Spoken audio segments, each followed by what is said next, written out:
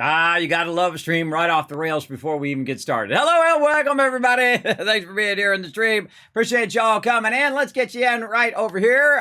Thanks for chilling out. Appreciate y'all. We're gonna have some fun tonight. We're gonna play some more Satisfactory. Let's hope our server's working a little bit better. I was working on it earlier. Weirdly, I restarted the server. I launched a client. It was fine. I just saw an update, so I did the update right here before we started. And then let's see how it goes from there. I don't know.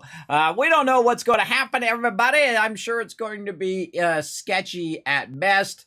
For sure. But we'll go ahead and do what we can do. So we're going to go ahead and play some Satisfactory right here. Already got it loaded and ready to go. Same thing with some Stream Raiders. So we'll try to get some Raiders in. I totally zoned on it earlier today. I was trying to stay focused on what I was doing. I stayed so focused I completely forgot the battles. I'm sorry about that, everybody. But that's okay. I'm giving you out free stuff anyway. So there you go. Adam Cat's coming in, showing some love. Welcome. LOC said, hey, Kismet, how goes it? And look, I took a look at Satisfactory Q&A forums and found the thread on the issue of picking up leaves and wood on Denny's server, so it's happening to everyone. Yes, I did. I went in and asked that very question. They said that they know about it and they are working on it. But it weirdly went away earlier, so after I restarted the server again and I logged in again, it seemed to be fine. But we'll see, because there was just an update, and we'll see if it continues to be fine or if it goes back to being messed up. Well, I don't know. I don't know, everybody, but we'll see. Yeah, I don't need to be reminded that it's experimental build. Duh, I already know that. I think the worst thing you could do is remind people that it's an experimental build, because you're like, hey, well, don't you know it's an experimental build? Of course I know. Somebody did that on the forums too. Somebody was like, yeah, well, duh, it's experimental build. I'm like, well, this is an issue from 2 years ago. Not like it's a new issue. It was like an issue from 2 years ago, and why is that coming back in the game now? So yeah, that should probably not be happening in development, but sometimes it does. So I'm just pointing it out that it's like that, and we just roll with it and do what we had to do, like we did last night, right? We just roll with it as best as you can. But I certainly understand it's experimental. Not only is it experimental, it's early access experimental, and it's also extra experimental on top of that, which they actually say in this text right over here on the side. Because they're only like halfway through actually even doing the build, and they brought it out in a section so they can check that section, and then they're going to add even more later on. So there you go. And they're doing a bunch of bug fixes, all sorts of stuff. I watched a very long video, dev video with them and a whole bunch of other people, the launch video of it. I was watching that a little bit today. They were going back and forth on what they've added and what they've done and the changes and all of that. So very cool video, by the way. You can check it out on YouTube on their official Satisfactory site.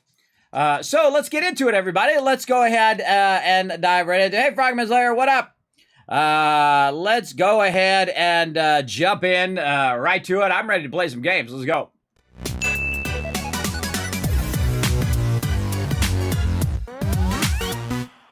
Alrighty, everybody. So we're going to get into it. Let's hope that it is working better now. So we're going to go ahead and click connect to the server. And again, there was an update. I don't know what it fixed in the update. I guess I could try to go look. So want to go out sometime? I've never seen that one before. That's funny. Tip number 23. Who's typing this stuff in here? Who's typing this stuff in the thing? I find that what you do is you give it, a week or so, and they'll put out some patches and hot fixes that get it going on. But I did go into their Discord to see if anybody had a solution to the problem. Knowing that it's a problem and saying, oh, it's just experimental doesn't help anybody. What I try to do is I try to find workarounds that help people. Now, look, I had this error earlier, same thing again. Where I had that error, and then I just ignored the error, and then just went in again, like this, and it went in just fine. So let's see if we can do it a second time here. Let's see. Also, I noticed that I closed the Epic Game Store in the background. I'm a little tempted to switch from the Epic Game Store, since I play this game a lot, over to the other one. Yeah, so there it is. Let's go ahead and see if we can pick some up. Nope, and now we can't pick any up. I can't pick any up after the update. Oh, that sucks. That sucks. Oh man, it was working earlier too. How do I know? Because look, I have some stuff on my character right here. I've got some leaves and some wood. So the update made it not work, or maybe it's just my client. Let's go ahead and try to exit the desktop again. Let's give it a full try here. Not that I really need the stuff now, but it's just one of those things. Let's go ahead and get this up again. And restart it again. Nice little fresh restart, and we'll come back to that in a bit, because it was working earlier, and I was like, all right, awesome, it was working. Not only was it working, but all of the leaves and trees that I had removed were gone. They had actually removed all of those, and it was fine. Now, I could have just left my character in there for 5 hours and then probably played right now, but might as well go ahead and restart it. Now, while we're waiting, everybody, go ahead and click that second link there. Run up there and go ahead and hit that like button, hit that retweet button. It does help out the stream. Now, it's going to take a minute for the server to restart. We're going to let that restart and do its thing over there while we take a moment as well. I guess we could start some stream raiders while we're waiting for that. Let's go. To battle! All right, battle time in the town. Let's go ahead and click on this. Let's go ahead and get this going on over here. Oop, there we go. So I went ahead and started a battle. So you can go ahead and join me by clicking the link in the chat. Where's the closest one? Probably should just go right out from the middle right here. Try to get all of these ones. Just an all-out brawl. Yeah, come and join me right here. Oh, I got to play some vampires. Well, I'll be getting those done, I guess. Let's check our quest, Vampires and Orc Slayers. Let's see if we've got any scrolls in the store. Doesn't look like it. Let's go ahead and refresh it, see if we get another one here. Anything? Nope. Nada. Big old zero Rooney on that one. Okay, so I say we just do a big old brawl. Now, again, you can join me for some stream raiders, everybody, by just simply clicking that link in the chat. Go over here, find me, your Captain Kismet, Kismet. You can see it right up here at the top. You can go ahead and start putting your units down like LOC right there. Just go ahead and put it around right here, and then we're just going to have an all-out crazy brawl and try to wipe out all of these ones. These things are the things to get rid of as quick as possible. They are the generators that are going to generate tons of mobs and all of that. Right here. So we want to wipe those things out as quick as possible. And we'll come back to those in a bit. Let's see. Server seems to be back up again. Let's get Satisfactory back up again. We'll try it again. Let's go. Back over there. Let's go.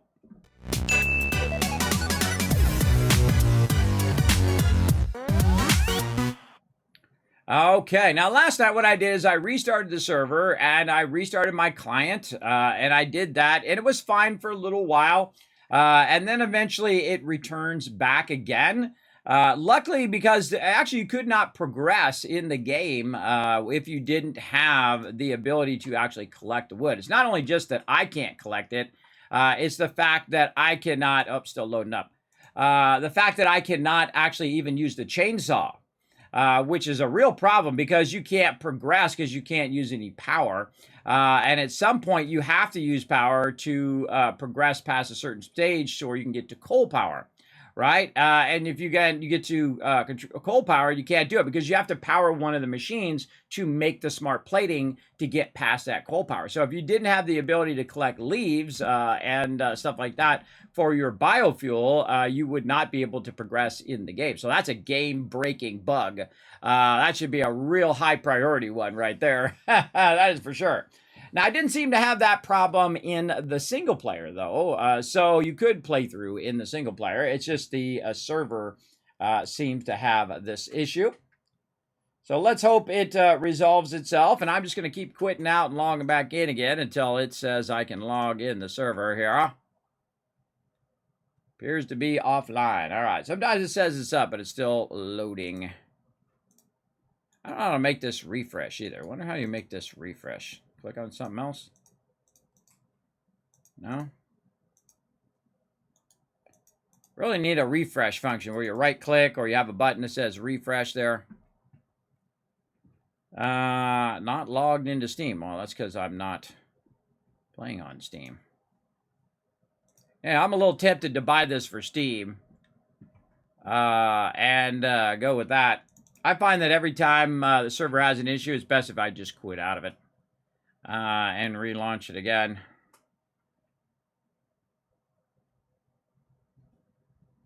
And it did have an update. So hopefully the update does something as well. I like games, by the way, that put the update in your launch screen. So when you go in there, it says, hey, we got a new update, which they do right here. Over here, it says about it, but it doesn't say what the actual update was. And I can say read more. We can throw me up onto Reddit here. Let's see. That's not it. Yeah, that just talks about the patch notes of what this is, but it doesn't talk about what the update was today. All right, well, we'll try it again. Let's see. Still appears to be offline. Oh, nope. There we go. And we got some action. Nope.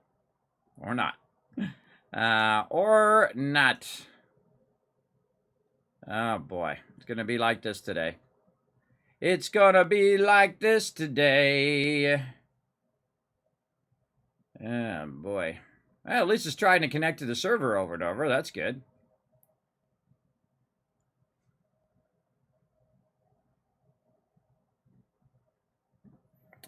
Man, makes me want to just play a single-player game version of it.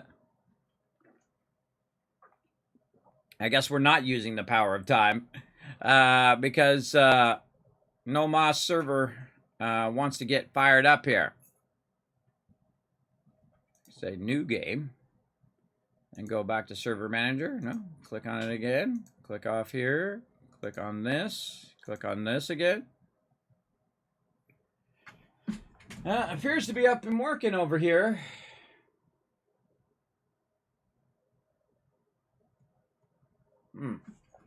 Huh. Not my internet. I can see my internet's fine. I'm refreshing over here.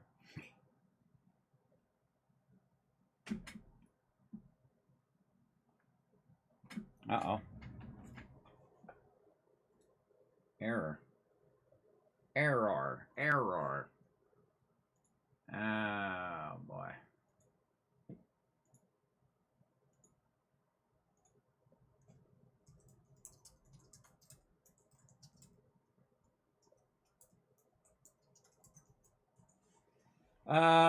Yeah, big error over there. Let's try to reload it. Something went wrong. Oh, it might be an issue with the server itself. Let's check 7 days to die. Yep, okay.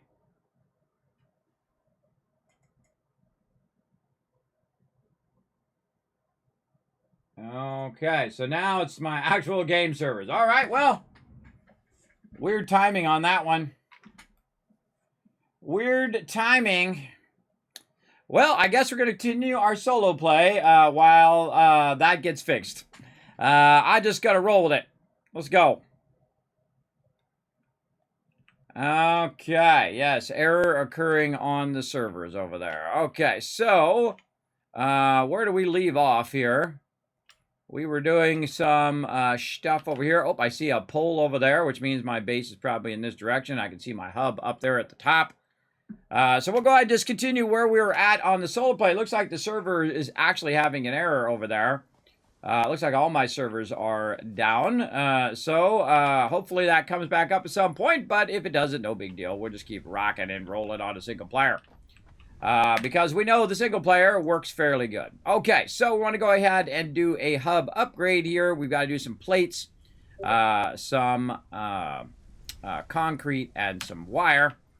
So let's go ahead and check in where I left off here. I believe I was making a bunch of plates right here. Oh, those are rods. I retooled those to rods. Okay, so let's retool these to plates.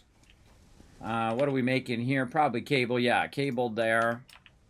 Looks like we ran out of power back here, so let's go ahead and feed in some power. Get that back up and running. Put that in there. All right, there we go. Get those to making plates and other stuff. And we got some of our nodes getting fired up over here. Okie dokie. And we're doing concrete here. All right, whiles to go on all of those. Let's see if we can go ahead and clear this to-do list here and see again where our hub is. Let's select this. Let's put this stuff in here. Get that started.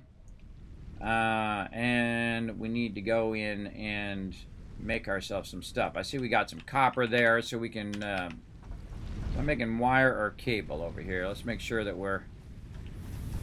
Well, that's going into that. So I can just go ahead and stop this. And grab these off of there. Just have that backlog into the wire. And we can go ahead and grab those later on. Let me catch up on the chat. Restarted server seems to fix your issue, even though people had to do that several times. Yeah, I did that last night, LOC, for endless hours. It didn't permanently fix it, only fixed it temporarily. At least enough where I could go ahead and grab leaves and wood. And then I could finally start to power it up. And then I just collected a ton of it so I could make a ton of biofuel. And once I made that biofuel, it lasted me all the way until coal. So the second you can do it, I would do it a lot. I'd have a massive backlog of it, big time. Okay, if you're having that issue. Let's go ahead and make a bunch of copper over here so we can make another upgrade, and we'll keep on rolling. I finally, for the first time, completed the early access of Satisfactory today. Oh, well, hey, look at you go, Bo. Yeah, I have never done Planet of the, or Employee of the Planet yet. I'm kind of waiting. I'm waiting till they get to release to really do that last bit. And I really don't seriously build like massive things. I mean, I build big stuff, but I don't build it in a way in which I was playing a release game. I really just check in on the game to see how it's doing from time to time. And see how it's progressing, check out the updates and things like that. And then I might take a break, play something else, and then come back and check out it some more. I don't want to get burnt out on it. That's for sure. All right. This is very, very broken. Very broken.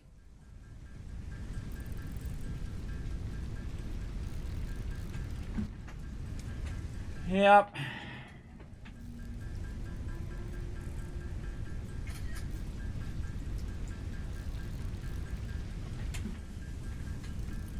All right. I sent him a notice as well that I'm having trouble on the server. I'm sure they're already aware of it. So we'll just roll on. Best to have a backup plan in everything that you do, everybody. Backup plan initiated. So we need about 50 wire here to get our wire going. And that does come back up. We'll switch back to there. And then we need some concrete. So we'll get that going. All we need is about 10. This is what happens when you play experimental version. You know, things start to go off the rails. It does happen from time to time. Again, I don't worry about it. I just keep rolling on. Try to solve the problem. Try to find a way to work around it. Try to find a solution via Googling it, like I did last night. And then I got it working enough to get to coal power, and then we good. And then I let it run because when I came in today, I would have had a ton of materials, and it was actually working earlier. It might also be that the fact that update came out today, and then it needs to update itself on the server. It's going to push that update up there. We'll see if that's an issue. Version sync issue sometimes happens. We'll figure it out later on. Right now, we just want to play some games. We want to play some games up in here.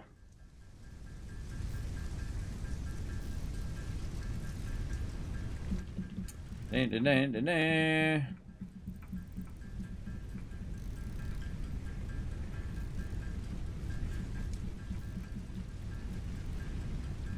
Am I new to Satisfactory? No, Gator Twitch. I have been playing Satisfactory since it released, nonstop. All the way through. I played for hundreds of hours. I'm just restarting a brand new playthrough in Update 6 so I can test it and see any issues along the way and then give them some feedback. I'm playing the experimental version right now, which is I got a lot of problems so far. I'm having trouble with my servers. But I absolutely love the game. It's an 11 out of 10. Incredibly great. I've played it before. It had trains and all that other stuff when they were first just figuring out what they wanted to do with the game. This is a truly exceptional game. It is great in every way that building can be great. I highly recommend it, whether you get it on Epic Game Store, which tells you how long ago that I got it. It was exclusive to the Epic Game Store when it originally came out. And then, of course, you can also get it on Steam now as well. So very, very cool game. So again, playing through, I don't know, played through 40, 50 times. I don't even remember it so many times now. And normally we use our mega server so we can build massive things and we can let it run 24/7. But right now our mega server is having a problem. Building biomass burner. Part biomass. Motivational message. Congratulations, you succeeded in every provided task. On behalf of Fixit Incorporated, I thank you for your current and future service. Well, thank you, Ada. Okay. Knowledge. The hub terminal has been converted to give access to milestones there to ensure you progress along Fixit-approved protocols. Okay. Note. Future developments should be aimed at constructing the space elevator and, as such, initiating project assembly. Good luck. All right. We learned she has to go through that dialogue before your next tier, 1 and 2, comes up. Now, we already did tier 1 and 2 and unlocked the space elevator and unlocked tier 3 and locked the coal right before the end of the stream yesterday. We did all the way to coal in one single session. It was about 6 hours, and we got that done, really about 5 hours. We got it all the way to coal, and then we had perpetual power. And because it's on the server and it runs 24/7, we were letting it run. But right now, the server is having an issue, so I'll see what they say. I'll see if it comes back up again. We'll see how it ends up. Now, one of the first things that I always do, and you guys saw me watch me do this yet, and we're going to be redoing some of it tonight. Obviously, I'm going to be going a bit faster, obviously, since we're going to be redoing here on a private game. This is a private game I'm playing now versus the server. What I'm going to do, obviously, is go straight for the chainsaw. I always go straight for the chainsaw every single time to try to get that unlocked quickly. Okay, so we got the chainsaw going on, and we're going to go ahead and make a lot of screws. We're going to need a bunch of those. So we need this to be making rods. Let's go ahead and make sure our stuff is still running over here. Now, one of the things that I suggest you do is go in and grab yourself a good amount of resources here. I'm going to swap this out for leaves or for wood and do that. And one of the problems I've been having on the server, and this is like a problem from like 2 years ago, a very, very old issue, is you can't collect the leaves for some reason on the private server. So it acts it where you can't progress, especially if you're starting from scratch. You can't progress past the smart plating because you need some sort of power for the smart plating. Well, my biggest suggestion in the very beginning is just literally to run around and grab as many trees, and you're going to find logs on the ground as well.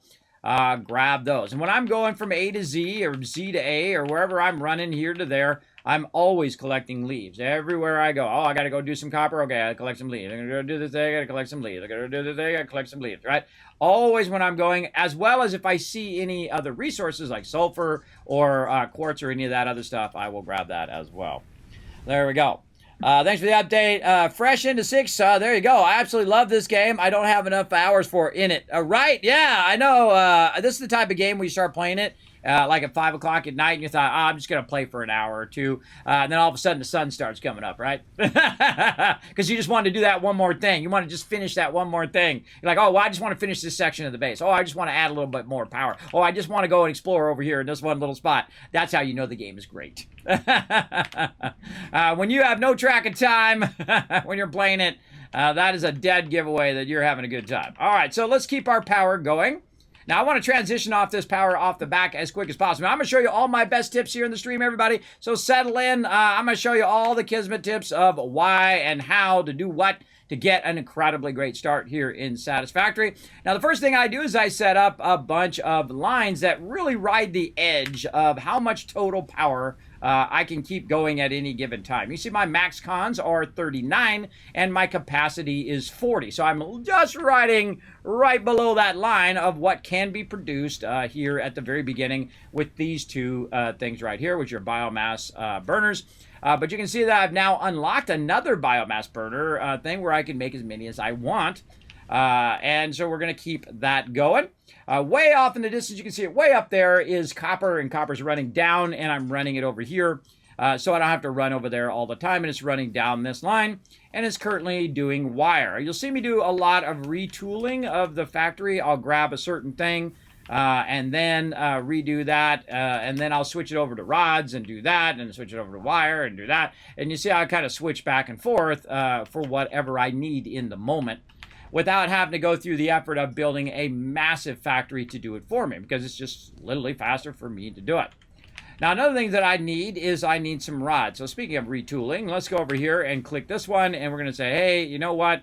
I would much prefer you to go ahead and do some rods.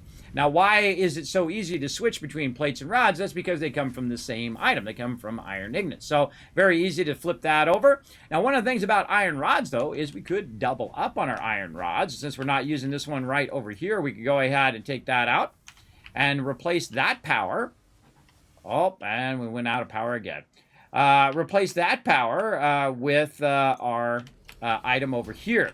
The only problem is if we look in logistics, we don't have the ability to split right now, right? We don't have the ability to split those and run those over here, because these only go in at 15, right? And we're coming out of here at 30. So we could actually have two of those running at the same time, and we will later on. First thing we need to do is go ahead and put some more fuel in here. Now, at this point, I don't want to be putting just leaves or trees and stuff like that. Even biomass I don't really want to do right now. What I really want to do is I want to do the biomass logs, as I like to call them. They actually call them this right here, the solid biofuel. And basically all I need to do is unlock this chainsaw, and then I get the solid biofuel, and I can let it run for like 50 minutes. Yeah, almost an hour long, just with the stuff that I have. So I don't have to keep feeding it in there all the time. Much more efficient way of doing it. So I say, well, here's what we'll do. We'll go ahead and just use some of this here to create our own rods. And then we'll go ahead and try to create some of these screws. Now, what I've also done, by the way, you can aim your cursor right at the hammer, hit the space bar, and it will lock it on. You can see that I'm not actually holding it down. It'll lock it on and let it run. So there you go. I've got a few train lines up and making the final touches to the waste subparty nuclear plant, sinking the stuff at the end. Well, there you go. There you go. That's always fun. I love getting into nuclear power. That's always a fun stage of the game. As well. And I like to think ahead as I am building, as well as not only to basically make it functional, but make it beautiful, as a lot of people like to do in the game. Not only do you want to just make it do the thing you want it to do, like plates or whatever, but you want to make it have perfect 90s and make sure that things all alluring and your lines are not just going like dish and spaghetti city and all of that. Though I suggest in the beginning, spaghetti all you want, everybody. Just run your lines however you want to just get a gist of the game, and then come back later on another playthrough and try to play through knowing where you want to end up at the end. Right? That's how I typically play now. I know what my long-term goal is. I've already got it visualized right in here. I can see it in my head, exactly what it looks like, where it's doing, what it's doing with what. And I've built gigantic mega bases. I've been all the way to the end of the game multiple times. I have not done Employee of the Planet yet, because I'm specifically waiting until the game releases to do a really robust playthrough of the game. And again, so we play on a mega server, so I can play multiplayer sometimes, but I typically use it for... oh, and they'll take a look at it for me over there. All right, they're taking a look at what's going on my servers. I'll give them a little GG. GG action over there. They're taking a look at it, seeing what's going on my servers. Maybe I get my servers back up and running. Or maybe that experimental Satisfactory server is crashing that server where all my other servers are. I don't know what's going on over there. We'll see.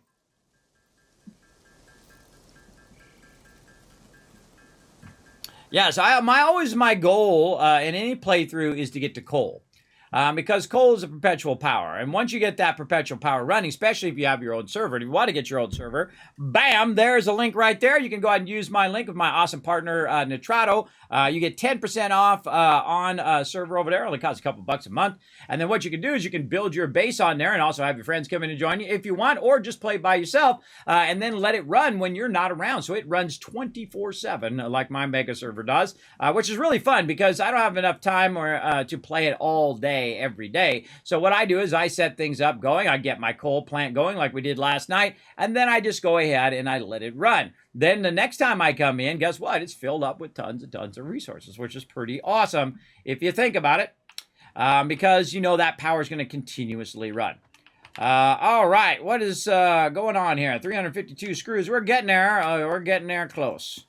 Right there. All right, a little bit more over here. Let's go ahead and walk over here and see if we have any more in here. Nope. Any more in there? Oh, there's some in there. There's a few. Let's see if we can squeeze by with just that. Now, I typically make just enough to get the job done. And we'll make some more iron rods. Pretty close, but I think we're going to need to get some more. About 100 more. Okay. Now, if you didn't know, you don't have to actually use the machines at all. You can just go right over here and pick these up. You can also take your little things. And again, what I usually do is you can see I've got a bunch of extra. Is I usually keep 2 of these per node. I build 3 of them in the very beginning. 3 on the iron, 3 on the copper, 3 on the limestone. And then I'll use 1 of them for the actual extractor, and then the other 2 will always be running. So while I'm waiting in the beginning, you're going to find the belts to be, if you've already played through before, you're going to find them very slow to go. And this way, it's always has a stack of iron that I can go ahead and grab and convert while I'm trying to progress through the game. And really, you want to try to progress as best as you can. Let's see, they're over there letting me know.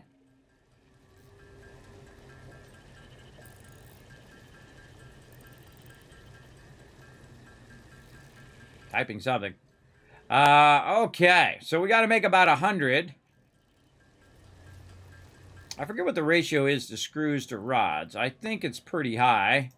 Let's see, we're going to make 4 each, so 4 times whatever we have on rods. So basically, easily over 100 there.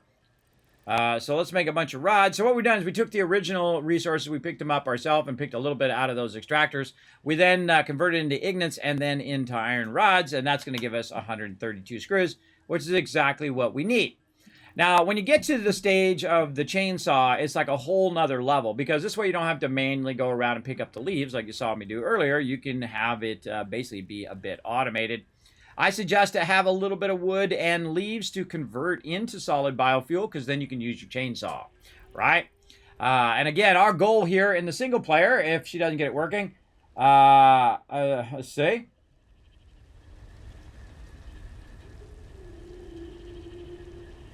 Okay, yeah, they're working on the servers right now, and their technicians are aware. No, I just need to check back on our server from time to time. That's fine. We'll check in on it as we go. And then all of a sudden we'll be massively fast forwarded, because we will have not only done coal power already, but we have already let it for a day, run for a day, which means that it has got a bunch of resources on it. To aid in biofuel production, you are now capable of removing foliage that consists primarily of wood. Additionally, R&D inflated your pocket dimension. I love Ada, except for when she gets really creepy. There are times when she gets real creepy. Now, I find that creating a whole assembly line for biomass fuel is pretty much a waste of my time, especially early game. There is a point in which I will not even use the biomass anymore, and that's kind of my goal here. And until my servers come up, we'll keep working our private playthrough here. But I find it's way easier just to make a little bit of biomass right here. I'm going to make about 20 of it. And then my next goal is going to be, let's put this out here. My next goal is going to be making my own production of just the biofuel itself. And if you saw me do that yesterday, you know where I'm headed here. So let's go ahead and put the equipment workshop down. Let's go in here and chainsaw. Let's see. We need more iron rods and some reinforced iron plates. Okay, fine. Looks good. Now, while we're waiting here, we can also use some of this biofuel, solid biofuel here. We're going to cut it in half and then in half again. And then we can go ahead and start back up using this solid biofuel. And it's 2.7 per minute. So that means it's going to last a couple minutes. But at least it's going to go ahead and make us some fuel here. All right, and we want to leave some for our actual chainsaw as well. So that'll make us a little bit of resources while we're making a little bit of our own. Meanwhile, out here, these require no power, these little portable miners, so they have already collected me a bunch of resources and will continue to do so until full, which allows me to keep on doing my thing. So we're going to get into it and get going. Yeah. More separate factories with better logistics between them. Yes, that is always a good start. I like to typically build at the node. As you can see, that's what I'm doing right now. I have done playthroughs where I haven't done at the node. I've done gigantic mega bases where I'm fetting just massive tons of stuff in there. Gotten to nuclear power many times in the game. Very, very fun. There's actually another section beyond nuclear power now into that tier 8. I played a little bit into tier 8, but I typically, when it's an early access game, especially experimental or whatnot, I typically don't try to play out the game or play it, 1,000 hours and burn myself out of it. I typically play at a much reduced rate where we check it on it, once or twice a week. See how we're doing. We work a little bit on our factory, again, and try not to be in too much of a hurry when it comes to be early access games. Because really, it's more like checking in on the game than like seriously playing it like you would on a release game. Concluded. Fix-it freighter re-entry complete. Well, there we go. Okay. Oh, and by the way, you can just hit O. I forgot to do this. I did say this the last time. But you can go hit O. You can bring up your recipes, go to Chainsaw, and just add it to the to-do list so you know what you're doing over here on the side. Right over here. And we're also going to do a battle. All right, let's go do that while we wait for this to convert. And one of the cool things, again, you can just put that cursor right there, hit that space bar right over that hammer, and it will just run while you're busy doing something else, like running a battle. Let's go. To battle! All righty. I think we're going to fast run, everybody. Try to get as many people as I can right there. Let's fast run peeps over there. Let's try to take this out. Now, this little side game we play called Stream Raiders. It is free to play. You can go ahead and play along with everybody in the chat. You can see them over there on the right-hand side. They put a bunch of units down, and now we're going full postal mode on all these baddies right here. Let's see if we can get these things wiped out and then run around and get all the peeps. Let's hope we have enough peeps. There we go. We're trying to take out those things first as best we can. We don't end up with too many mobs. Yeah, that was a good start. Good start. All right, how we looking? 27 to 10. Oh, and while you guys are watching that, I did a bunch of rods. I'm going to start some screws going as well. Let's get those cranking.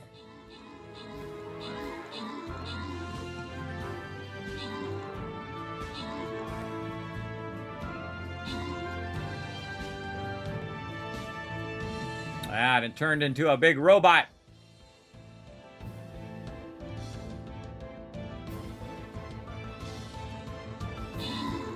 Ah, some of our peeps died. Oh, no. Let's hope we got the peeps left to wipe them out. Go, go, go. Oh, this is going to be close. Oh, good one. Good battle, everybody. All right, open the captain chest. Give you guys some love here. Hope I can stop my screws now. Grab you size some love here. Frogman's Lair, Boss X-Coder, LOC coming in as our MVP with 12 kills. Nice job. Now try to put down as many units as you can. If you do put down 6 units and you are the MVP, I'll give 1,000 kiss caps in your name to the chat. Let's try to remember our giveaway today as well. Remember, I'm giving away stuff for my birthday and 7-year stream anniversary. We're going to get that started here in just a moment. Let me go ahead and try to find our path here we want to go. Maybe middle here. Gonna go path of least resistance. Kind of feeling right here, right down. Yeah, okay, so here, or this one, then this one, down, and then through the middle, and then win. win that boss battle. All right, let's try that. Let's give it a go. Try to get you guys maximum loot here in the stream. I think I'm just going to go ahead and put my guy right over here. Give you guys a boost. Again, you're going to find that link right there in the chat. Find me at Captain Kismet. Get access to the battle board. Put down your units. Win epic loot.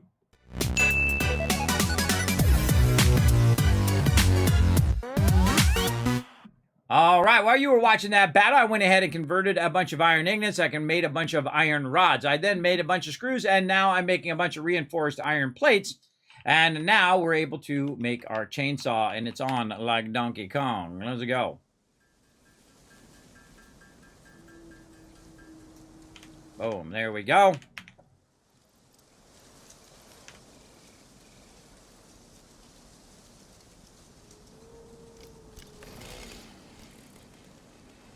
Like how when it first starts off. Now, now's the time to just take a break from working on your base and go to town on all of these things over here. Like this. So we can run around and we can grab all of the resources. I suggest to seriously stock up. Now, this is going to AoE loot everything in this area. Now, you see how I've got a bunch of stuff on me? Probably best for me to go ahead and run back. Now, wherever my base is, everybody, I try to clear all the foliage, and normally it will go away and stay away. But there is a bug right now in the game that is causing all of that stuff to come back again.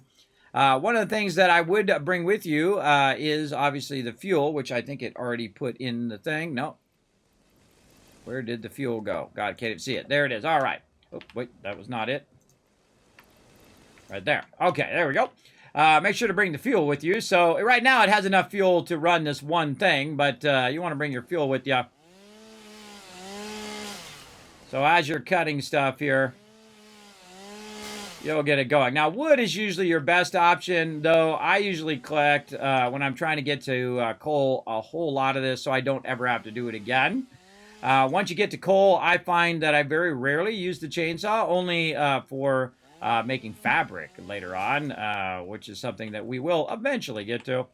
But I go mainly for the wood, because the wood is going to convert at a higher rate, and any of the bushes, typically not even worth using your chainsaw on, unless it's nearby when you're going to do wood, because you can just manually pick it up by hitting E, usually. By the way, I can just hit the leaf, too, and it will still get the tree nearby. And you can even try to get the rock here, if you want to. Like that. I always find that pretty funny. And the same thing over here. We can try to get this. And see how I got all that stuff that was actually in the rock there. Some of these rocks can be destroyed, by the way. Just a good heads up. You can wipe those out. So good to go around. And just do this until your inventory's full or until you run out of fuel. Always be listening for baddies sneaking up behind you. And again, I'm just hitting E on those ones. Best to find a good spot where it has a lot of them nearby, usually, is what I'm looking for. And get a bunch of that. Oh, another tree over here. And I see another one here. I can just hit E, grab that. Okay. Man, we need a lot more trees. Let's go. I hear the falcon up there. There he is. I call him Falcon. Make him feel good about himself. And Fred will be around here in a minute. That is true. Yeah. All of a sudden, if you get in, especially in the later game, if you've not scaled up along the time as you're playing the game, what'll happen toward the end game is you just have nowhere near the amount of resources being produced to keep all of that in stuff running, like your nuclear power and all of that other stuff that you're trying to scale up, but you just don't have the resources for it. But I find one of the best ways to do it. Oh, we got a little friend here we can eventually put in the MAM. Let's go. And they are, one of the things they said in that dev stream is they are working on ways of making overclocking more attractive.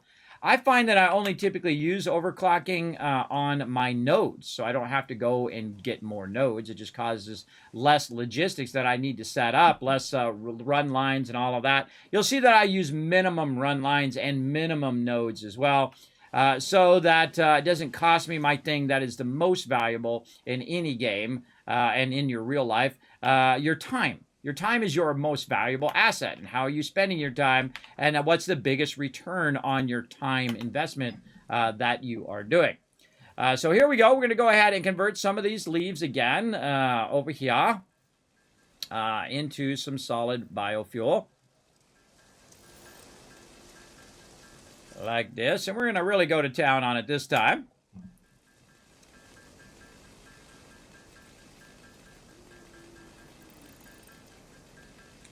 Like this. Let's go ahead and say we'll go to about 40. And the cool thing is you can just walk away. You can just set this up and run. And one of my suggestions, again, like I was talking yesterday, is to get about 300 to 600 of the raw resources and just start it converting and go make yourself a sandwich. And then come back and boom, you got tons of iron. Then you start yourself some copper. Then you go watch a quick episode of a TV show. You come back and so on and so forth as you get started in the game.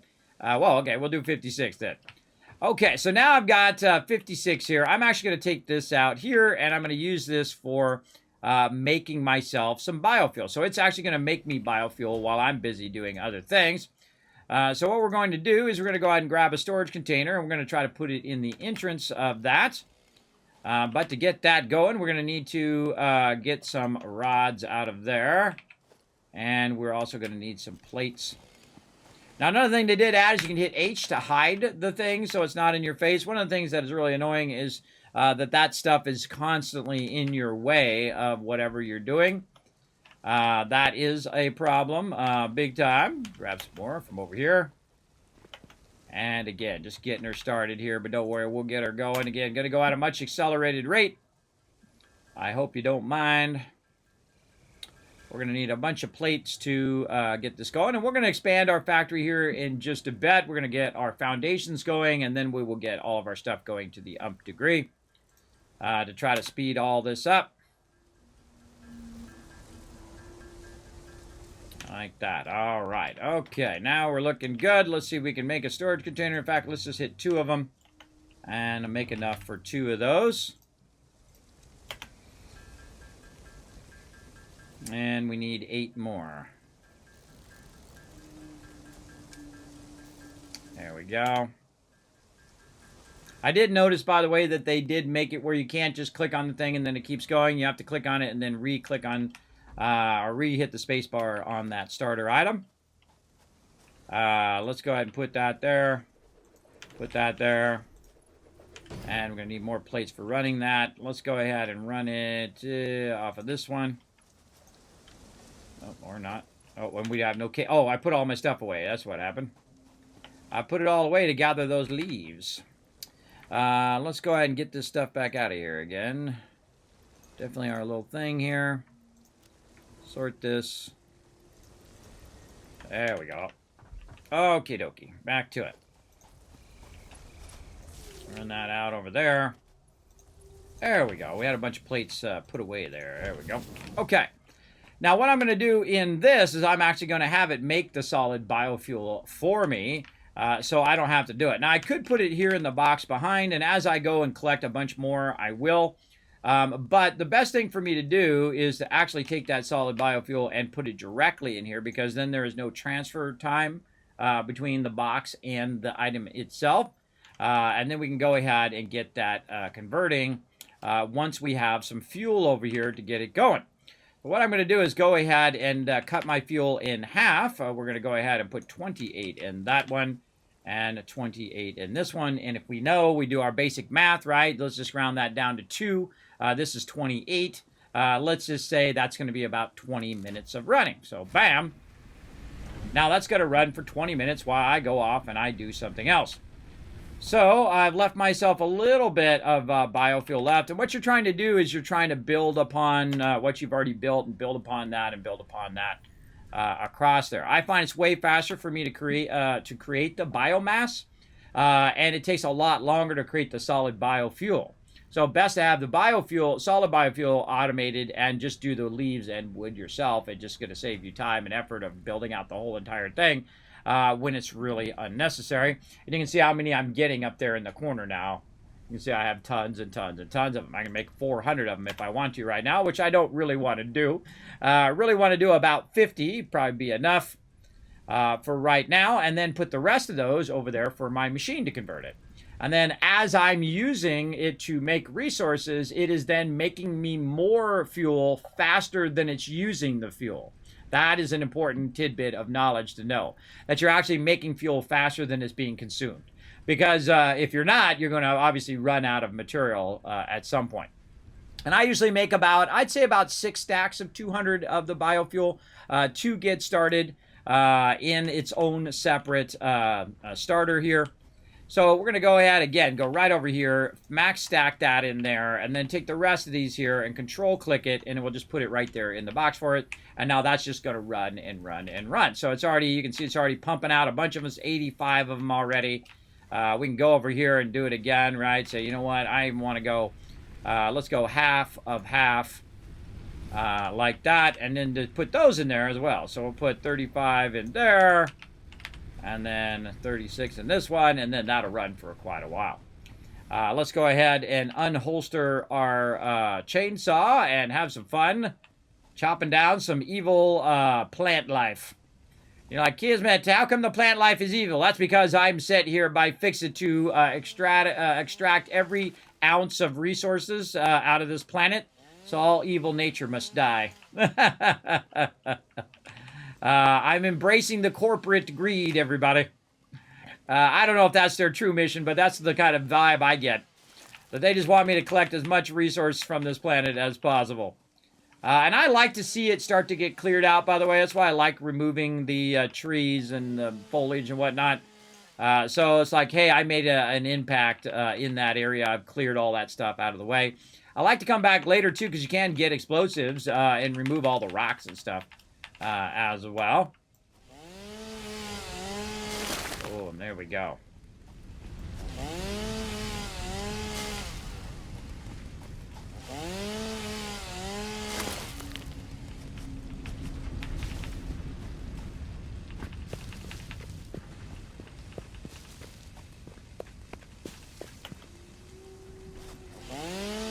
And you want to spend a good amount of time doing this.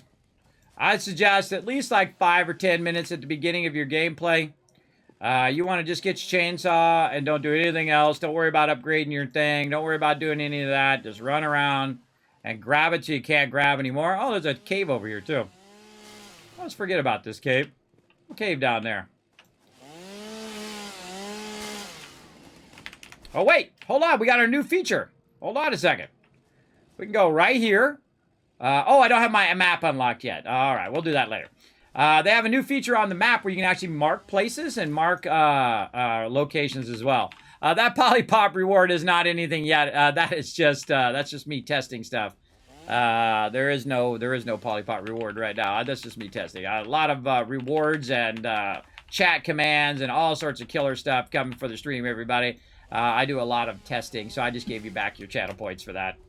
But I appreciate you testing it. There you go. I definitely confirmed that it is working. I think somebody tested it yesterday as well. I will eventually get to it. I'm only one person, everybody. I have all these dreams and desires and creative moments of things I'd love to do here in the stream. But I can only do so much, and if you'd like to support that, you'd like to see more awesome stuff here in the stream, pop on over to that Patreon. That's the best place to support the stream. I'll go ahead and throw it in the chat there. Remember, you get behind-the-scenes look of everything I'm doing, including 30 years worth of being a graphic designer. I talk about my creative process, what I'm working on. You get to see it before anybody else, as well as you get your name at the end of every video, and soon at the end of every single stream as well. Working on that right now, and it looks awesome. So again, all of my Patreon peeps get a sneak peek of all of my videos and all of my stuff, as well as ad-free viewing over there. So there you go. There you go. You want to skip all the ads? That's the way to do it. And remember, every little bit of support goes right back into the stream. None of it goes to me. I've been doing this now for 7 years. I haven't really made a dime, everybody. None of it has gone to me. It's all gone back in there. And still, a whole lot of my money has gone into it as well, just to keep it going. I ain't no gigantic millionaire like some of these other peeps. I'm just like everybody else with $10 in the bank, just scraping to get by as a little tiny streamer around here. Trying to do my thing the best I can do, right? You just try to make a little difference in the world. I find when you make it about money, it cheapens everything that you do. Of course, in life, sometimes you got to take those tough jobs just to get by, just to keep your family fed. There ain't nothing wrong with that. Oh, it looked like another cave or something over here. Where's that baddie at? There's a baddie usually around here. Well, another node we can tap into there, though. I'm not even thinking about baddies till just that moment. I want to find a nice dense forest area like this. Oh, look at this. Nice.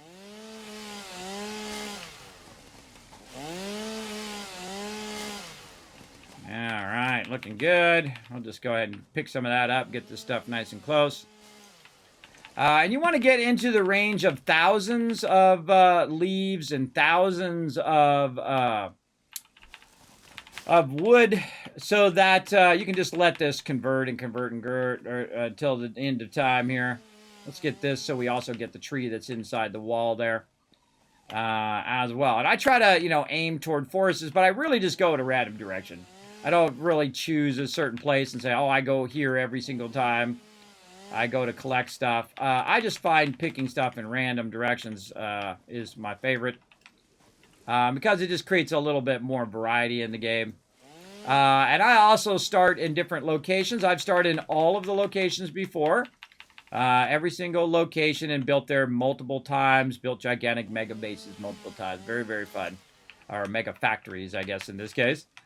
And very enjoyable to replay again and again and again. It's like you do it and you go like, man, I could have done that better. I could have done that factory way better. I'm going to start another playthrough and see what I can do, right? That's what I find myself doing quite often in this game, and that's a real rarity in games. I'd say only like Fallout 4 have I really gotten that replayability, or Fallout 1 is another great example. And some other games as well. Another great game, Astroneer is a great replayable game as well. As they add more stuff, I'll replay again and so on. And we'll get back to it when they come out with more updates on there. I'm hoping they put down, they do foundations, right? Where you can put down foundations like you can here in Satisfactory.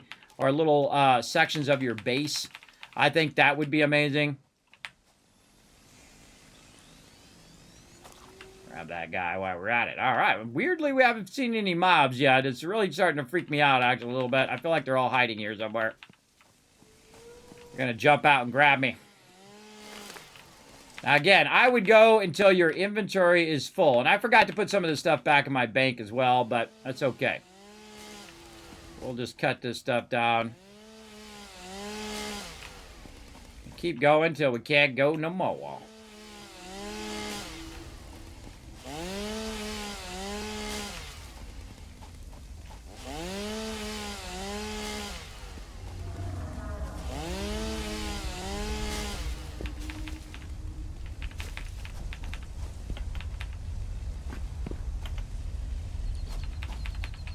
Oh, not enough space for barrel nuts. It tells me I'm getting full. Whoa, here he comes. Go, Falcon, go. I believe in you, bro.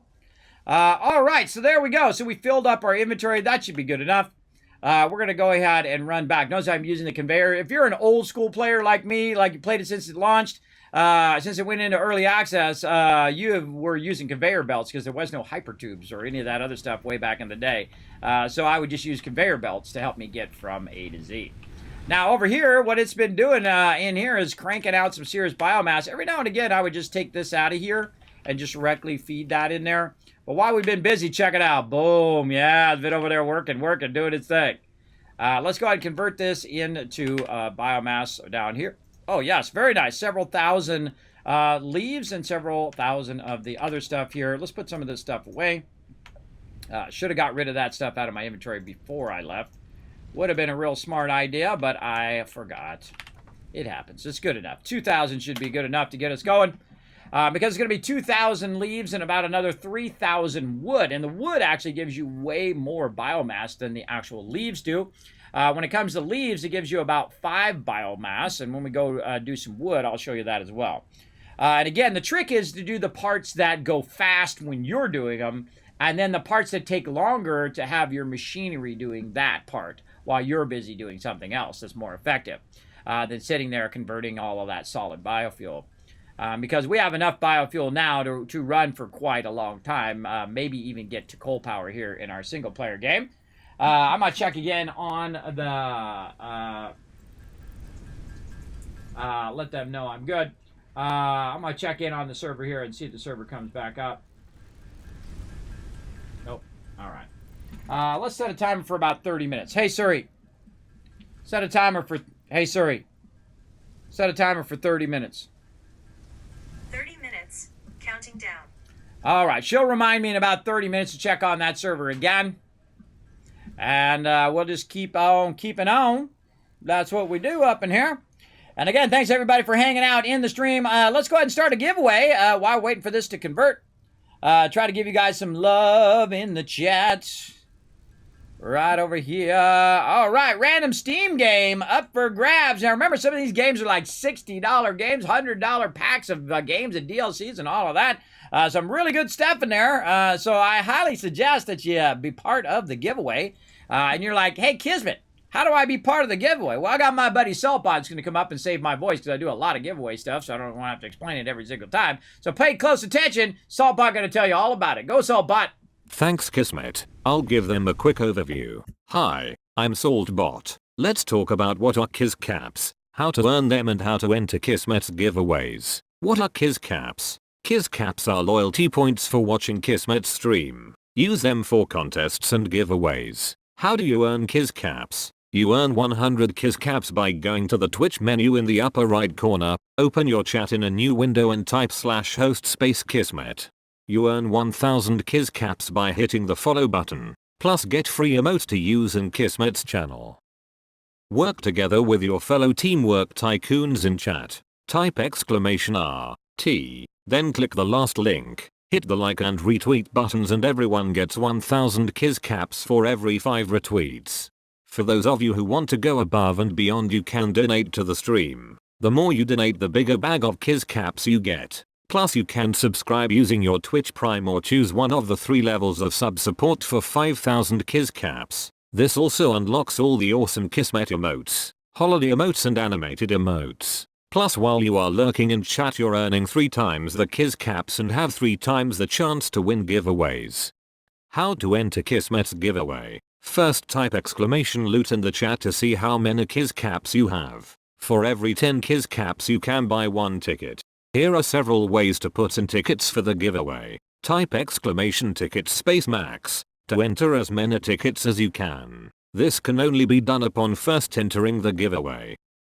Or type !ticket space 1. Everyone gets a free ticket and a chance to win. To increase your chance to win, you can buy more tickets like 10, 1000, up to 10,000 tickets. This is a promotion from Kismet and his supporters. Twitch does not sponsor or endorse broadcaster promotions and is not responsible for them. Thank you for being an amazing part of the stream and good luck. Back to you, Kismet. Happy streaming. Well, thank you, Saltbot. I appreciate that help right there. Now you guys know how to be part of the giveaways. Remember, good stuff up for grabs. Random Steam games. If you win that, I'm going to go ahead and send you a code.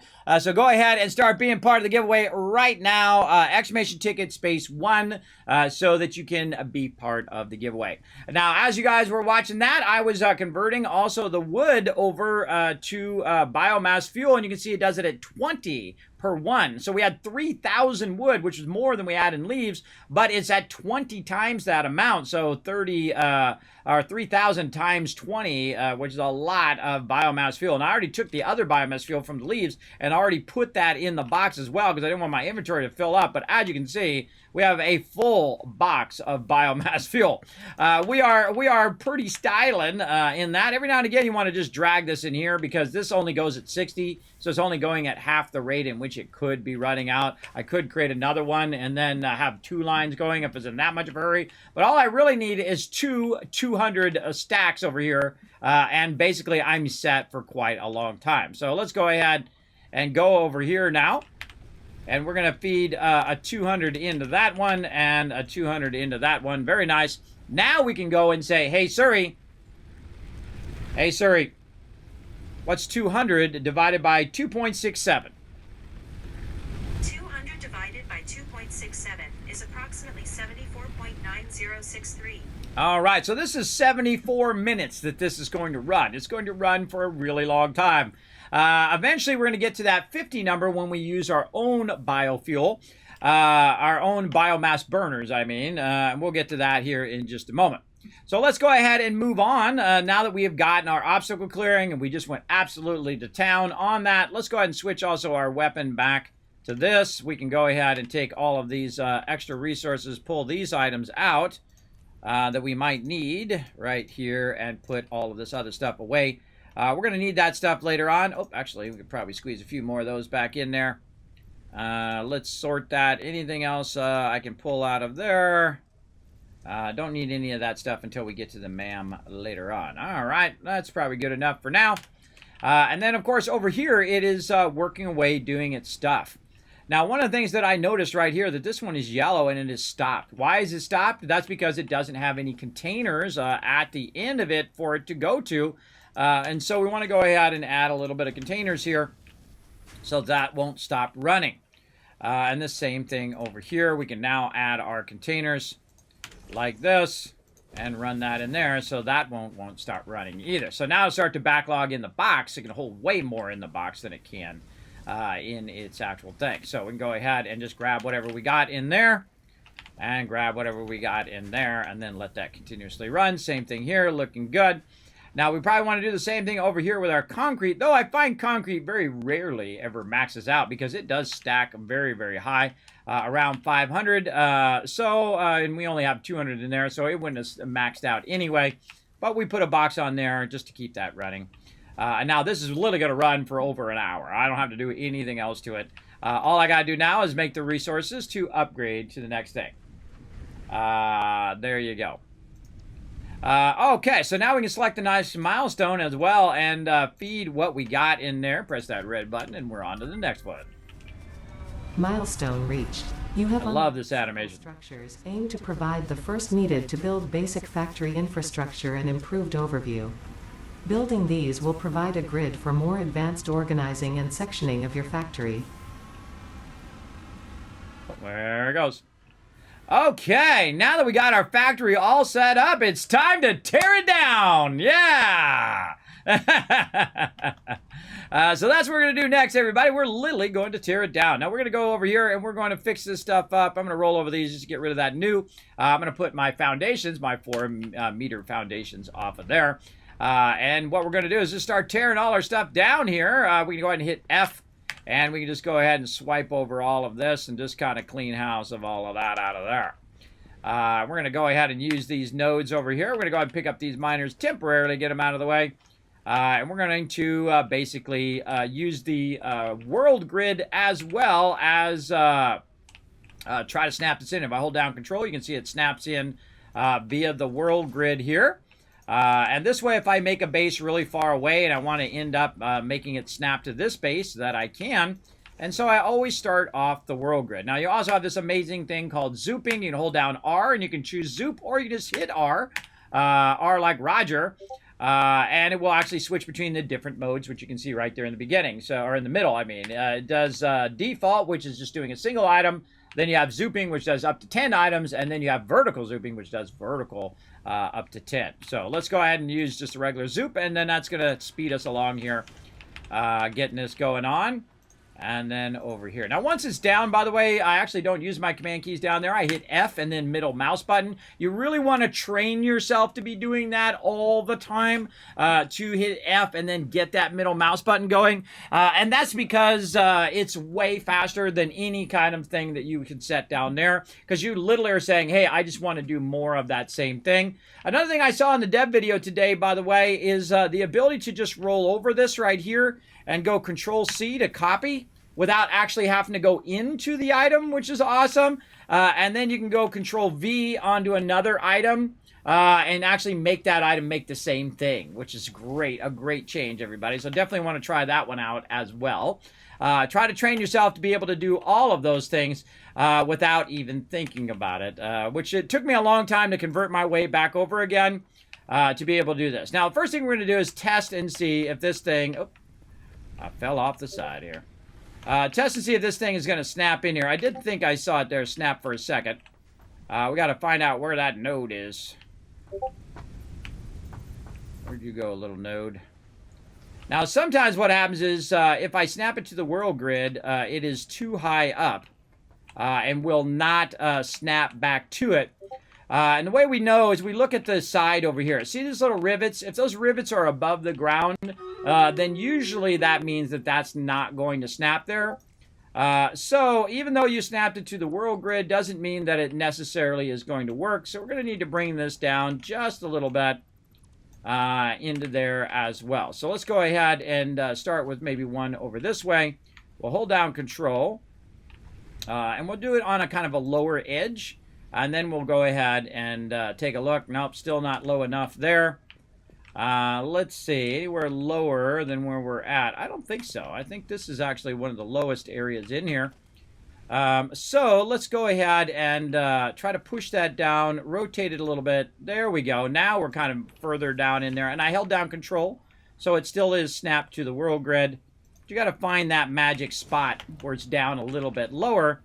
And then you can go ahead and zoop the rest of this in. We'll do that battle here in just a moment as well. Let's go ahead and get all of this in here. Now, this is one of my favorite parts of the game when you start removing and really start getting a little bit serious about how you're going to do the layout of your factory.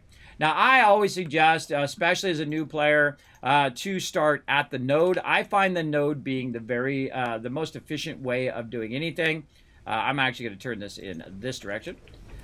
Is the most efficient way, because what you're doing is you're making the item at that particular location, and thus everything is consolidated into one place, which is super useful. Another thing that we're going to do also is we actually have two nodes, actually 3 nodes here, but 2 nodes back to back, so we need to think about how we're going to set it so it doesn't end up being blocked in the same place. Now, these nodes right here are normal nodes, so that means they're going to be producing 60, so pretty decent ones to start with. Over here, same thing. This is going to be producing 60, so we could actually get 2 lines of rods and plates and all of that stuff going.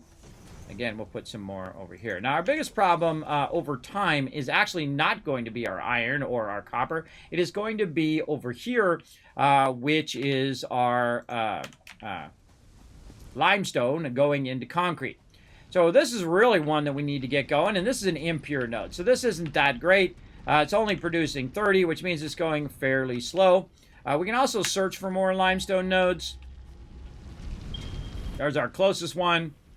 There's also one 200 in that direction, and there's one 300 in this direction. So the one up this direction is our next best option. So let's go ahead and hunt that one down. Always be ready, though, that mobs may pop out and try to get you. And while you're running around, grab resources as you're running past them. Always very useful. Go ahead and ping it again.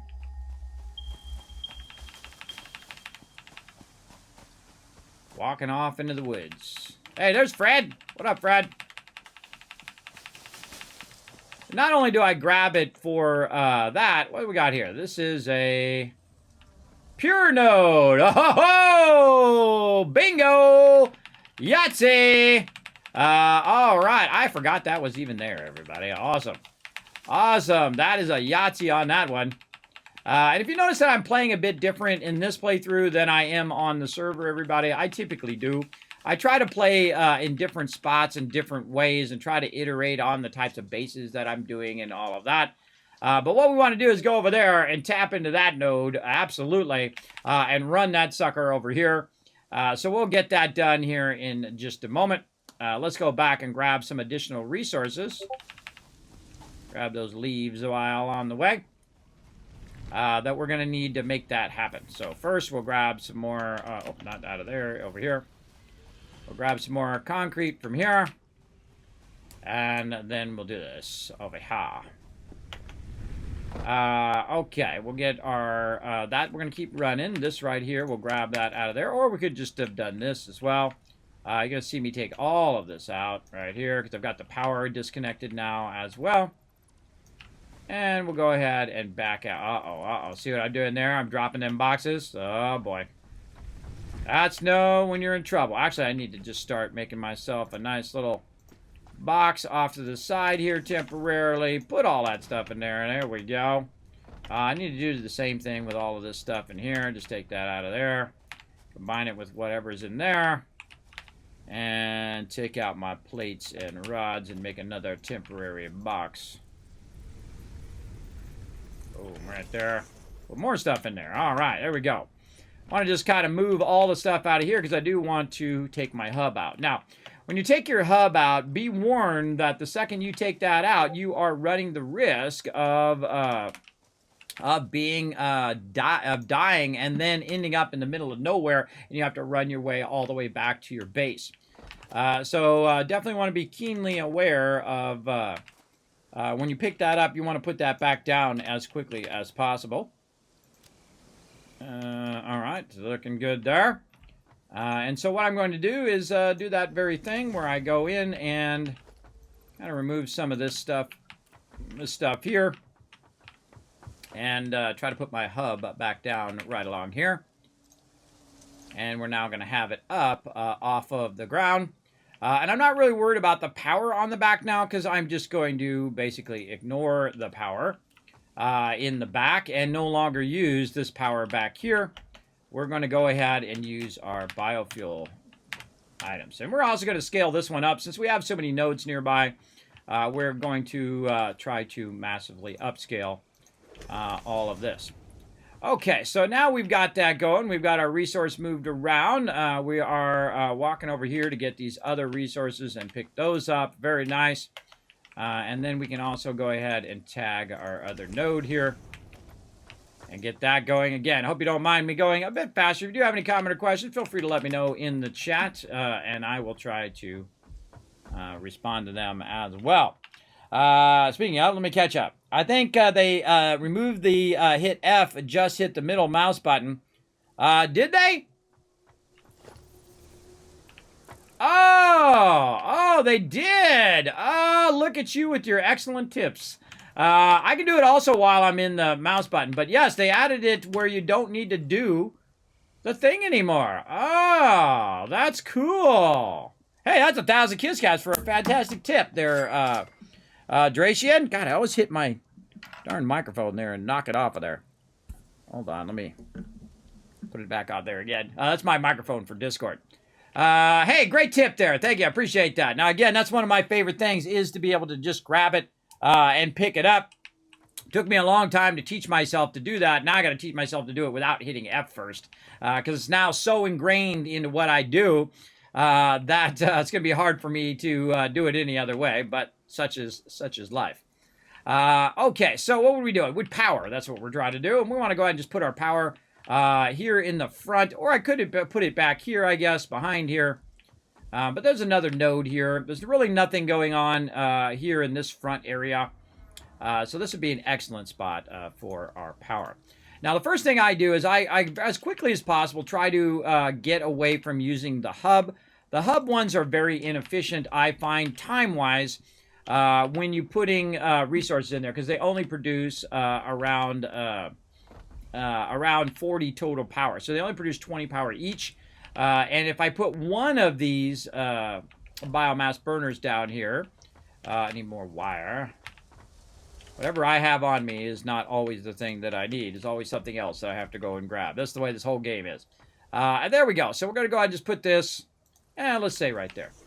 Now this one is going to produce 30 watts. So basically a little bit more than the other one. But with two of them together, it's actually going to do 60, which is actually going to do more than what they have going on over there. So we're going to go ahead and take now our stuff. Now, because we took that out, it took out all the resources out of the back of it, and all the resources dropped onto my character. So I can just go ahead and restart this like this. I can also turn it on, but you shouldn't really need to turn it on. All you should need to do is take this and connect it up to there. Now, I don't really want to do that. What I want to do is put another power pole here first and then connect it up to there, because then I'll be able to chain that to other stuff that I want to do. And so that'll go ahead and start that up. Now, what we're also going to do is create a redundant storage area in between here. Oh, we need some more plates. Let's go ahead and make some more of those. We do not have our stuff, yeah. Over here. What do we got? We got this. We got some of this. We got some of that. The dish and the thing and the stuff and the thing. And then more of these. All right, looking good. And so we got that going over there. And we've got this now started up.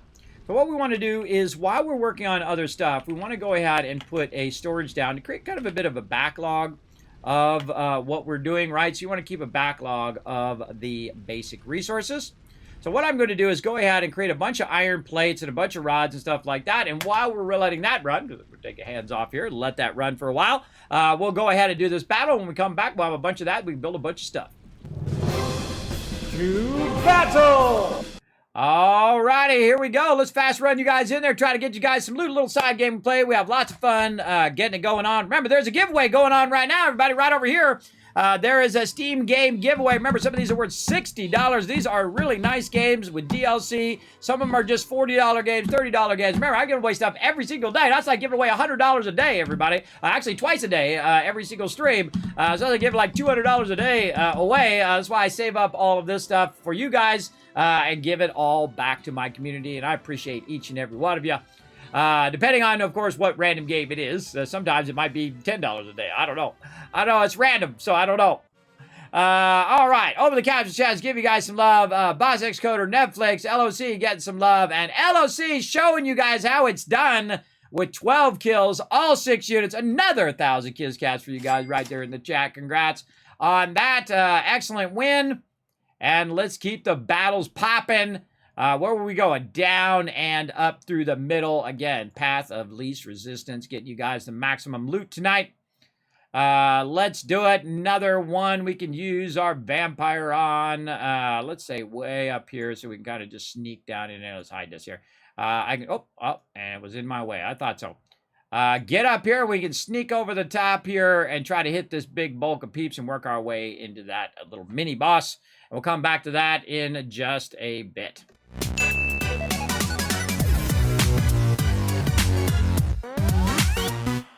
All right, now I converted a bunch of plates, which I've got here about 104, and we want to get our plate production back up and running, but first we want to go ahead and create a backlog. That means that this thing, even if we do run out of space for our plates or whatnot, this will continue to collect our basic resources and run them into this particular box. Now, what's happening right here is it says invalid shape. Even though it looks like it's lined up and whatnot, you got to think that the actual items here, these things here, are actually connected to the node and not necessarily to your actual foundations.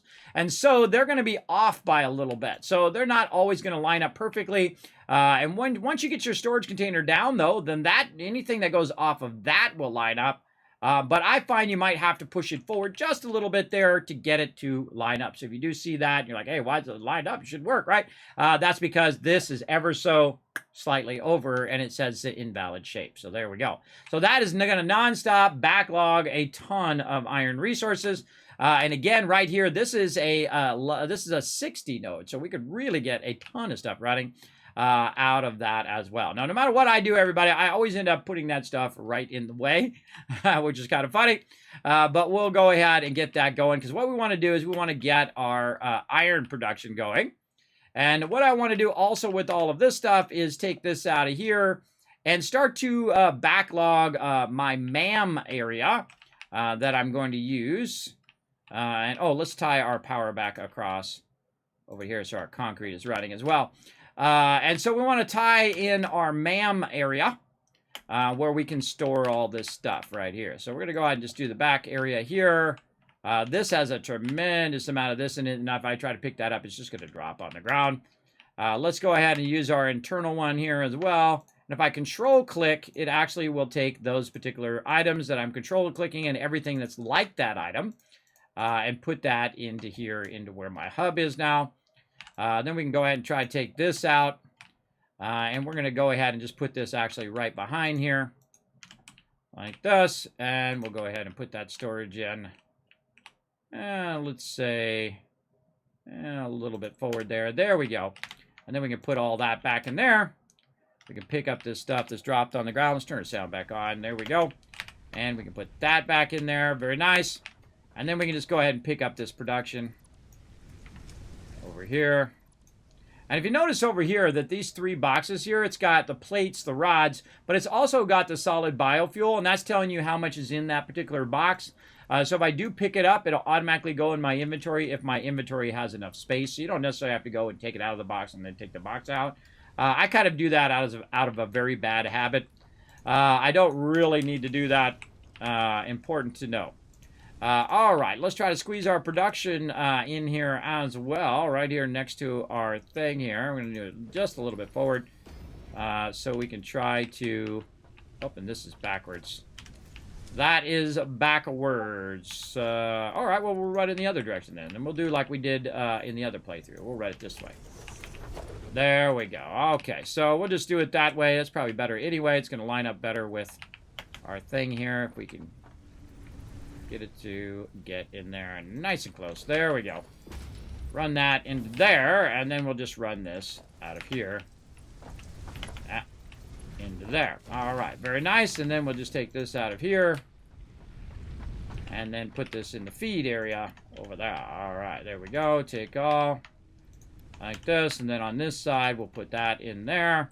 And then we'll do a little bit of this. Now, the reason why I do that is just so I can see what's in that particular thing. And when I need it, I can then just grab it and I can feed it into my biomass burners, which are going to end up over here. So we can also tap into the power from over here and create another power connector right there. And then this one we can send over here. And that's now going to start back up our resource way over there. And then also it's going to start making us some more biofuel. Always keep your biofuel running because you will run out faster than you think. And same thing with your concrete. Want to keep that rocking as well. Okay, and again, back here, we want to go ahead and create a little bit of space. We'll probably run this one off that way and come back there. Again, we need to get our other one up here so I don't forget that there's a node there. Some more concrete and our little guys here. Concrete. We'll really get a ton of concrete going here in a minute. Now, if you notice I'm not doing any upgrades or anything like that, really no point in doing that right now. Really, I want to get my production back up and running so it can run and run and run while I'm doing something else. Actually, I think I will turn it this way, and then I'll just loop it back and loop it back again. What I eventually want to do is have all of these resources eventually end up back where I'm at, so I can literally walk over here, grab the resources, and then feed them into my hub. Normally, I put it on the side, but in this case, these are in the way. And temporarily, I've got this in the way, but I'll try to feed them over here eventually. So now that we got that going, we want to get this, again, moved from over here, take all these resources out, and then these over here, and get this moved out of the way. And take these and put these over here. Now, I typically put them where these things are, because I no longer use those at this point of the game. The second I can start making my own biomass converters, I just stop using them. I just go straight to making storage containers.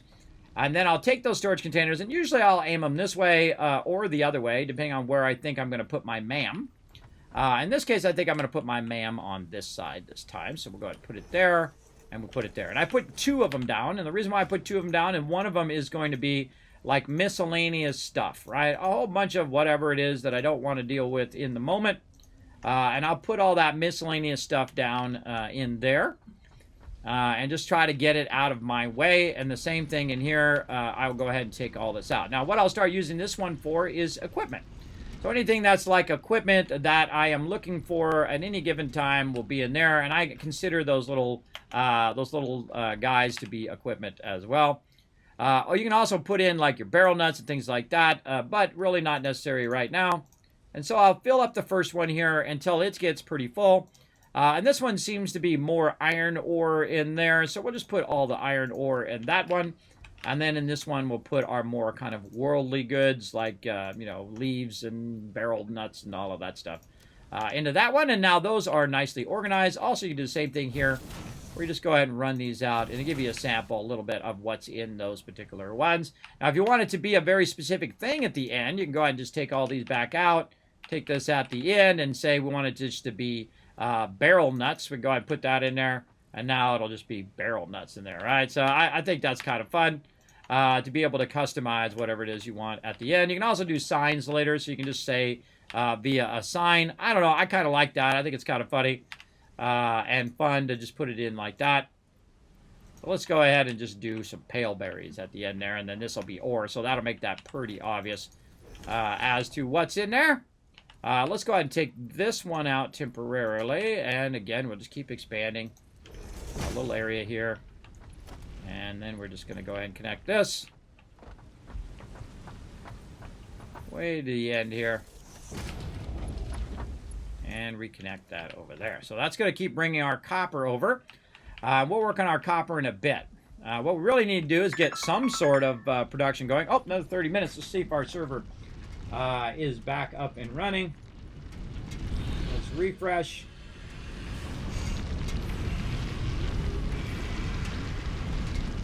Oh, it does look like it's back up and running. All right, let's go ahead and save where we're at. See if we can get back on to our thing. Trying for coal. Again, if we have too much trouble on the server, then we will just keep going on our thing. Oh, I think I just saved it twice. Let's go ahead and see if we can jump over the server now. And this is going to greatly accelerate where we are at. All right, let's see what happens. Because we have already set this up yesterday, we spent about 6 hours or so, 5-6 hours setting up a whole bunch of stuff, and then we let it run overnight 24/7, which means we should have a ton of resources laying around, even though we barely had any at the end of the night yesterday. But now that it's been about 24 hours since then, or really about 15 hours, it should, once we get in there, have a bunch of resources ready for us. So we'll see. We'll see what happens. And let's hope our server is working better now. We'll find out here in just a second. We'll find out. There we go. Nope, still having that same thing. That connection problem. Okay, we got it. Oh, God, we're in a loop. We're in a connection loop. Okay, we got out of the loop. Yes. All right, now I find that most of the time when you're working with experimental or early access games, you just ignore whatever it says and then you just try it again. That's kind of my solution for that. Just ignore the error and just try it again and see if you can get in and go with that. So we'll go with that and see what happens. Hey, we're in. We're off and running. All right, awesome. Okay, let's check our leaves first. Can we pick up our leaves? Survey says yes. All right. Hey, our leaves are up and running. I bet you it was updating. I bet you that's what it was doing. It was updating all that stuff. All right, so let's go ahead and catch you guys up where we were from yesterday here on the Mega server. Let's go ahead and go up on our tower to get you guys a good bird's eye view, because I just leap forward. If you're just coming into my stream and you missed yesterday, you're going to be a little confused as to where we are. So let's go ahead and just take a quick look. We'll go up here on our tower, and I'll give you a little overview. Now, what's the difference first between doing a single-player game and also doing a server player? Now, the thing about server, obviously, is you have multiplayer, but also what it does allows me to run it 24/7. So that means I don't have to leave my computer on and let the game run. It'll actually run on the server 24/7. So if you set up stuff like I have done, way out there, you can see I've got 2 coal plants already set up at the very beginning of the game. And man, we rode it right to the end too. We rode it right to the edge as much as we could. And we went over there and we went ahead and set those up. And now those are supplying power for everything that we have running over here. We wanted to get all of our basic resources running so that they could backlog over time, so we would have a ton of resources. Remember, these boxes were basically empty yesterday. I was collecting a bunch of them and using them for whatever I needed in the moment. Now down here, what we do is we have some iron extraction coming through, and you can see it's nice and cleaned up a little bit versus that one that you just saw. And those are running out of there, and they're running dual rods right now, and then they're coming out and going into dual screws, and those screws are making their way back to the box here. And again, we'll clean all this up once again. Most of the time, I do not build my bases this low, my actual hub and all of that stuff. I actually start to build upwards in a vertical way so that I can get up above all of the edges, usually about as high as that is right over here, way up there, and then I can run my trains way up at the top away from all of the stuff that's going on at the bottom. Though I might run my trains along the bottom today. I don't know. We'll see. We'll see how it goes, or in this playthrough. We'll see how I feel. So we've got that going here. We've got our rods going. You can see that we've got a bunch of concrete going over here that we're pulling from 2 nodes way over here, running that up. We're pulling up some iron plates down here as well. As we have another node right here that we are creating plates from, and that's coming around and going up into the box. Now on this side, we're bringing in some copper from just down the hill here. It's coming up this conveyor belt and going in here, which is then rolling into these 2. These are making the ingots. They're going from the ingots here into a wire. That wire is then running into this box and then running out and then making some cable here. You can also see that we're making some copper sheets now along this line as well.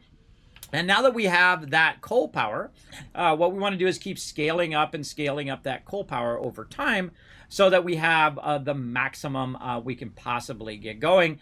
So the more power you have, the larger factory you have, the more speed you can add to your factory in terms of how quickly it produces those resources. But again, we have the power of time, the time that you don't normally have when you're playing in a single-player game, because normally you'd have to leave your game running all the time to get the same benefit as if you had a mega server like I do, right? And because it is experimental, expect them to be all sorts of weirdness to happen with the server and stuff. Just roll with it, everybody. I think, you know, especially on the first day or 2, I just gotta roll with it. If I see there's an issue, I'll just keep rocking it. Big time. Oh, I'm like stuck. Let me jump down. There we go. So yes, we can remove these now. So awesome. So I'm gonna get my chainsaw out here. Do we have any fuel on us? I don't think we do. All right, we got to go grab some fuel. Now, what you saw me setting up there with the power, I've already got that same kind of thing set up over here. You can see I've got 4 of them going, and behind here, I have all this solid biofuel being produced back here, but I no longer need the solid biofuel, but I keep it there as a backup. And inside here, we almost ran out of biofuel while we were setting up our coal, so we wouldn't even be able to get our coal going because we were having an issue with our with the ability to pick up all of our leaves and stuff. But now that we can pick it up, let's pick it up. Boom, get that out of there. Now, again, what I do at the very beginning is go around, hit the E key, and clear all this stuff out. Not only for the actual resource, but just to get it out of my face, right? To get it out of my base area, so I don't have to look at it, and it's not going through my foundations, which I absolutely can't stand. I don't even like the grass going through my foundations, let alone big old trees up in my business here. Now, one of the problems I had is I have actually already removed this stuff once. I've already removed it once, and it is still into my face, as you can see. And I ran out of biofuel here. Let's go ahead and run over here to this one, and we'll go ahead and create ourselves over here. Now, we're going to go look in the boxes to see how much we've made in the time we have been letting it run here in just a moment. But we want to go ahead and convert some of this into leaves. Again, I always find it way easier for us to do the leaves and wood to biomass ourselves in the beginning, but I can actually do this automated now, but there's really no point because I have my other power, other than to make solid biofuel for moving stuff out of the way, so that I'll have a bit of that. But let's go ahead and just feed this directly into the machine here, and it's going to go ahead and do that, and then we'll go over here into the feed area and feed the rest of that in there, and that'll just go ahead and make its bunch, and then run it back over here, and then we'll come back and we'll clear some of these other trees and stuff. I can just grab the leaves out of the way. Now, let's go ahead and take a look in our plates. Now, remember, we had no plates left, and now we have basically half a box, and then over here, bam, tons of screws. ready to rock up here. Look at that. Nice concrete going. Now, if we had let it go for 3 days, 4 days, of course, it'd be even more. And, of course, as we scale up our resources, it's going to be even more on top of that. So, very, very nice. We're going to let that all run over here. Let's take a look on this side, see how we're looking. Oh, look at that. A whole row of our wire. Copper sheets looking good. How are we looking back here? Oh, tons of everything. That we'll need to get to our next stage of what we're doing. Now, again, one of the things that I like to do is I like to have an extraction level where I'm extracting items, and then I like it to go up to a kind of storage area and then go to the actual production area as well. And again, I don't like to be on the ground level, also because this stuff sometimes respawns, as you saw. So we really want to start thinking of our verticality now, going up with the base as opposed to its current size. And so one of the things that I'll do is I'll use the extractor as my kind of Rosetta Stone or my measurement of how high I want the next section of my base, right? So let's actually clear a little bit of this stuff here. Let's go grab a little bit of this biomass. Grab that out of there. And we'll go ahead and clear that. Wow, I made 88 already in that time. In that time of us running over there and running back. Pretty crazy. Get the chainsaw out here, and then we can go ahead and just clear this all at the same time. Oh, yeah, very nice. Okay. Then we'll go ahead and holster that out of the way, and we'll get our little ramp going here. Now, again, we're going to go ahead and do some zooping, so we're just going to zoop that up somewhere up there. Somewhere close to about that level. Now, I don't even like to hit the little top thing, so I'll probably go up one more here. And then I'll try to be smart this time and use my smaller foundations. I normally feel like these would not hold up machinery, but lately I'm just like, screw it. I'll just do whatever I feel like doing. So that's not too bad right there. And we can also try it one more down. So we can go ahead and try it right here and then run that across. So we can already see that that's going to be at a level where this comes through. Now, maybe you wanted to do that. Maybe you wanted to come through that thing and say, you know, you can RP that you cut a hole in there and made that purposely come through so you could run all your power lines in between here and then connect all of your stuff via that higher level in that power line if you so desire. Me, I'm just going to leave a little extra room there like this, so eventually I can take this power line and actually connect it directly underneath there. I love connecting to ceiling power and using those wall or floor connectors. They are awesome. Awesome. Now, there's nothing else I need to do to my factory here. It is actually running on itself, and it's got perpetual power, so there's nothing I need to touch other than to make it a bit more efficient in the way that it's going to work. Now, as you can see, let's start with plates, for example, over here. And that's your most basic thing. It's usually the first thing that you make in the game. So your plates are coming out of here. The iron ore is coming out of here. And this is a coarse node, so it's not great. But it's coming out of here at 30. It's going into here. It's coming around here into the smelter. And it's at an efficient rate right now, right? So it's 30 out of there. It's 30 into here. And then over here, it's 30 into your constructor, which is becoming iron plates. And then that is going out and ending up here in our container, which is nice. Now, also, if you look over here, I have another one from plates coming from down there and then feeding. You can see it feeding down on the conveyor down in that box as well. So I have 2 lines of production of copper plates going. But having it down here is not very efficient. And the reason why is expansion later on. If I want to expand this right now, it's all jammed up next to each other where it's very efficient space-wise at the very beginning of the game.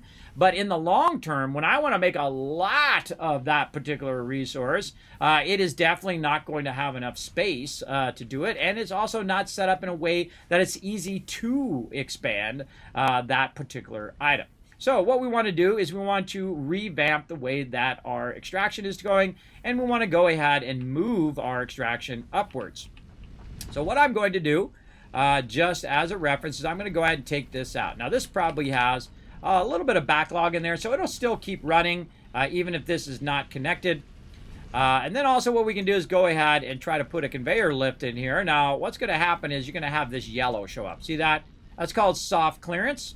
But I'm just going to run it up pretty far like that. You can still run it and clip it through stuff. I do it temporarily while I'm measuring things. But I don't like it like that in the long run. That is for sure. So let's go ahead and run up here to the top, and we're going to go ahead and fill this up. Now, remember, I played this game for literally hundreds of hours, and I like to be as efficient as possible. So let's go ahead and run that fairly close. Let's go right there, like this. And we can go ahead and actually use one of my favorite things in the game that they've added, and that is you have some floor items that you can run through the floor itself. But we're going to do that later because we haven't had those unlocked. But I can just go ahead and get really, really close like this, where it's kind of clipping through the edge there. See that? I don't like that, everybody. I don't like it to clip for any reason whatsoever. I like to be as efficient as possible. So maybe if we rotated this, it would be a bit more efficient. Instead of it being such a huge gap between where it is, it'd be efficient. Maybe if we rotated it away from the way we're looking, right? Now, another cool thing about this game, and this is really the most amazing part of it, is the fact that I can still snap it down there from up here. I can turn it around in the opposite direction like that, and basically just reset it back up again from where I am. Now, when it comes up there, it's going to be coming up on the outside. It's going to clip a little bit on the edge. But as you can see, it's right in the middle of the node. I don't really like that. I want to make sure that it is, in a place that just makes it easier. So let's go ahead and just take this out. And let's experiment around with the direction of all of that stuff down there. By the way, you can actually jump down a bit further than you could before without taking damage, I noticed in Update 6. And we're going to go ahead and just take out all of our power. We're going to take all this stuff out. All of our lines here. Watch your inventory space because this does fill up your inventory pretty quickly. Take this out, and we'll take this out. All right. And again, looking for a better efficient direction of our extractor. And so now we can take our miner and rotate it, say, this way, and then take a look at where it lines up along the edge. That's pretty good. That lines up right along the edge here. Now, everything else that I've built, by the way, is off this foundation, right? Is off these foundations, and it will line up exactly as you see it here in the level up above. So that's a much more efficient way of running your resources. And then we can just run them up. Now, you don't necessarily want to run everything toward your hub. Otherwise, you get it all jammed up. Leave yourself some room to drive by with your vehicles or to automate your vehicles and run your trains and do all of that stuff. You definitely want to be thinking about making yourself some space, right? And you can practice trying to make it as small and efficient as possible as you want. But I find expansion is the #1 thing you want to think about. Now, if we did this correctly, we should be able to be much better and much tighter on our foundations here. So we can go ahead and put our foundations right around here. And it's only now using up the one foundation. See, instead of you being right in the center and clipping through the side and all of that, we've now got just the one foundation coming up here. And we're able to go ahead and better utilize the space of that up here. So let's go ahead and run these up just a little bit more. Now we'll come up here and make all this stuff fancier, and we'll run it to the floor and do all that stuff later on. But later, for right now, we're going to go ahead and run this up here. And we're going to go ahead and very efficiently run this out like this, because we have a crazy ton of concrete. Now, concrete's usually the limiting factor I find in the game when you're trying to make your foundations and make stuff out as well. Now, I'm going to go ahead and give myself a little bit more room here because we're going to actually, on the other side here, there are a bunch more nodes down there that we're going to tap into and bring those up to this level. We'll get into all of that later. But we want to just basically set up an endless kind of storage and an endless section of what we're working on. Now, again, we'll revamp this yet again later on, so I'm also keeping that in mind. But I first want to do what we did, what you saw me do in the other playthrough, which is my solo one, is basically get this into a box, right? So it's doing the raw resources into that box there, and it's just going to keep running and running and running. Now, again, since we have perpetual power, we don't really need to worry about anything right now. We can just go ahead and let that run while we're working on the rest of the factory itself. So what that's going to do is spin back up again and start to feed the raw materials into here. We can also go ahead and just take the iron ore and put some of those raw materials in there for later. So basically we have section 1, the extractors. The extractors are going to come out, run it into the raw resources. Now I'm going to go ahead and take those raw resources and yet again expand over here. And what I'll do also is all the other raw resources, I will eventually feed them to this one spot, and they will come up from behind into there instead of running it all up on that other side of there as well. But the next thing we want to do is we want to do our smelters. And we want to have the ability to add more and more smelters over time. And we want to also have these nice and lined up as well. We can go ahead and back these up into here, but I like to leave a little bit of space because I know I want to have a little run area there to run back and forth and do whatever I need to do. So we're actually going to put 2 smelters down now because remember that this one is coming out at a certain level. Now another thing you can do from up here is to take this out and be able to access that down there. You can go ahead and build yourself a nice little ramp here. Let's go ahead and build ourselves a ramp. Let's turn it around and zoop it. I don't really need to zoom it, just enough so I can get close to it like that, just so I can see what it is. This one's at 30. So eventually we'll upgrade that to level 2, and then it'll be 60 and so on. But right now it's 30, so we're going to go ahead and just use one of these, but we'll leave expansion room to add more of those. And then we're just going to go from there to there. And then once again, we'll extend this out. And then we're going to push this forward. If you notice, I'm going to push it forward by one foundation each time. This just gives me more room in the long run. Again, having lots of concrete, letting your concrete run for a while is a huge boon. Now, later on, I'll also get my better storages. But for right now, we're just going to do something very simple like that. Now, we also need to get our power from down there to up here. So we'll go ahead and tap into this here. Let's go ahead and take this one out. And we'll grab this one, and we'll just bring it right there in the corner. We'll also double back on this one here. Since we're going to leave this kind of little ramp here, we can double back there, and we can just connect it from the top part there, and then now it's not clipping. So there we go. We run that around town there, and then we'll bring our power forward, and we'll just put it right there for right now, and we'll get our smelter going. So now we're getting our raw resources backlogged. We are getting our smelter going. Now, another thing about the smelter is you actually physically have to tell it what to be. It's going to be real helpful.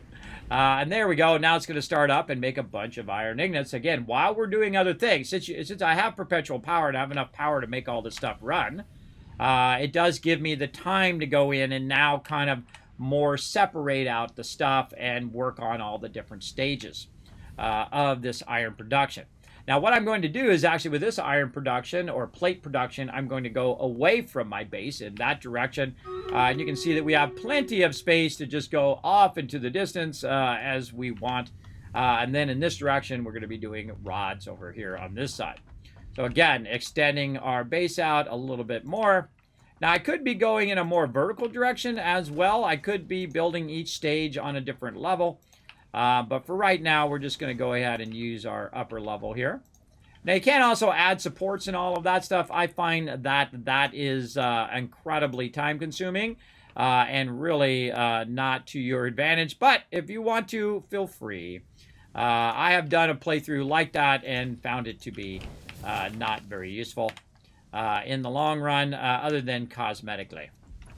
All right, and again, we're going to go ahead and run this forward. So we'll put a power line right there and connect that. Okay, and now we have it making plates. So it's going to run from there and make those plates and put that here at the end. Again, I'm just putting it all in a very horizontal way. Later on, you'll see I'll use more complex techniques in the way that I put down my extractors and stuff like that when we have more things unlocked, which are going to help us more in the long run. Again, just lining it up with my green line here, making sure that it's the output here in the input there. And there we go. Now we've got our plates running again. Now, if we wanted to add another line of plates, instead of having them down here at the bottom, which we have running down here, we can go ahead and just take all of this up down here. Like that. Boom. Nice and easy. Oh, God. Oh, God. Oh, God. No, I'm fine. I love to trip you guys out. By the way, I find that heals all the way back up now as well, which is a great feature, new feature of Update 6. So we're going to go ahead and drop down here. Now, eventually you'll see me actually make everything align to my current base everywhere. I like to use my base as the kind of Rosetta Stone of how I'm going to align everything, and you'll see I'll kind of run this down. And then what happens, though, is sometimes it gets a little too far, either up too high or down too far. And so probably here at the end, we want to make this a little less kind of vertical. Oops. Got to press it twice when I'm in zoop mode. Let's get out of zoop mode. There we go, default mode. All right, put that in. And so we want this to be less steep. So we'll go ahead and do this. And then we'll go ahead and do this. And so what I'm going to do is I'm going to work forward. And then I'm going to work backwards. So I work forward to get the height that I wanted there. And then I'm going to go ahead and put some more of these down. It actually looks a little too high there. We might be able to get away with it. Let's see what happens. Turn my zooping back on. Again, we'll just try to get this in first. And again, you don't even need to put this in. You can just put it down on the ground and you'll be just fine. But you're going to see I'm going to do this. Now, what I want to do is I want to take this, though, and I want this to go up and end up where I just was, right? So we want to think about the logistics of how we're going to get this up there to the top. So what we're going to also do is instead of doing it that way, we can go in and actually aim it in the direction we want it to go, as long as it's not clipping through the wall. I don't like it when it clips. But we'll get that going. We'll go ahead and take this now, and we'll run that all the way up, or we could just run it just below where we are, where our kind of level is there. We can run it just below that and run it underneath, and then have it come up underneath where we did the other one. So there we go. Now, the only other thing we need down here, of course, is some power. So we need to see if we can hit a power pole. Nope, we could not hit a power pole from over there. Okay, so let's go back up there. Now, I'm old school, everybody. The way we used to go up and down is to do this right here and have yourself a bit of this here. But, oh, God, I don't think I can make it now. Oh, no, I made it. All right, awesome. So we used ramps in the old days. We use conveyor belts as ramps to make those. And look at how jammed in all of this stuff is as well. Get our chainsaw out now and just got a clean house here. Out you go. And my bushes are working again, so I'm going to take full advantage of my bushes working. Okay, looks good. We like it. Now, we need to get that power down to there. Now, one of the things is you will revamp your power systems a lot. I find all this stuff's going to be torn up anyway.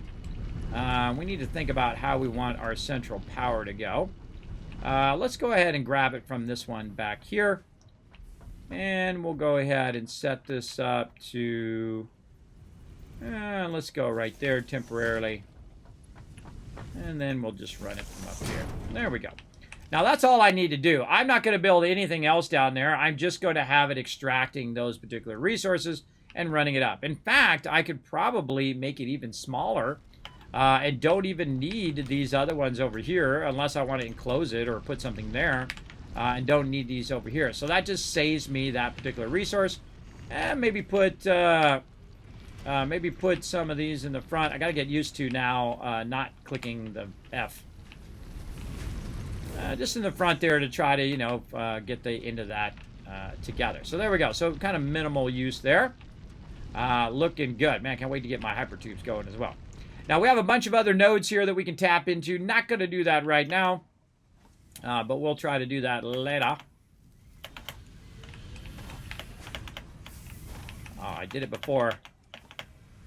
Because you did it once doesn't mean you're going to be able to do it again. All right. Well, run around, I guess.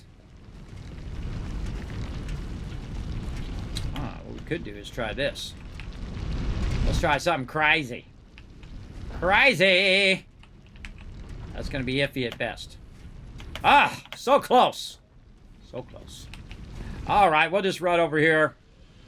And we'll go ahead and fix this over here so we can get back down here as well. Now, what I can do is just take this one out. And that'll allow me to get up here. And then these are cross-connecting all over the place. Let's go ahead and take this out now. and move this. Don't forget to get your one down there. And we'll put these back for now. And then we can go ahead and create ourselves a little way up and down here. Like that. There we go. Now, if we are down here again, we could just do what I did, but do the other direction, get up here, and then I can just jump across and run over to here, right? So using the elevation and using the ladders that are built into your equipment helps a lot as well. All right, so we want to get that over here so we can create another line of our iron. And so I want to kind of look at where we're at there. Now, later on, you're going to get connectors and all sorts of things that are going to help you run that stuff across there. I currently don't have any of that, so it's going to be a lot harder for me to get it from there over to here. But one of the things that I will add now to number 6 here is my stackable conveyor poles. And see how this is going up right here? I can go ahead and say, okay, I want this to go, say, right here. And we'll turn our zooping on for this. Right there and connect, let's say, right there. No, I don't like it. I don't like it. Let's turn it the other way. Take that back out. Let's go ahead and do something more like this. Yes, much better. Much better, but it still hits the side there. But that's okay. We'll do something like that. Okay. Now, we got to get it from way over there to over here. Now, it may not reach, and we might have to put one in between, but we're certainly going to try. Get it to go, and oh, look at that. Easy McPeasy right there. Now, once we got it over there, you can actually use a lifter on the end of here, like this, and we can go ahead and just lift this upwards. Aim it in the same direction. Maybe even aim it that way. And now we got that going up there. You can also unlock ladders later on, so you can put a ladder there, and you can just run up a ladder. But if you notice that this thing is actually a ladder as well. So I can actually use that to get up here. Now, the hard part is getting from where I am right here, way up on this conveyor belt, which really messes my vertigo, by the way. And you can stand on these, by the way. You can stand on the thing, but you can't get on the edge of this. See, it won't let me get on that edge. I just fall down. Which is a bummer, because I would think that edge could be a really good jumping point. But I can get at least on the hood here and try to jump up here or try to get wherever I'm going. I suggest to do something that's going to help you by putting down, say, an angle ramp or something like that. We can get it worked in here. I'm kind of in the way. Oh, actually, we could do this. Back it up by 1. Actually, make it even steeper. Maybe something like that. Get me out of that kind of mess. And then once you're up here, you can go ahead and take yourself out. You really want to create yourself transport systems like hypertubes and things like that in the long run. But there we go. So we've got that one running. And we're going to go ahead and do the same thing over here. And create a whole nother line of stuff down the road. But let's go ahead and do this battle. We'll come back. To battle! All right, battle time. Let's go ahead and do a battle while I catch up on chat. 1000 IQ, exactly. Hey, what up, 33X? What's up? Thanks for coming in. Steam down. I was going to play 76. I think there's a Stream Elements update coming through. I don't remember if that was today or tomorrow when. And I think there was problems earlier on Steam. I don't know. I'm not on Steam right now. I'm actually doing offline Steam via Stream avatars. And I'm not playing on Steam. I'm playing on Epic Game Store. So I don't know. I don't know, Big JP. I think there is a Steam thing, by the way. The Steam Up status or something you can search for. I was hit in the head by a bottle of omega-3. Luckily, my wounds were super fish oil. Nice, K-Vet Mox. Nice. Seems to be back up now. All right, awesome. Yeah, I don't have any problem because I'm not currently on Steam, but there you go. All right, and while you guys are watching that, I'm going to go ahead and put down some more foundations. Just to keep this rocking.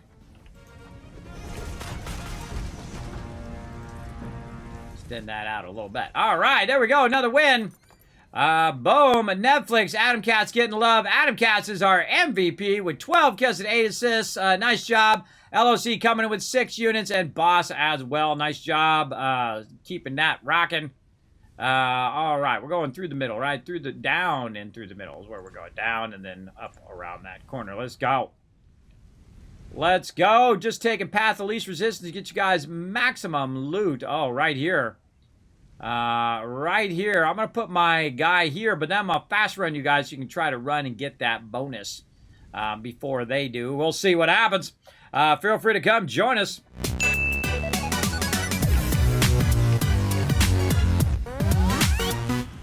All right, now we're going to do the same thing here. We're going to bring this other iron node up, and we want to go ahead and keep our production rocking.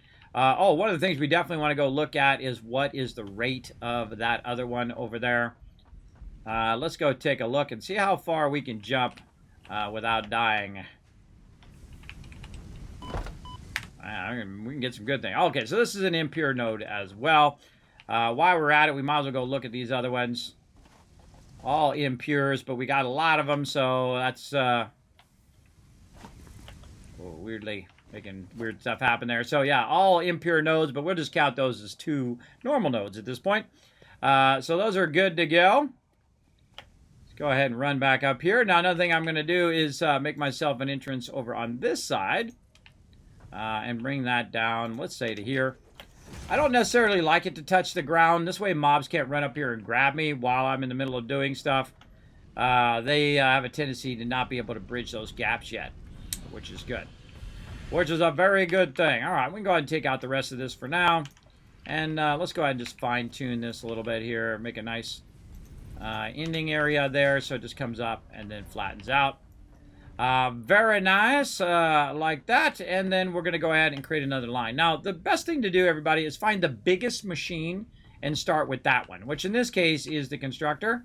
And so we'll go ahead and put this constructor right next to itself, right there, and then we're going to do the same thing over here. We're just going to go ahead and recreate this stuff as we go back. And I try to create the same stuff like this, where I just kind of do the bulk of the ones I need to do all at the same time.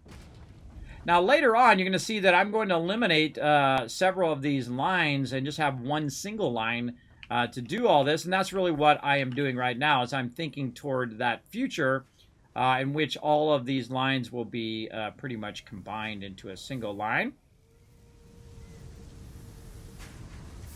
There we go. And then we'll run that to there. Oh, come on. There we go. Run that to there. Easy peasy. And then we just go ahead and run this out of here. Down in there. Ah, too steep. No worries. No worries. We got this. We can adjust it right here. We can go ahead and adjust its height. Should be about the same here. And then we should be able to get it in there. Good to go. Now, we also put some power here so that we can go ahead and cross-connect these powers as well. Over there and then over here. And then also what we can do is just go straight over here and go Control-C to copy. And go to this, Control-V paste. And that should now do that. That's a new feature, by the way. They have added inside the thing where you can copy paste it here. But they added it outside it, which is way more efficient. So that it just does it that way much better. I find that's how normally I would do it as well. And so those are going to run into separate boxes. Now, I don't necessarily need these to go into separate boxes. I can go ahead and say, you know what? Instead of doing that, let's just go ahead and merge these right over here. And then I can just have that one go right into that one. So it's in one single box, so I don't have to look in both boxes for it. So that's going to go ahead and produce about 20 over here and produce 20 over here. And it's going as efficiently as it can because it's 30 out of the node into the thing and so on and so forth. You get the general idea. Now, also, we happen to have a bunch of extra resources here that we could be converting as well. And because this is so efficient, it's just going to keep using the same resources that it already has, but it's not going to use up the backlog of resources that we have. So I'm going to go ahead and take those resources out, and I'm going to go ahead and put those resources over on this side. Just make it a little easier. Then what I'm going to do is go ahead and split these resources into a third line as a kind of an overflow line, right? So it's going to burn up any excess resources that we have over here as well. And I'm also creating a backlog because I'm doing this on the server. On the server, this stuff will run until full, which means that this will run until these boxes are full over here. And when that box is full, it's then going to backlog into here, backlog into these boxes, and so on and so forth and so on. You get the general idea. And so that's why we want to create a backlog. Now, in a normal playthrough, you don't necessarily have to create as big of a backlog as I'm doing here. But it is very useful to keep that going. So again, Control-C to copy. And over here, Control-V to paste what that's doing. Now we're going to split this one out without having to create a separate box. And now those, any excess here is going to be going out of here. Now it's going to be coming out of here at 60 because this is already filled. And basically going in here at 30 and this at 30 as well. And then once this is done converting that iron ingots, it'll then go down the line. So again, over here, we've used up all of our connections. Let's go ahead and do a little cross connector over to this side, maybe a little bit forward on that one. And, or actually we should have done it in the back. Why do we have this in the front? Great question. Let's go ahead and put this in the back because then it will just connect a little bit nicer. And we'll do something like this. And then when we're connected, see, it'll connect down into there as opposed to that. And let's go ahead and run that forward again. Another thing that you can do that I really love to do is to go ahead and go over here. Oh, I can get in between there. I'll jump up here first. Come on. Ah, God. There we go. Is I can put it on the back of the actual splitter here, which is my favorite place to put stuff. Because it just is more clean. It's up off the ground and not in your way. Typically, I will elevate all of this as well so I can run in between there so I don't have that problem I just have where I try to get past the thing or get on top of it. Helps a lot. Later on, you get your skates, which help you as well. So now I'm producing 3 smelters of it, and I'm burning up all of my excess resources because it doesn't do me any good sitting in the box, right? What it does is it does me good as plates. That's what it does me as good. So there we go. So now we have 3 lines of that going. Same thing over here. We need to go ahead and bring this line across to give us that extra connector. So we get that going. And then once again, we want to merge it over here. But now our merger's in the wrong spot because the one we want to merge is over on that side. So probably better to now put this one in the center, which is going to make it a little bit easier for us to split it from all 3. And I can either split it from the center, or I can split it at the, or merge it at the center, or merge it at the end piece. I'm a big fan of merging it at the start here. So that's what I'm going to do. Make sure that it's not clipping through there. All right, looks good there. We'll go ahead and try to run that into there. Run this into here. Run that into there. Now, if you want to do this right, you can go ahead and run it out, and then you run it forward or run it back, either way, 1, 2 back, and go right there, and then you're going to get that nice 90-degree turn right there. Or you can go the opposite direction, where you go ahead and you bring it out. There we go. You bring it out, and then you move it forward by 2, like this, and then you rotate it using your rotation wheel. And then you go ahead and you make it look pretty, like that, everybody. Now, see how this one's at an angle? You can do the same thing over here. Bring it forward, move it forward by 2, rotate your angle there, and then make yourself some nice 90s. So when you're up high and you're looking at your factory and you say, okay, now that is a beautiful 90-degree merge right there, right? Looking sharp. Now, another way to merge, by the way, this is what I call a center merge, where you have your merge right there. You can also merge in a row. So what I can do is put the mergers at the end and just put them in a long row so they merge their way down the row and then end up in the box at the end. That's another way of doing the same type of merger. Let's make sure we reconnect our power across over here too. Let's go ahead and show that one as well. I love the center merge. The center merge is a beautiful thing when you are starting off, but a more advanced way is to do them all in line like this. And what it does also sets up future expansion when you expand and add even more of this plate production down the road. So let's go ahead and do that. Also makes it easier for me to come and get the resources because they'll be in one single box and they'll be here at the end. And this whole spot right here, I'll make into a road. So I can just come down here and grab it, or I'll actually run it back to my hub, which actually will end up right here. Next to where I'm producing all of the resources. I can also enclose this into an actual factory. I can put walls around it to keep it enclosed so I don't slow down my frames per second. And of course, the more things that you have going at the same time, the more trouble with your frames you're going to have as well. Now, if you notice, I'm going to go ahead and aim the green output toward my face and aim it down the line here, and then use those green lines to go ahead and line all this up across all of these. Now, what happens when you do it, and you can see what happened here, is sometimes it will change the direction of your thing. So keep that in mind. Make sure that it is all looking like it's going in the right direction. This one is, because we can see this is an output. That's an output. If it has 3 lines, it's an input. We can see that there. Even though I know that, everybody, I'd still end up having trouble with it in the long run. So there we go. This is what's known as an inline merging, where they will come out and then merge across and then merge across again, and then they'll end up in their final box. Now, also what I can do is I can merge it in the opposite direction to be more space efficient. You're like, kidding me, you just keep doing this over and over again. Well, I'm just showing you the example on this one, and then all the other ones I'm just going to do on the first try. But you get the general idea. Now, it's actually smarter for me to go the opposite direction and work away from where I'm going. And I'll show you why. So let's go merger. And I'm going to go ahead and send this green arrow away from my face in that direction. And then I'm going to do the same thing all the way down.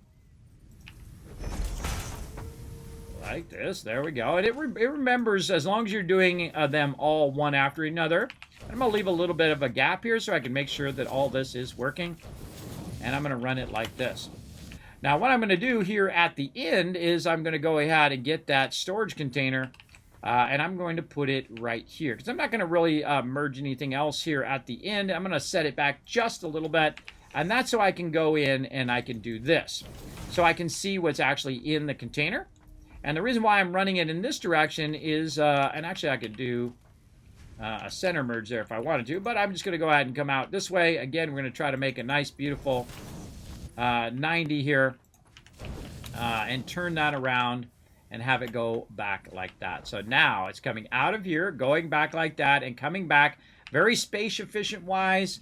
And ending back here in this, and then you're going to see some of them pop out at the end, which is visually telling me, look, there's my plates right there, all ready to rock, and they're doing their thing, right? Very nice. Very nice, and all done. This is a very horizontal layout, very linear in the way that it goes.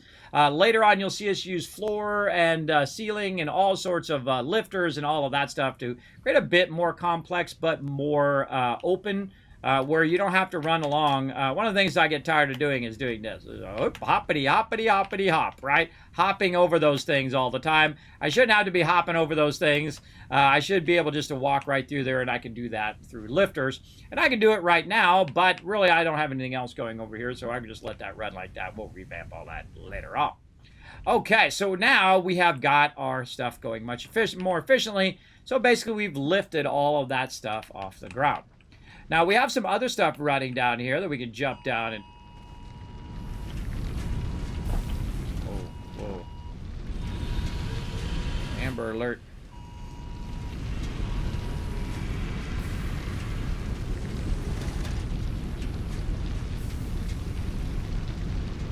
I didn't get one. I didn't get the Amber alert. All right, let's keep going. Don't forget to retweet, everybody. Go ahead and show the stream some love. Boom, right there. Click that last link. Go over there, show it some love. We're going to keep on rocking. We're on the mega server. We've got our perpetual power rocket and roll it. We got tons of resources because we set this all up yesterday, and now we're just trying to clean up the base a bit, making it a bit more efficient in the way that it works. So the other thing that we have running right here is our concrete, and holy moly, do we got a bunch. And we have 2 nodes that we are running from over here that we are utilizing together. I think that one's a 60 and this one is a 30, if I'm remembering correctly. And we want to go ahead and just take all this and move this to go straight up and end up over here. So what we're going to do is we're going to go ahead and find a way of running this up above into that top level, and then we can more efficiently work up there. So let's go ahead and just do something nice and easy here by cutting off the ends here, and we'll just do something something that could line that up a little better. Let's go ahead and use our zooping as a way of lining this up better. Like this. We'll zoop all the way over to there.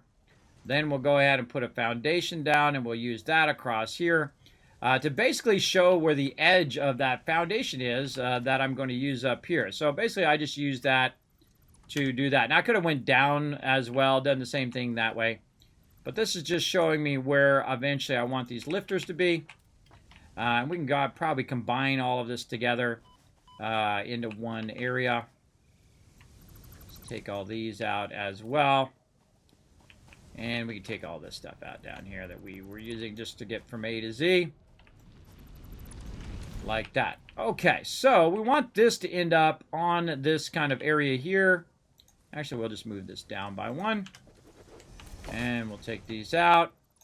And again, hope you guys don't mind me going a bit faster. So I'm going to go a bit faster here. Just so I can get it from here and lift it up to that upper part. And what I can do is set up basically where both of these come up and they end up here. So this is very rarely do I ever use conveyor pulls, but this is another few examples of me actually using conveyor pulls. And I try to put them in the center. Try to center them that way. And then maybe this way as well, because this is going to actually be the end result of where that's going to be. And so we'll grab this one over here, and we will run it over here. Now, we don't have enough resources to run this all at 120, which is what we could do. But look how far away you can grab that, everybody. It's just so awesome. So incredibly awesome. And how good this game just works. It works so well with all the awesome features that it has. So there we go. So now we've kind of cleaned that up, right? We've brought that together in a more clean fashion. And now we're ready to go ahead and run that up there. And you can get the general gist of what we're going to be doing up there, right? And then the same thing here. Now we got both of those going. Now, what we did originally is we brought both of these in, and then we were combining them into a single line using our 120 lines as well. So let's go ahead and get up there. I can't wait to get to Hypertube, so I don't have to keep running back and forth. I can just up the tube really quickly and get up there. We'll do that eventually. And again, I'm not worried about my upgrades. I'm not worried about doing any of that. I just want to kind of set it up so I can keep expanding, because as I expand my power, I want to be able to expand my ability to produce resources. All right, these were not quite high enough, so we're going to need to do them again. You're like, Kismet, you're going to have to go back down there. Nope, don't have to go down there at all. I can go ahead and do this, and I can work this from up here, which I actually find a better way to do it from up here on the top. Now, what I want to do is I want to get my resources being produced and running right here to where I'm going to be putting my stuff. Or I can go ahead and run it underneath and run it back the other way, whatever I want to do, because I have that gap underneath where I can run lines back and forth and hypertubes and all sorts of stuff underneath where I'm actually working. So those things are not in my way, right? Having things underneath and what I call a run level or a sandwich level, some people call it, basically is a great way to maximize your space. So that you're using that empty head space above your resources or beside your resources down below. So let's go ahead and think about how we want this to end up. And we're going to have our kind of our main road right down here. So we'll go ahead and put our iron to there, and we'll think that we want to run in tandem. We want our other one to end up right here. Now, the thing about concrete is the fact that it does not need anything else other than constructors. So you don't need to have smelters or anything like that. So in this run, we're going to go ahead and do this, and we're going to actually turn it in this direction. We'll go ahead and move this forward, and you're going to see it perfectly lines up, and that's because we went and we looked at how it lined up on that one. We actually connected it to the one up here, and we lined it up. And now it perfectly runs into that thing without having to waste a whole bunch of space. And we can go ahead and very nicely run stuff around here. Now, if you're afraid of falling through there, by the way, there are items you can get later that can help you, as well as I like to use the floor items to just run that directly through the floor as well. And we can also combine it down there. At that point, combine it into a merger and just run one line up. I'll probably do that later when I'm ready for the floor connectors. But right now, we want to do this. So again, we want to have our end result. Where do we want to end up? And I like to leave a bit of space here as well. So do yourself a solid and leave yourself a bit of space so you can run through here. Now, usually I have a primary road, and that primary road is typically about 3 of these wide, and we'll set it back just a little bit. Oh, didn't mean to do 2. Usually about 3 wide. So this right here is going to be my main thoroughfare of my primary base. Right, and so we want to end up right there, and then we'll have it pop out of there, and so we'll know that is our concrete. So let's go ahead and get this started, and we'll extend this out. Now down below, we have 3 of them running right now, so if we have 3 of them running down there, we can probably get 3 of them running up here.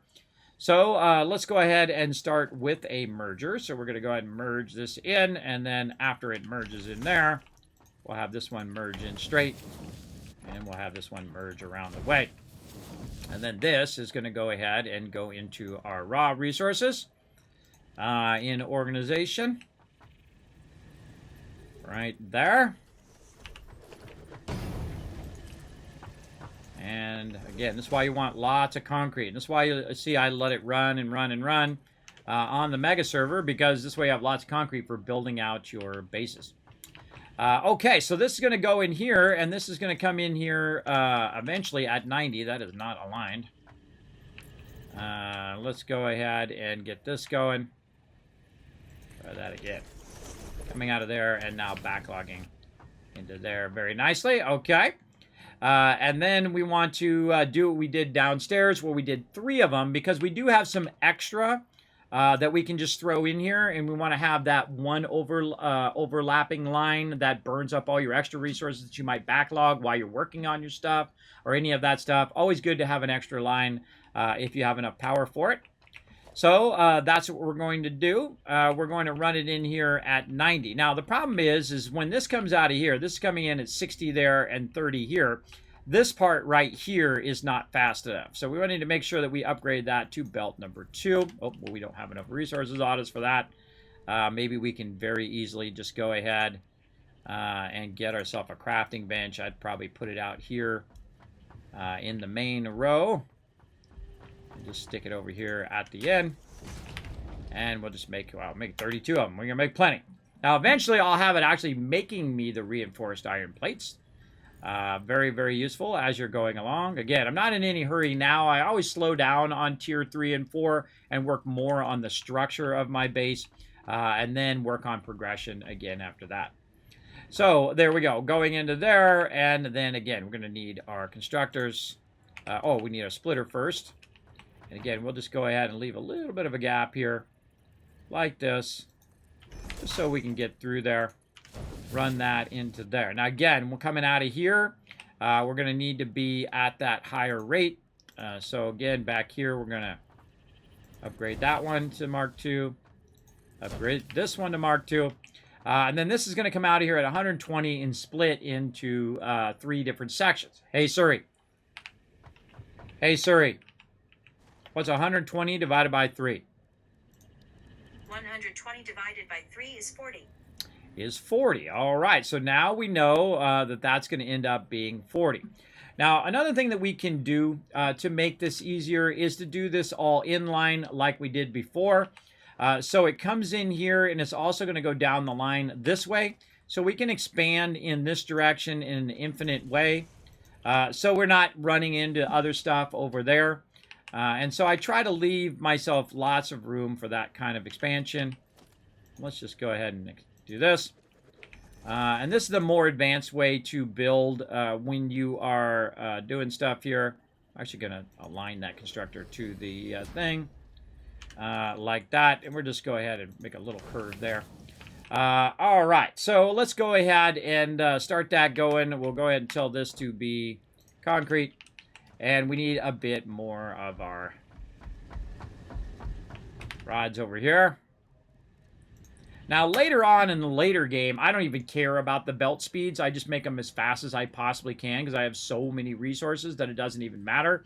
But in the early game, it does matter because it takes up your time. How much time you're spending converting reinforced iron plates and doing all of this stuff and building power and doing all that stuff. It equates to time, so I worry about it in the early game, but the later game, not even. I just upgrade everything to the fastest thing. This way the resources can get there as quick as it possibly can. All right, so here we go over there. And then over here. So instead of doing this, see how I've got this gap here and this gap here? It's actually a better idea. Let's go ahead and back this up here like this to actually put the constructor way closer. Just for the sake of resources. And then we won't align it to the grid anymore, just like that. And then we can just go ahead and grab this. Make sure that it is going in the direction. It's going input here. And then going down the line to the next one. And going down the line that way. There we go. And then this one to this one. That one to that one. Now, one of the problems with this run line like this is the fact this uses an overflow system, which is actually better in the long run, but in the short run, not. An overflow system is simply it's going to fill this one up, and then once this one fills up, then it's going to fill that one up, and then if it has any more, it's going to fill up the last one, right? Which is, if you're in a hurry, it's not good, because it's going to take longer for all of them to get spinned up. But if you're not in a hurry, then it's actually more efficient in the long run. So we're going to run this power right over here to this merger. Right there, very nicely. Then we're going to go ahead and run this. Let's put it right here in the center. And then we can very nicely run our power right off the back of there. I love that. I love it when it does that. Then we'll go to this first one here. And we'll make sure that this one is concrete. There we go. And then we'll just Control-C to copy it. And then go to these other ones. Control-V to paste. And I got to get into the habit of doing that again. Now, once those get all fired up, we'll want to go ahead and merge those back together again. So we're going to go ahead and speed up a little bit here, where I go ahead and just put all these mergers in, because I think you guys got the gist of this. And we're going to go ahead and run that like this and like this and like that.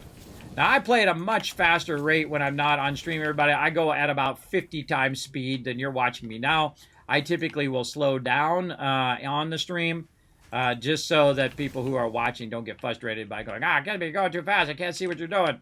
Because I'm the same way. I hate watching streams where they're just like blasting past something. You see something really cool and you're like, oh, God, I missed out on whatever that was. And if you do miss it or whatever, you're wondering how I'm doing all of that, feel free to ask. I don't mind explaining what I'm doing as well. So there we go. So we got all three lines going, and we're working on an overflow system. It'll fill the first one, fill the second one, and if there's any excess, it'll go to the third one, which is great because now we can manually feed a bunch of this in here, right? And so when this is coming out, it's now splitting into 60 and 60. So this one is going fairly fast over here, and it's going to fill this up at its maximum rate. So this one's always going to be running at its max capacity.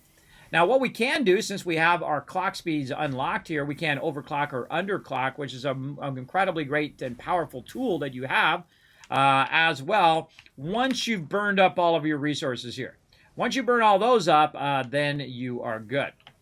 Now, the other thing that's going to happen is, so that's going to be 60 and 60 here. This is going to be 30 and 30. So these are going to run at a maximum of 30, and they're only 45s here. So there's really no reason for me to be running at 45. I can go ahead and say down here 10 per minute. And you'll see once it does one, this number right here is going to change down to 30. So I just happen to know it's 10 per minute down there. And then the same down here, I can go ahead and reduce this down to 10 per minute. Now, why do I want to do that? Well, if you look at the megawatts it's using right now is 4 megawatts. I change it down. Once it makes another one, it's going to go down to, right there, 2.1 megawatts. So it's almost half the power, even though I'm only at 66%. So it's using a lot less power, and it's producing the same amount, but with less power. So great way, great use of underclocking to save yourself a lot of time of making more power for not getting any benefit, right? You're not getting any benefit if that burns 4 power versus 2 power. That's what I'm trying to say there. Important use of underclocking right there. So there we go. Now our concrete line is back up and running, and we can see it right here. Very nice.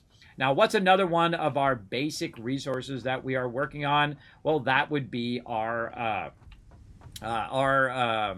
other item, which is our rods. So let's go ahead and just say that we want to end up with some rods right here. And actually, let's just go ahead and put screws right there. Now, again, I'll revamp all of this later on, everybody. But I'm just going to go ahead and put these all kind of clustered together for right now. And we'll say that this is going to be rods. So I'll put some rods in there just so it'll roll out. And then I'll put some screws in. Oh, not in that one. Not bad. This one. Over here. And let those roll out. There we go. You get the general idea. Just kind of give myself a bit of a place marker. Then we'll go ahead again, using up all of our nice concrete that we have going on. Get this going on over there. And again, just kind of build this baby out because we're going to need lots of space over here to get this going. So we want to use this same kind of area that we're using over here and try to bring up some more resources right here that we can use for rods over there. So let's just jump for it like that. Oh, and there we go. Look at that. So you can jump much further. And you can see I've got an extractor going over here. So same thing here. We're going to go ahead and remove it. Now, one of the things that happens is you actually hit your foundations. You can actually let go of control and hit control again, and it will actually deselect that item now. Control, and then over there, control. So you don't accidentally get your foundation. You just take, oh, I got that one though. You can go ahead and take out all that other stuff. And if you do take it out, you can always very easily just add it right back in again. Like that. And again, we're going to take all of this production out over here. Very nice. Okay, so what we want to do is we want to get this over to where we want it to go. So again, we're going to do a lifter. We'll do that battle here in a moment. We want to go ahead and figure out how we're going to get this over this way. I can't wait to get my ceiling connectors and stuff going on. But we want to go ahead and use our stackers again to try to line this up. And so we'll overlap our stackers right next to each other. And that is actually going to be in the way. I'll probably want to turn that again forward and see if we can get that working that way. All right, let's just try to eyeball this. Try to get it about the same. There we go. Now, we obviously don't want to hit the one that we've already got, so we might need to use a bit of a trickery to get that to line up. And so what we're going to do is we're going to go over here, and we can remove all this now. And all of this. Oh, I'm dropping resources now. Dropping resources. I got so much resources, I don't know what to do with it. Let's go ahead. Where's our little thingy here? All right, let's put some of these plates away, because holy mackerel. Let's grab a little bit out, though. Okay, and we'll put those away where they go. And you can also create sorters that'll sort all of your stuff to go into your appropriate boxes for sure. Take that out and grab those. Okay, there we go. So now we got a little bit of room to work with.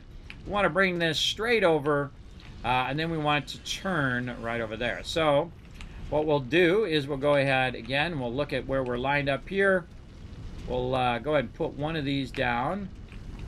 Try to get a general idea like that. And that's going to actually cause us to basically get a guideline of where we can put this. I'm going to put it right up in here. There we go. We can go ahead and probably remove all these power lines and redo those power lines eventually as well. Not sure how far up I was there on that one. Pretty close to the top. And so we'll pull this one across to there. Pull this one out now. See if we can get up and over that and around that without clipping. Let's go take a look. Perfect. Wow, that is on point. Let's take out the extra one on top. There we go. And again, rework our power a bit here. Our power is a huge, huge monstrosity mess. Let's go ahead and do this. Connect that back up to there.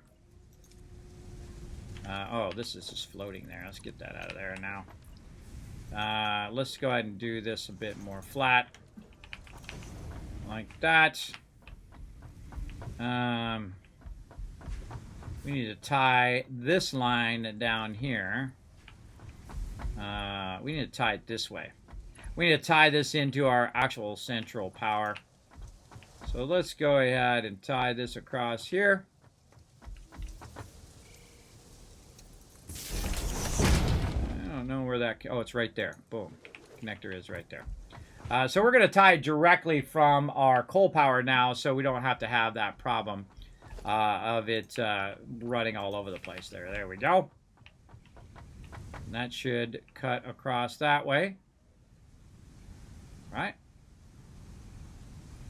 I don't see it starting back up again, which means that it's iffy. There's something going on there we have to figure out. Okie dokie, but we'll go ahead and grab this from over here. Run this up here. Reconnect that down there. We got to figure out what's going on with that cross power.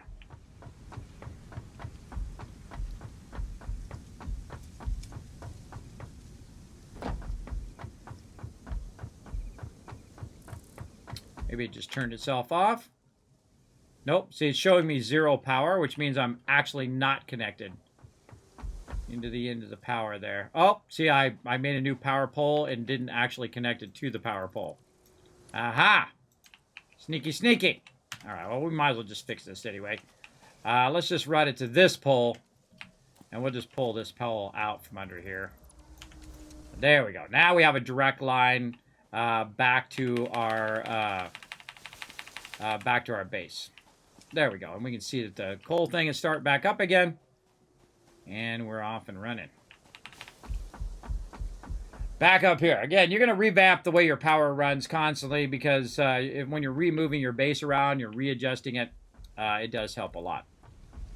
Again, I'm giving myself a lot more space to work with because I'm going to be up above the tree line and above everything that's going to be in my way down here. So I do like to be up out of that. Okay, so back over here. Back to our stuff lifting here. And this one may be in the way, but we'll see what we can do here. Maybe we can just kind of sneak this in below that one like that. Ah, yeah. Nice. All right. And all right. Now we're going to do another line over here, and we'll go ahead and leave a little bit of a gap. But again, we're going to take the thing that is the widest, which is our constructors here, and just run these also in the line. And the same thing here with our smelter. I forget what kind of node this is. I'm going to assume that it is the lesser of the nodes. Oh, and this actually is not the raw node. I just dawned on me. Oh, boy. That is not the raw node. This is the node. All right, let's fix that up. Watch me as I go downtown. Whoop. Yes, let's remove all of this stuff over here. Hold on. We got to revamp all of this. That power out now. Don't need that power. Take this out. We're going to start dropping stuff here in a minute. I can feel it already. I knew it. Boom. Drop it. Dropping that loot. So much loot getting backlogged now. Can we get any more of this in here? We certainly can. All right. And we might want to use some of this temporarily as well. Just get some of this stuff off of my character. There we go. Okie dokie. Now we can go ahead and just use our primary extractor. Because if I put a smelter up there, it's not going to do any good because it's going to go from a smelter to a smelter. I just realized that was about to happen. So let's fix it off of this. And that's actually even better and way cleaner down here. So now we can just go ahead and line this up to what we already had before, roughly. And just run that right into there, and it's all still set up. All we need to do, of course, is run some power right over to there, and that will start right back up again, doing its thing. Much nicer. So that's going to run the raw ore up and over here. Now, a good trick is what I call bleeding the line. In this case, because I accidentally put some ignits there, which I didn't want to do. I wanted to go in and actually run this out of here. And actually, you know what we could do is maybe do a little lifter at the end of the lifter. Yeah, there we go. To just get that up off the ground. Wow, that is perfection right there. Maybe get a little lifter going here again so that we're not having to run over that every single time. So see, now it's above our head. Much easier. We're going to do that battle here in a moment, everybody. And what I'm going to do is bleed the line a little bit, meaning that I'm going to let any of the ignits end up in the box first until I start to see it fill up with the raw resources. And once I see that, then we're good. And you'll see that start to drop in there as well. There we go. We'll let that run for a bit before we run it into our smelter and all of that.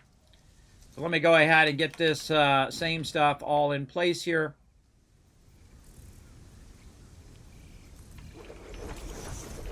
Like this. And like that. Okay, now we're looking good. I can see that it's the raw resources now. We'll take this out so it doesn't accidentally start running that into here. This is going to be iron ignits.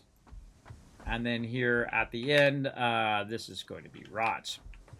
Now, let's go back and take a look at the node itself and see at what rate the node is going. I think it's an impure, but we'll check that. And as I'm running back, we'll do a battle. Let's do that. To battle! All right, sometimes I do get focused, everybody. I'm trying to remember what the heck I'm doing, try to get it done. But don't worry, we are doing a whole bunch of battles. Doing battles here in the stream is a bonus thing that I do for all of you so you guys can get some sweet loot. So don't get all entitled in my chat. Sometimes people come in and say, Kismet, do the battle. Kismet, do the battle. Hey, I don't have to do anything. I don't want to do. I'm 52 years old this month. I don't do nothing. I answer to nobody, everybody. I've been through the ringer and through the ringer a few more times after that. So I don't answer to anybody. I do what I want. That's what's great about being my age. You don't have to worry about all the egos. You don't have to worry about the drama. You don't have to worry about all of the stuff that you worry about when you're young, like impressing other people and wearing fancy clothes and have fancy stuff. In the end, it doesn't really matter anyway. Just proves you're very egotistical. I mean, if you want nice stuff for you to have nice stuff, there's nothing wrong with that. But to have nice stuff so you can impress other people, I find is a huge waste of your time. Because if you're not enough without that stuff, you're not going to be enough with it. I can guarantee that one for you. All right, over here, Adam Cat's getting some love. Boss X Coder as well. And Adam Cat's coming in MVP with all 6 units, blowing it up. And that's another 1,000 Kiss Caps for all of you right there in the chat. There you go. Oh, hey, thanks for letting me know they're crazy. How'd you give Crazy the access to be able to get rid of all of this stuff here? Hold on. Let me go ahead. I forget how to go in and report people. I think there is an option to report people. I think they took the option to report people on Discord out now. Let's go ahead and block this person. There we go. They are now permanently blocked. Thank you, Crazy. I appreciate it. I appreciate letting me know. Blocky blocked. I should do a screenshot of that. So in the future, when they say, Kismet, you banned me for no reason, I go and I look in there and I go, yes, I did. I banned you for a good reason. Bye-bye. Bye-bye, sucker. So here we go. Up in here. I'm going to put mod purge bans. Or we'll put that. Bam, in there.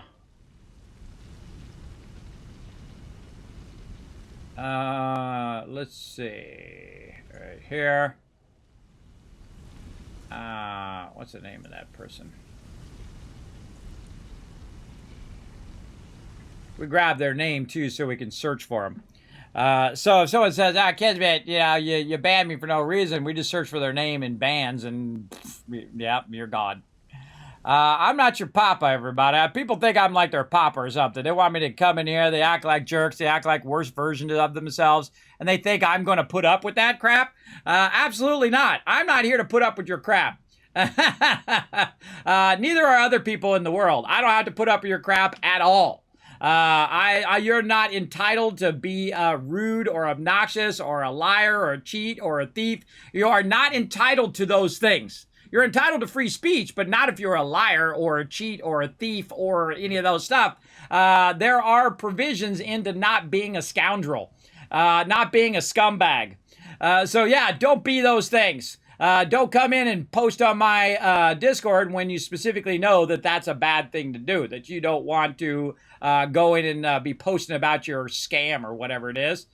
Now, I don't know why it won't let me go and report these people. I think like Discord took that option out.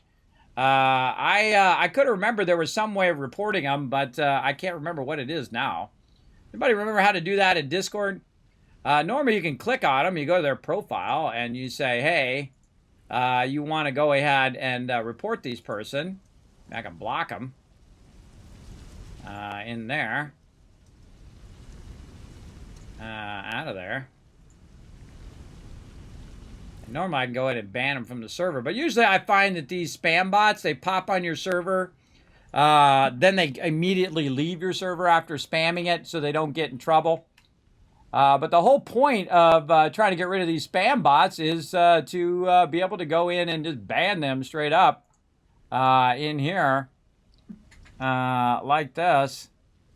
And so I'm just going to straight ban this guy in here. I don't know why it just doesn't do it on its own. Yeah, the ability to go in and do stuff on Discord sucks. Their moderation bites. Again, I want to permaban that guy, right? Permaban that guy, report the guy as a scumbag, so everybody on all the other servers would be able to watch out for that guy as well. I don't know. Bunch of scumbags in the world. What can you do? Let's go ahead and just keep on rocking. On to the next thing, and do some more battles. Have some fun up in here, because that's what we're here to do. Let's go right here by these two generators. Try to knock those out. Let's go.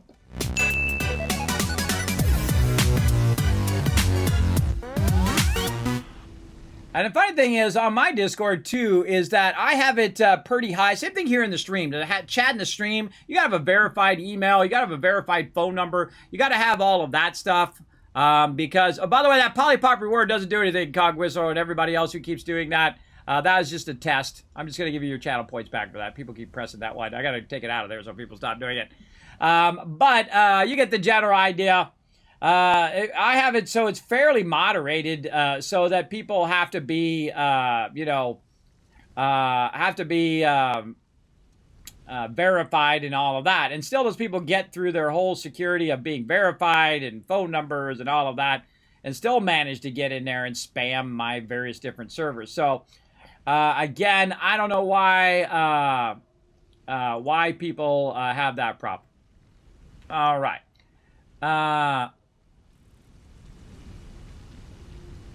Oh, you got this other membership screening thing, too. Ah.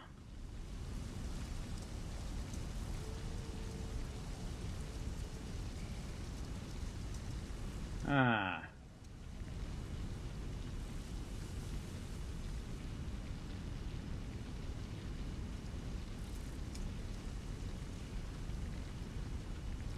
Yeah, I might go in and update that too. Let me make a note of that. I see they added a membership screening thing too.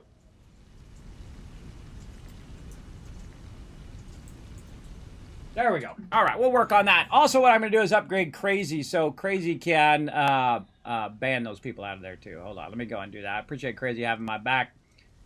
Sorry, hold on, everybody. Let me do some moderation stuff here real quick. Let's see. You know what, I'll give all my mods that ability to ban stuff out of there. My mods are awesome. Let's see, moderation over here. That's funny, because I do have it turned up in the thing. They got to be a member. You know what, I'm going to turn it up to they have to have a verified phone number. That's what I'm going to do. I'm going to turn it up. turn that up a little bit. Maybe then he won't need to do it. We'll find out. Actually, I won't even bother. I'll fool around with that stuff later, everybody. Later. I want to play some games right now and not fool around with that technical stuff. Let's keep working away here. All right, we got to get our power reconnected so that we're making these resources here. Now, by the way, if you notice that it's still pumping up the raw resources while I am doing all of this, and that's why it's great to have that raw resource running constantly. And then also have those kind of connected in a different way that it's chaining down to those resources down there. Now, another thing I'm going to do is grab this one right here and run it across over to here now. And then that one I can go ahead and tie way over there. Now, isn't that awesome how you can do that from really far up? I just think that's like the coolest thing. So many games need to take note right there, everybody. Take note on how awesome that works. Okay, so now we are running. I love to see this too. See it all running in line like that. That's why I leave a little gap too to watch it run. Okay, more power is needed over here on this side. So we'll go ahead and run that back behind there and run this on. And we'll get that going on some other iron ingots over here. And then we'll bring this forward right behind there. We'll get that running. And we'll tell this to be rods. Now, we're going to go back and we're going to go ahead and take a look at our origin node. Man, we stacked that really well there. Back to our origin node, which is right here. This is an impure node. It's running at 30, so 30 is the best it's going to do. But one of the things that we can do, and we had done down here at the bottom, is double up on our rods. Because rods only need 15 on the input. So what we're going to do is we're going to let it run out here at 30 out of the original into this box, into here. And then it's going to use up 30 and put those into here. And then it's just going to keep going and going and going until it backlogs a bunch in there. But right here, we're going to go ahead and expand this to basically do double of this, right? So again, we're going to use that inline technique where we go ahead and we put in our splitters right there, and I'm going to aim the input right like that, and then the output can go to the side in this direction. So we can go ahead and put the other one over here, and again, aiming at the output and inputs correctly. There we go. And then we'll put all of these where they go. And now it's going to run 2 of these. And it's also really looks nice the way it efficiently runs like that. And again, we'll merge all these lines together eventually. Proceed with harvest before it's too late. Okay, you're getting creepy at it. Don't do that. I don't like it when you're creepy. No, don't do it. All right, and let's go ahead and add one more over here. Oh, wait, we already did. We already added the screws, right? Oh, we did, yes. Okay, we added the screws. Okay, so what we want to do is we also want to create some screws. Now, if you look at the output of this right here, we'll go to rods on this one as well. If you look at the output of your rods, we need to connect that power over there. The output of your rods is 15, so 15 in, 15 out. But if you're doing both of them, the output is actually 30. And so your output here can now hold more constructors doing your screws. And if we put this down here and we take a look in here, screws input is 10. So if you take 30 and you divide it by 3, guess what it is? 10. It's like a magic number, right? And it's actually using the Kismet rule of 8, which we're going to try that out later on. I'm going to tell you all about that. But what we want to do now is we want to go ahead and combine this into a single run. Into a merger. And so what I'm going to do is I'm going to go ahead and use my merger on this side, and I'll show you why here in just a second. And then I'm going to set the input on that side. Oh, that's a splitter merger. There we go. Set the input on this side and the output going in this direction.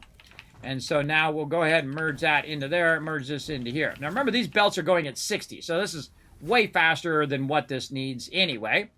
Then this is going to come out, and this is going to go into 3 of these constructors. And we're going to use the overflow technique as opposed to the center line technique. The center line splitting is more efficient in the beginning, but in the long run, if you have any overflow of materials or things like that, it's actually better to do this. And I always add an extra. We really only need 3.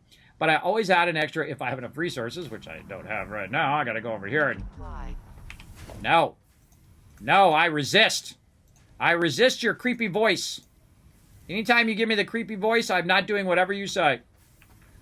I am ignoring you completely. All right, let's go ahead and put this over here. There we go. Let's make ourselves some more reinforced iron plates for one more of these. There we go. And so you'll see I add one extra to everything I do because I can tell you I have a ton of backlog of everything that really needs to get popping over there. All right, and then now we're going to go ahead and put our inline splitters in here. And again, notice the arrow direction there. And then we're going to just very quickly put all these in. I hope you don't mind if I just speed up a little bit here. You guys are getting the gist of all of this. And there. And into here. Times it X wonky. Stop it. Why is that wonky? Oh, that's a merger. My bad. My bad. I do a merger on all of these. Darn it, I hate it when I do that. I sometimes press the wrong buttons. It happens. All right, let's try it again. I should have been obvious by the fact that I should have had one input and a bunch of outputs, but obviously not obvious enough. Oh, and I am out of wire now as well, or cable. Let's make ourselves some more. I'm sure I've got a bunch of it in a box down there somewhere, but I don't want to run back down there. That's why I keep a little extra of this on me so I can just make the extra little bit that I need in the moment. By the way, did you notice that I didn't get my cable back there? So lucky that you found this most valuable artifact. Okay, I think her creepy voice is what's throwing me off. Stop being so creepy, Yada.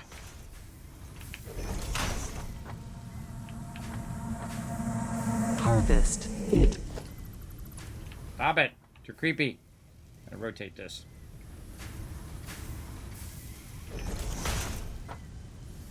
You're throwing me off, Ada. I'm trying to work here. I'm being very less efficient because you're being creepy. Personnel in the area. Proceed with harvest before it's too late. No. Stop being creepy. Man, this thing is really not connecting well. All right. All right, now I'm going to mute you now. I'm going to mute her because she's acted too creepy for me. All right, now I can focus on what I'm doing. All right, so those are going to come out of there at 30. And what it's going to do first is it's going to fill this one up to do screws, right? So it's going to fill that one up, then go to the next one, and the next one, and the next one. Now, one of the things that we could do over here to make this a little bit more efficient is actually to put a box in between here so we can insert more of these in between. If we have a bunch of extra rods laying around somewhere that we want to throw in here so we can convert them into screws, we could do that. I'm going to leave that section out. I'm just going to go ahead and keep doing this. And one of the things that happens when you go ahead and you continue to expand your base is eventually you're going to run out of power. I'm going to put that right there so I can get these last three all in one little shot right there. Very nice. Okay, and then we'll go to the in one here, and we'll tell it to do some screws. And we'll copy that. And we'll paste it to this one, and paste it to that one, and paste that one. It's so useful, everybody. Incredibly useful when you're able to do that. And there we go. So again, the first one's going to be super efficient. The second one's super efficient. The third one eventually super efficient. And the fourth one will be any excess that we have. And it'll burn up that excess, so it's using the maximum amount. Now, what we can also do, because we're not in a big hurry, is notice that I've got the splitter aimed in this direction, and that's so I can just go and do that. So it's actually going to split it by thirds right there. So it's going to be 20 actually, or 15 going that way, and 15 going this way. But when this fills up, then it's going to go ahead and backlog, and then this will then be running at its full efficiency. So it's running at a lower efficiency now, but over time it will run at its highest efficiency that we want it to later on. So great kind of thinking in the future kind of thing. And because it's on the server, again, it's going to be running nonstop. And then again, we'll use our inline mergers here to go ahead and line that up nicely. And then just merge this in the direction we want to go. Which is going to make that way easier. And we'll see if we got all that going. I got the sound off right now because Ada's being super creepy. And it is distracting me from my purpose, which is to get this stuff up and running. By the way, if these are really close together, what you can usually do And I miss my skates right now. What you can usually do is click twice in the same spot when they're real close together like that. Usually works pretty well. And there we go. And now we've got our screws going. And then we'll make a nice little screw thing here. We'll go ahead and turn it the other way.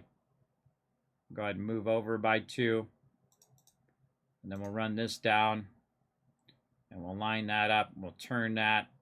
Move that up by 2.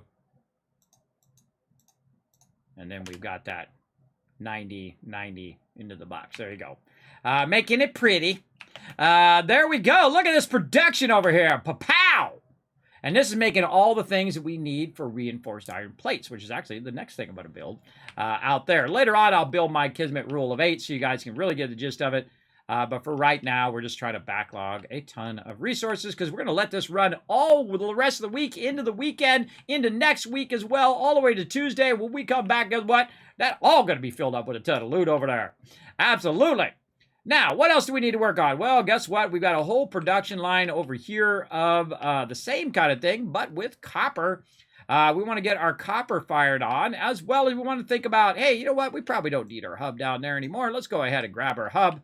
And let's move that up here where we can better work with all of this stuff. And so I'm going to go ahead and put my hub over here temporarily. But I move my hub around. I move where all my resources end up a lot.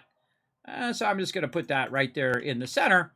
And I like it to be by my resources, obviously, because you want to be able to go in and micromanage all those resources. I also like to take all these things out because they make me feel like I've got a quest to do or something. I just go in and open those up, and it'll take those little exclamation points out. So there we go. So now we brought our hub up to this level as well, because we're not really going to be going down there all that much unless we're messing with our actual original nodes. Most of our production is going to be up here. I will leave my power production down there, though. But I want to go ahead and now basically take all of this stuff out down here. Like this. We're going to make a big old whammy to that. Boom. Bye-bye. All of this down here, we can just go ahead and get all of that taken out. Don't need that anymore.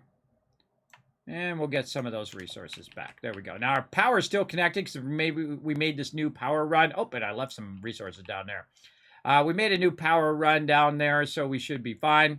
Now we need some boxes to hold all this random loot that we're doing as well. Now this time I think I'll have some fun by iterating on how I have my containers, and I think I'll put my containers forward this time. So we're going to go ahead and put these containers, one there, and a little bit forward there. Yeah, I don't know if that's perfectly centered, but close enough. And so this way we can leave a little space so we can run around through the back here if we so desire. And then here in the front, we're going to go ahead and do this. Like this. And then nearby over here, we're going to go ahead and bring our MAM up here. If we had some reinforced iron plates, which we don't because they're down in those boxes down there. So over here, what we're going to do is we're going to use our raw ore, and we're going to throw that in there along with our ignites and other stuff of that nature on that side. And then our other stuff of this nature, which is the stuff we put in our MAM, we use for biofuel, all that other stuff. Over here, I see we've got some more there. All right, now we just have our resource. Now I have tons of plates on me right now. I don't need to have that many plates on me, and it actually has a place to go. So let's put it in there before it fills up, because once that does fill up, it's going to turn off the power for that whole thing, and I can use that power for something else. Instead of going and making more power, I can just use it, reuse that power for something else when I don't need to make any more plates. I've got plenty of plates fired up and ready to rock, right? Ready for my upgrades in there. So again, we've been doing a lot of upgrading and working on our base resources right now, which is great.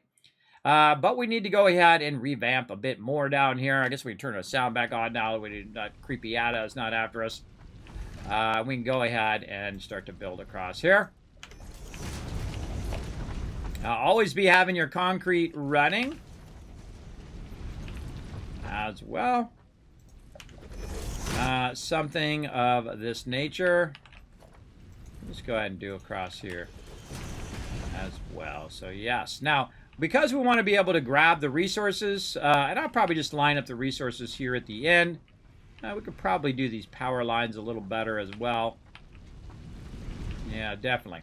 Let's run down here. Let's pick up all these extra resources. Oh no. Oh no. Ah, my crates are broken. Nope. Okay, let's try the old take the item out. Put the item back in again. Nope. Bummer. All right.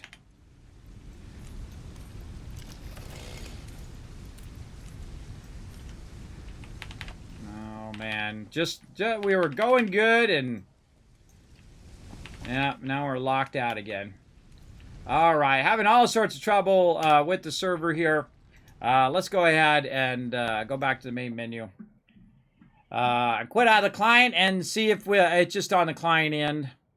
I tried the old trickaroo where I take my weapon out and I put it back in and I do all of that. I was running well. How long did that run before I started having a problem? About 3 hours. And then I started having a problem with being able to pick that stuff up. Kids, all they do is make a Google account and use a Google Voice with a fake number and a bypass security. I know. It's really annoying.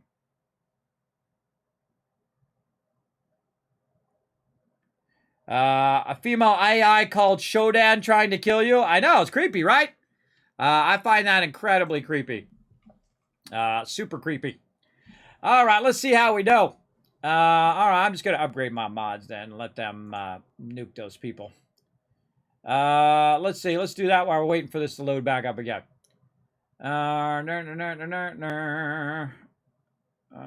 man. Man, you got to know a lot of stuff to be a streamer, everybody. Yeah, I'm constantly, like, doing stuff. Let's see. Let's go. Oh, I can just do it in here. I see. Mod.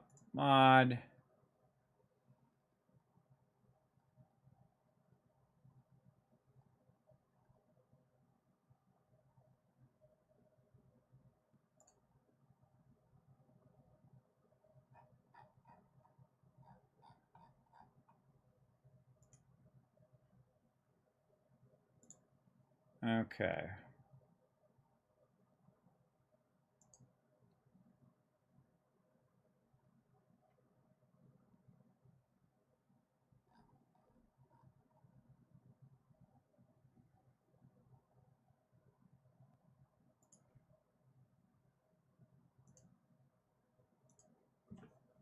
Still loading up? What the heck? Wow, that was weird. Took a long time. Let's go ahead and do this right here.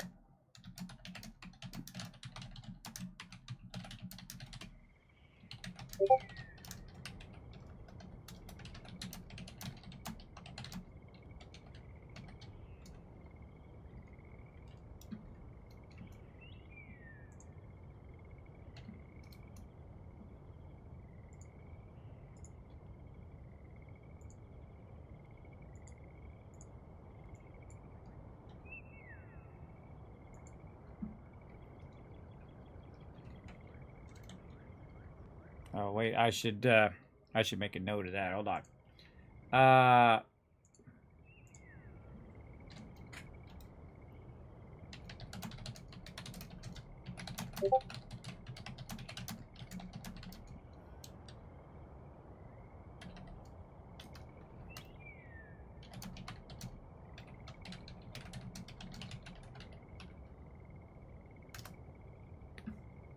There we go.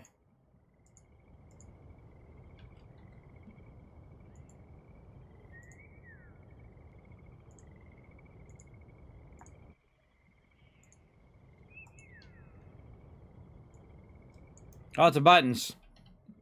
This is all the stuff I do. See, if you were watching me off stream, this is what you would hear me do. It was like, this is what you see me doing all day long. Fixing stuff. Fixing stuff. Making stuff work. Protecting against stupid bots and all the other people who waste streamers' times. All of that stuff. All right, agreed. Let's try to get back to playing some games. Games! I want to play some games up in here. That's what I want to do. I don't want to do all the technical crap. I just want to play the games. That's it. I've been doing technical crap for 50 years, everybody. It's getting old to me now. But I'm really good at it, though. I'm really good at solving technical problems, usually. All right, let's go ahead and try it now. Nope, still blocked. Oh, I feel a server restart coming on. All right, fine. Let me restart the server. Fine. All right. Well, it is experimental, everybody, so we have to, you know, roll it. All right, restart server. I think those things might have been from before when we had that problem as well. I think I might have just uncovered those again, and those weren't from it dropping the resources. But we'll go ahead and restart anyway. Oh, is it restarting? I don't know if it's restarting. Let's try again. Yes, server's shutting down. Okay, so it is restarting. All right. It's doing its thing. While we're waiting for that, let's go work on our other one. Why not? Get a little going again. I know, right? Unforgiven. Yeah, it's a little rough. But again, when you go into playing an experimental game, just keep in mind that you're going to have that problem. Now, I'm back on a private game, on a single-player game, as opposed to doing it on the server. I'm going to give it a good, 10 minutes to spin all the way up while we go ahead and get our nodes fired up over here. Now, in this one, we're way behind where we are in that one. We're just working on our basics down here. Where we're trying to get our concrete running. We're trying to get all of our resources rocking and rolling here. And we're waiting for those resources to run in there. We need a lot more concrete as well. And that's why I like to let the server run, so I can just go ahead and have all this stuff running while I'm not in the game. I can go do other things, come back, bada bing, bada boom. Tons of loot. Let's line that up there. Let's run this in here, and let's start making our plates. Let's go ahead and tie this power in. Not enough lines to make that a happening. Back up there. Put that over there. All right, plates looking good. And we'll get our plates started, because we're going to need a bunch of plates first. And then we'll go ahead and take this, and for right now, we'll just turn it around toward our hub, and then all those resources will end up in the direction of our hub, and run that out over there. All right, very nice. Now we want to go ahead and run way over there and tap into that other resource, and we're going to use those plates that we're going to produce over here to basically run that way from the forest over there way over to here, so we don't have to run to that forest every 2 minutes over there and deal with it. So we'll let that run. Now we need to make sure that this is all... I forgot a step. A very important step, too. I forgot to smelt it first. All right, no worries, no worries. We got this. Trying to rush. So let's go ahead and do this. Run that into there. And we'll just take this out now, because that is unnecessary. And, God, we do not have a lot of concrete. And then we'll go ahead and do our constructor. Right here, and that's going to work way better. There we go. Iron ingots. Iron plates. Run our power. GG's all around. All right, there we go. Now that is going to do its proper thing. And the cool thing is we have a lot of our stuff backlogged here. So later on when we expand that, we'll get even more.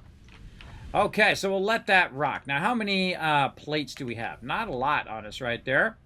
Let's go look around. Oh, look at this. Got a lot of that fired up and running around, don't we? How are we doing over here? Why is this not doing it? Because I didn't turn it on and I didn't tell it what to do. Bad me. All right, let's do it. Is this connected into the power? It is. That's running. This is now running. All right, good. Let's get this out of here. Let's put this in here to speed it up a little bit. There we go. How's our power looking? Our max cons are actually above what we got going, but we're not really using everything right now, so we're fine. And we'll probably want to go ahead and try to put another one of these in. Not enough plates. All right, let's go look and see if we've got any resources laying around that we can grab from elsewhere. I don't see any finished materials there. Those are all just the raw materials. Okay, now this one's also coming out at 60 as well. And this is smelting at 30, so we could basically double this up as well. Gonna be tough to get something in there, but we could go ahead and try. Let's see, have we unlocked our splitters? We have not. Okay, so we got to do that as well. We got lots to do in this particular playthrough. Okay, we got that going. Let's go ahead and save that over here. Confirmed. Let's go back to the server. Let's see if we can get this going. I have a feeling that I'm probably going to end up having to restart on the server as well. I might, offline, I might go in and restart the whole server and catch up to where we are over the weekend. Just so that I don't have all those little glitch spots, because I'm sure there's going to be a bunch of patches all week long to it. And then over the weekend, I could fix it and let it run. And then by the time we come back on Tuesday, we should have a bunch of resources. We'll see how it ends up. As well. Factoro looking dope. I've actually played Factoro on stream. It's an incredibly great game. Now, this one's been out for a long time. A really, really fantastic game. This is an 11 out of 10 game, everybody. Absolutely fantastic. Oh, God, with the confirmed stuff. All right. We got it. We got the whole confirmed stuff thingy. Join game. I just ignore it. Keep on rocking. Keep on rocking. How we doing on our retweets over here? I don't think we're crushing it today, everybody. I don't think we're crushing those retweets, so let's maybe I refresh. Oh, man, only 2 retweets. Come on, everybody. Let's go. Let's go. Click that second link in the chat there, that very last link. Hit that like button, hit that retweet button. I'm going to give you guys a bunch of Kiz caps for future giveaways. I got a bunch of epic stuff to give out all month long. Let's just ignore that one and go straight over here. Okay, that we can grab. I don't think we can grab these. I think these are glitched out. The second I click those, it's going to be glitched out. So we're going to forever hide these so I don't ever do that again like that. And just pretend like those don't exist anymore. There we go. All right. Again, that happens in experimental. You get stuff that gets you glitched out. Down here, I don't know if this one's glitched or not. Do you want to take the risk? Not really. I don't really want to take the risk, everybody. I'm just going to ignore that. And if I do leave stuff in there, oh well. I'm just going to go ahead and get my stuff up high. Let's go ahead and take a look at where this is at, roughly about right here. Let's get our zoop on and zoop this somewhat over this direction and get this going. We'll do that battle here in just a moment. Alrighty, so we'll go ahead and turn that. And let's say something like that. We'll take these out. And there we go. All right, we got that up in that top level. Can we get the bushes? Oh, we can still get the bushes. Okay. Okay, so it is working a little okay. Just those glitched out ones. See, I'll have to remove those glitched ones to get the whole thing going. And the only way to remove them is to restart the server or to go in like command line and all of that stuff. I'm not going to bother with that. I'm not going to bother. Alrighty, let's go, baby. Try to line this up a little bit better. Here he comes, Mr. Falcon. Okie dokie. And we're going to run our lines in this direction. Now, we actually have more down there. If we look down there, we can see that we have more copper that we can tie into. So eventually we'll run a separate line up here for those. But right now, let's just start with the basics. Now, notice how that doesn't line up perfectly. And the reason why it doesn't line up perfectly is because the way that this is coming up here is at an angle like that. I could go down there and fix it. Really unnecessary. Because I'm just going to run it around into a box anyway. So no biggie. So let's go ahead and put that right there in the center. Let's run that around to the box. And now it's going to start to do that because it still has power down there. So you can see our power line is still running down there. It does look like it potentially is still running. I don't see it coming down the line here. So maybe not. Maybe not. Maybe we got to fix that power down there. We'll fix that later on. Let's run this over the top of this. And then we're just going to do the same thing we did on our iron. Again, just getting our basics running so we can let it run 24/7. So we'll do that. We'll then go ahead and put a storage box. And this one I'm not going to offset as much because this one's kind of way off over here. I seriously doubt I'm going to do anything but get all this stuff going. Let's put a nice crafting bench out for us here as well. And basically, I'm just replacing my previous stuff and making it more expandable in the long run. Very, very important in the long run to add that expandability. This one also... Oh, wait, we didn't add the expandability. Hold on a sec. Hold on a second. Oh, got to put my splitter in there. So we'll go ahead and do this. And thus we can split to the left and we can add more of our stuff later on. Glad I said that. I almost forgot. And then this. And then again with a storage first. So it'll backlog that stuff into the storage container. Like so. And then out of the storage container, we can then split that across a bunch of our constructors.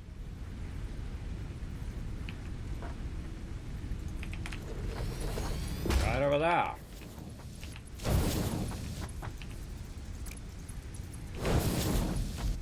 Ah. This one is weirdly offset.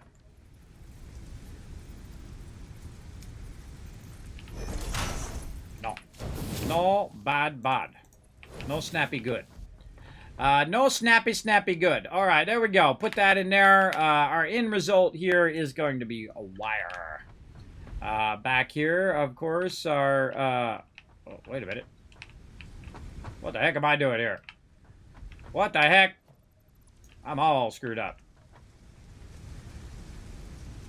That's coming through to there. Oh, I got this all backwards. Let's go. Back this up.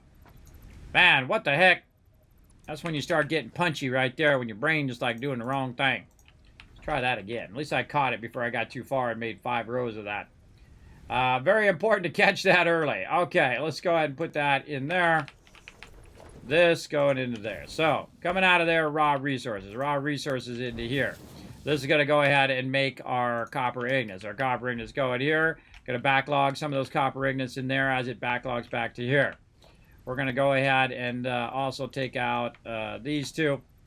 And we're going to put in our splitter next so that we can put these all in a long line later on. We want to make sure that our splitter is going in the right direction and is aligned. And then construct over there. And again, it's you definitely want to double check your stuff as you're going along. So that if you see an error like that, no big deal. You're going to make mistakes like that. It's okay. Just roll with it. Don't let anybody else beat you up over it, and don't beat yourself up over it. That's the hard part. Okay, we're going to need some power as well. So let's go ahead and grab some power from way down here. And we're just going to catty corner this. And let's say right to here. And then we're going to put this one behind there. And then way back here behind this. And then we'll go ahead and also tie this way back here down into that power, wherever that is. Right there. All right, there we go. Very nice. And that will start that up at the end. And then we want to cross connect all of these. And again, we have that as copper. Cross connect this one. And this one is going to be wire. Okay, there we go. Now we're getting something going out. Up in here. And then after that, we're going to go ahead and put that into a box. Okay. Now, one of the things we want to look at is our wire right here, our copper ignits that are coming in at only 15, and we have 30 coming out of there. So again, we want to do the same thing we did before, and that is to double up on this same one. So again, that's why I made this little splitter here, so that we can go ahead and split this across. And it's not showing me the green thingy. There we go. All right. And then there. Not showing my alignment line there. And then we got power right here. We can run that over there. Go to this. Copy. Go to dish. Pasta. And we're off and running. Okay. How are we looking back here? We're still waiting probably for some of this resource. Do we have any copper on us? No, we probably dropped it somewhere. It's probably down in that box down there. But that's okay. It'll backlog a whole bunch more and start to make all of our wires and things again, and get that going. So now we got that efficiently running. I don't even know what that's running at, but that's running very, very efficiently over there. Now we probably want to go ahead and move this as well, and end up putting this like we did on the other end, and that is so that it'll output here. And then we can again put these in a nice inline fashion. Merger. Where's our output? That way. There we go. And merge that into there. And then again, we can do a whole long line of these, right? We can do a line of those all the way down like that in an infinite way. And end up with tons of resources. Now, don't worry on that battle, everybody. I'm very aware that there is a battle that needs to be done. I have done literally 8,000 battles here in the stream. It's not my first battle. I'll get to it when I get a chance. I'm going to finish what I'm doing first. Otherwise, I'm going to get sidetracked and forget what the heck I'm doing. All right, that's looking good. Now, we also need to make some cable and all of that stuff. But we have some more... what do you call it? Nodes. There we go.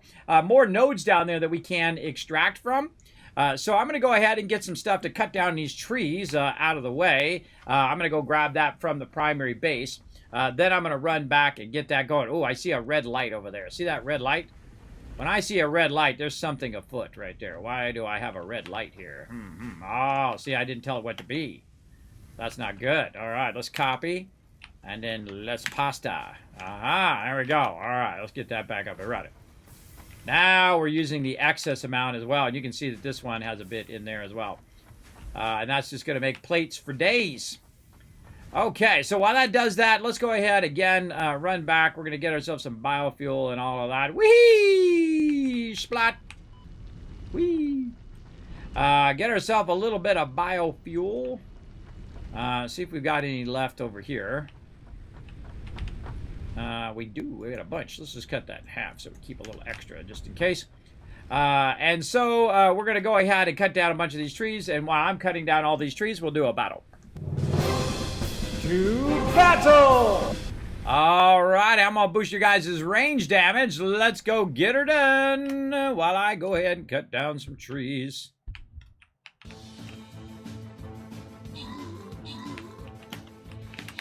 I already removed these trees once, but I'll remove them again.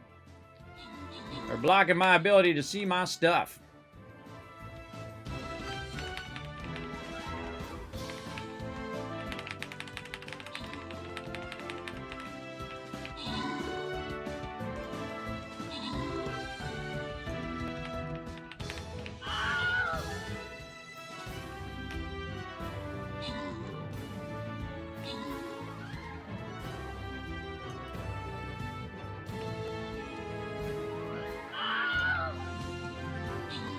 Ah, so Beep's getting owned.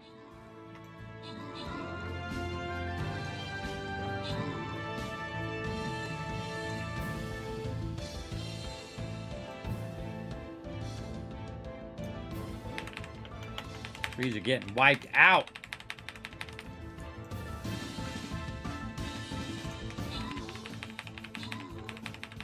Bye-bye, little trees. This little side game we play called Stream Raider is very, very fun. Give you guys tons of loot.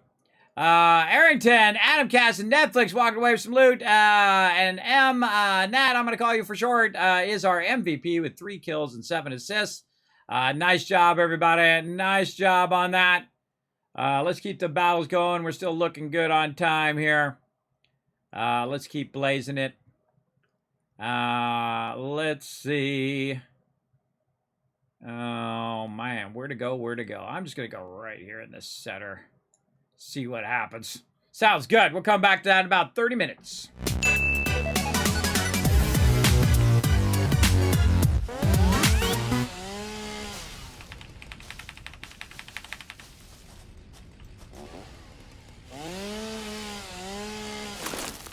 Taking out the trees. Must resist. Do not click. Do not click. Must resist. Going in and if I see any boxes on the ground now, I'm not going to click them.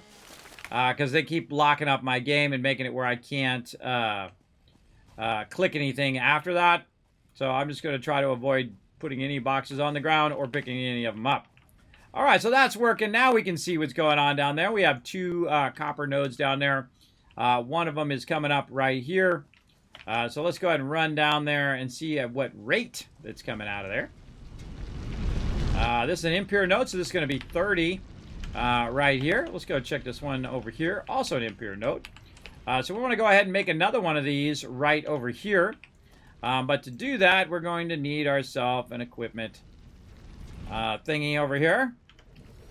And we're going to need to make ourselves a miner. Now, I probably have some up there in the box, but I'll just make another one. No biggie.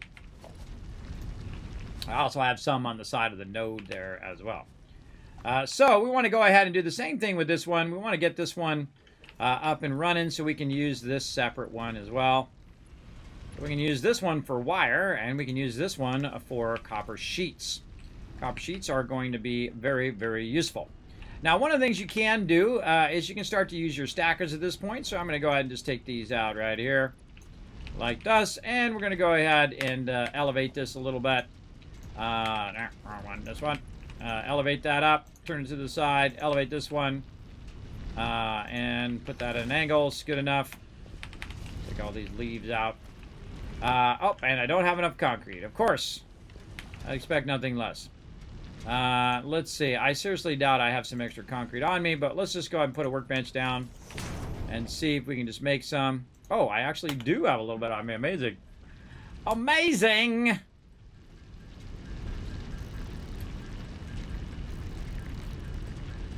Keep me from running all the way back. All right, there we go. Okay, so now we can go ahead and use our lifter poles to better align this. All right, and you want to go up by right there, and then this one can go, say, in the bottom one. And then we'll do one more up, and then we can put this one in the top one. And you can see that we can better vertically stack our poles now, which is awesome. And that's going to better organize it as we work our way over. And then we're going to go ahead and we don't need this anymore. We have one down there now. And we're going to go ahead and do the same thing here. Now that is 4 poles high. And we want to look at where we were going there, right there. So let's say 1, 2, 3, 4. And corresponding connections up here. Right there. I like how you can connect it from either side, too, and it connects really well up in there. So it doesn't really matter what side you're connecting it from. You're standing on one side or you're standing on the other side. It very nicely does that. Again, you'll see me just constantly remove this. I not only remove it just for the resources, but I remove it because it can be pretty annoying when that's in the way. All right, so we got that going there. So we'll just connect that first one there. The bottom one from here to there. And then we'll grab this one. And we'll just go ahead and put it here somewhat in tandem. Make sure it's not clipping. Nope. I don't like it clipping. Okay, and then we want to go ahead and maybe just do it from right there is good enough.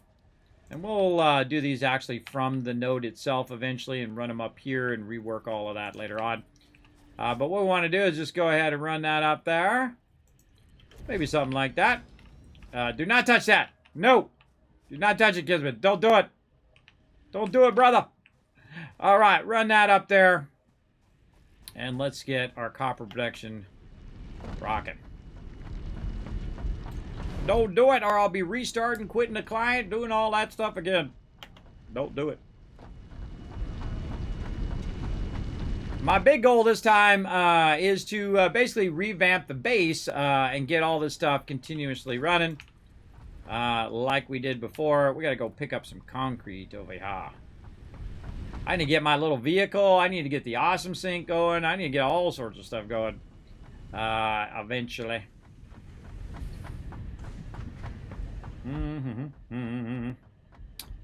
All right. Hey, here we go. Stacks and stacks and stacks going on over there. Take a look at how our power is doing. Boom. Max cons is actually above what we have currently going. That's always a fun one. But look at what a difference, right? Up and down and up and down.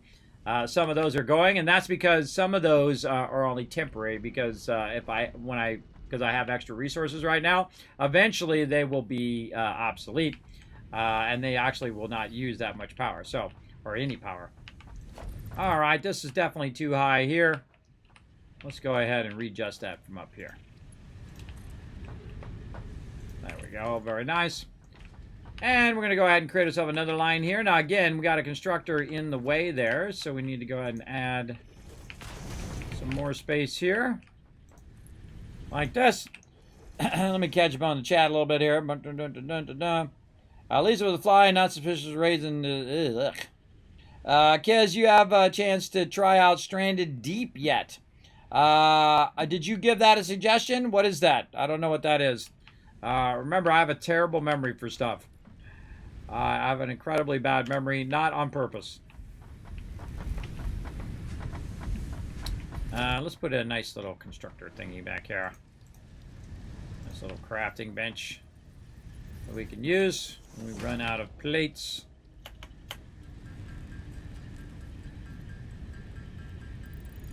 All right, looking good, looking good.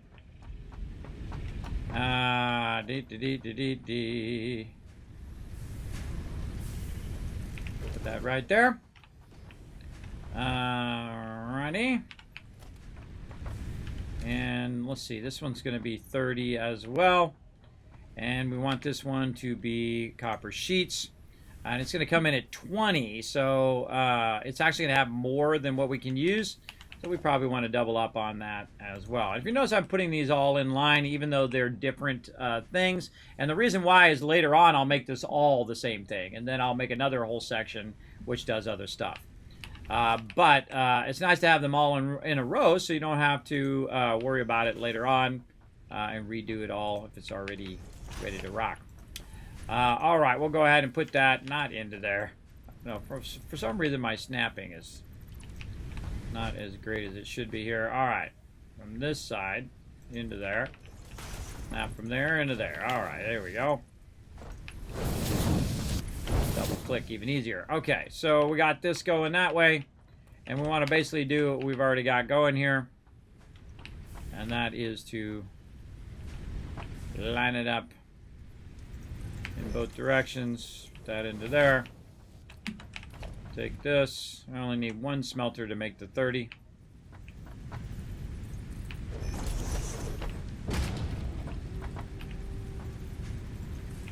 Add a splitter in case we need to add more stuff later.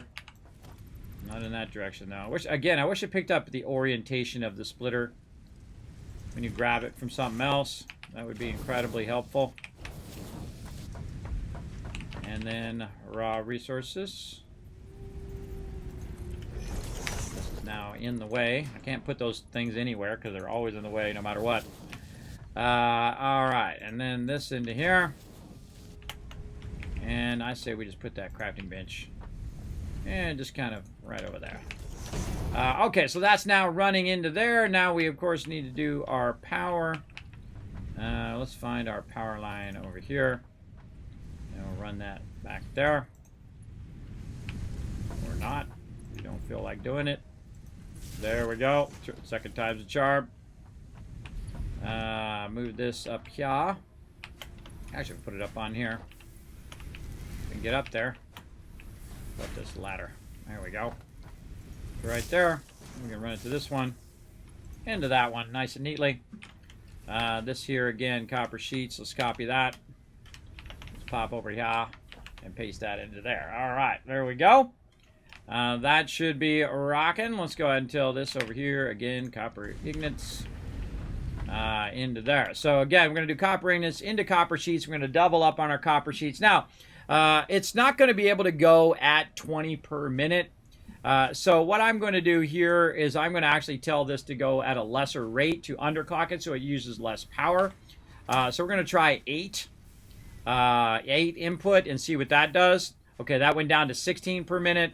All right, let's try 7 per minute and see if it goes down to 15 because it's only going to be 15 and 15 in. So we might as well reduce it. It's at 14 now, which is going to be extra. So let's just go to 8.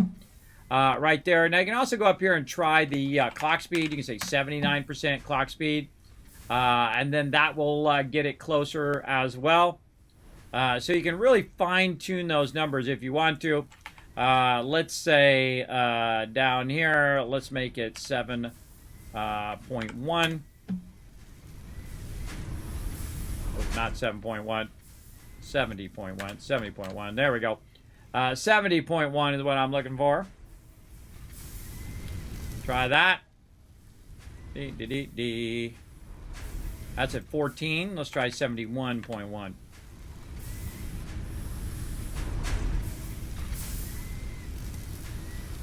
Okay, so that gave us 20 more. So we're probably going to need, let's just try 73. Getting closer. 75%.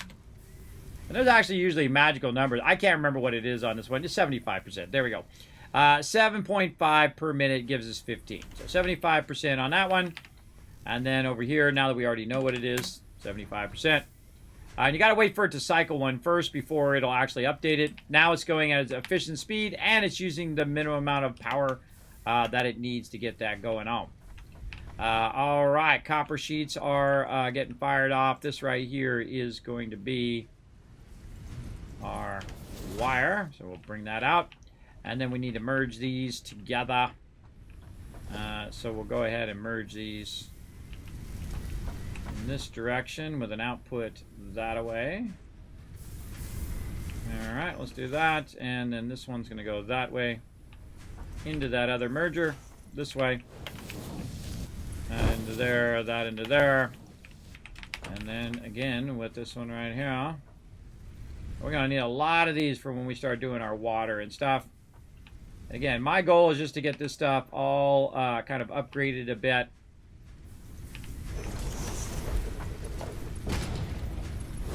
Run those into there. There we go. Just try to build out as much as we can with the power that we can't have right now. Just so we can start to backlog, again, a whole bunch of those resources. Now, I have a whole bunch, and I have a whole bunch of other random stuff on me here that I could be putting away in some of these things. Like I have some raw copper ore, right? So I can go in here and say, you know what? I'm going to put some of this extra raw copper ore in here because I know that I will actually burn up this. If I wanted to, I could add another one of these. And it would burn up that excess resource in there. But I'm just going to put it in there temporarily for now and let that run. Same thing over here. If it has any backlog, we could utilize that. So all of that is good to go. Now, the only other thing here we're going to need is some wire. And so I don't need a lot of wire, so I don't really need that running at its full maximum efficiency. What the heck is going on here? What the heck? No. No, no, no. Oh, God. Now that's going to run in the box. Well, at least it's not running into the machine. It'll run into the box, and I'll pull it out of the box there. Accidentally did a weird connection there. Now, here in the center, I actually want to produce some cable, but at a really less amount. Really don't need that much. And again, you'll just start seeing me throwing tons of craft benches all over the place. So I can make stuff when I need it. There we go. And we'll just throw another constructor in here. Constructor. Right there. And we'll siphon off some of this output of wire. Oh, these are inputs. And need a splitter there. I need a splitter, not a merger. All right, hold on. We got to put a splitter right there so we can do a pass-through. So input on that side.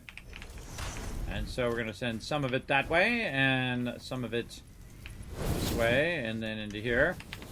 And then this is going to make our cable. And go into this box.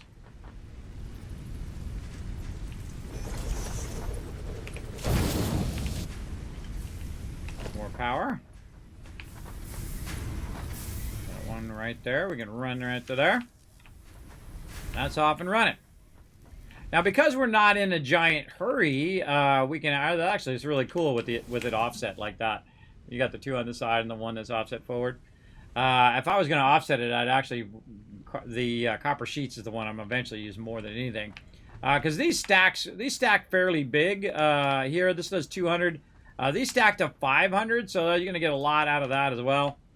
Let's go ahead and put these copper sheets where they go, though, so when I'm looking for those later, we'll have those in there and take a nice stack of 200 out of there. Over here, same thing, put all the wire in, take a single stack out, stack out, there we go. And then over here, same thing with your wire.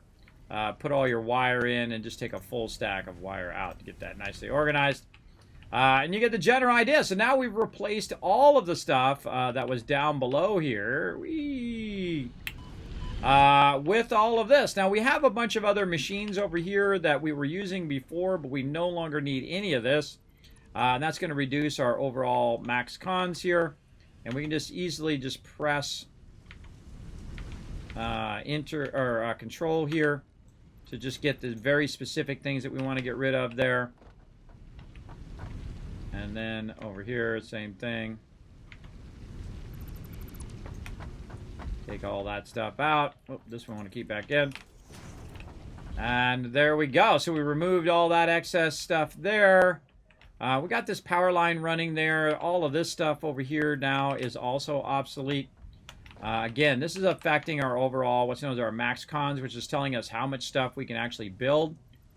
So we can take all that out as well. We can look in here and see if there's any excess before we take it out of there. Or we can just act like we're going to take it out.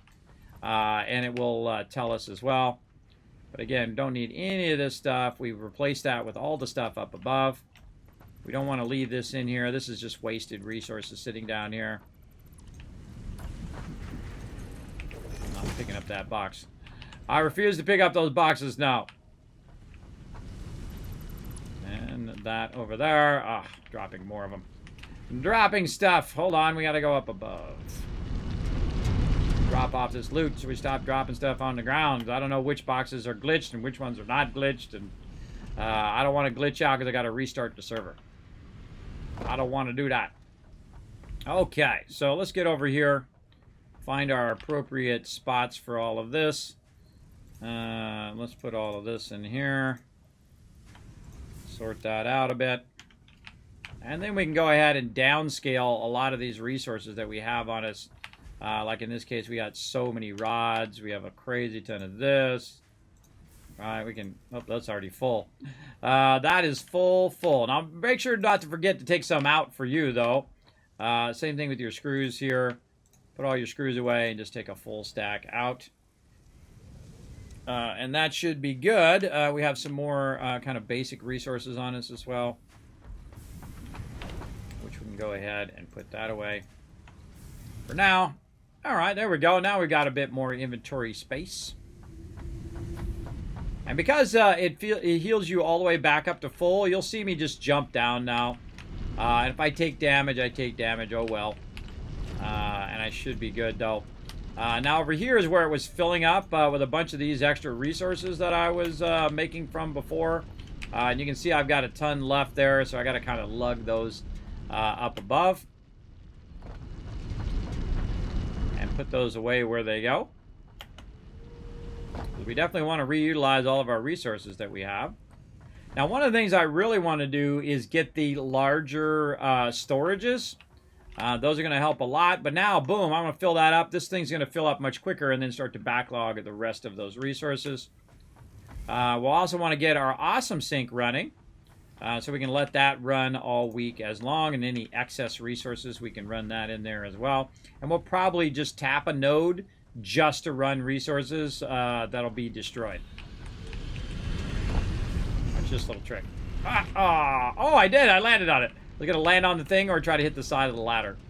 GG's. All right, again, this is no longer doing anything. And look at how nicely we've cleaned up the whole area down here. Look at this. All right, now we're looking good. All right, I'm going to go for it. All right, that one I can get. This one I'm going to go for it. All right, there we go. Those little boxes. Little glitchy boxes. Okay, so there we go. Now, we don't really need all of this stuff over here anymore. So we can literally just take all of this out. This is just wasting resources. Swoosh. Take all that out. All of these. Previous box or new box? Ah, previous box! I knew it was going to get me. Alright, now I'm just going to put an awkward foundation over the top of it.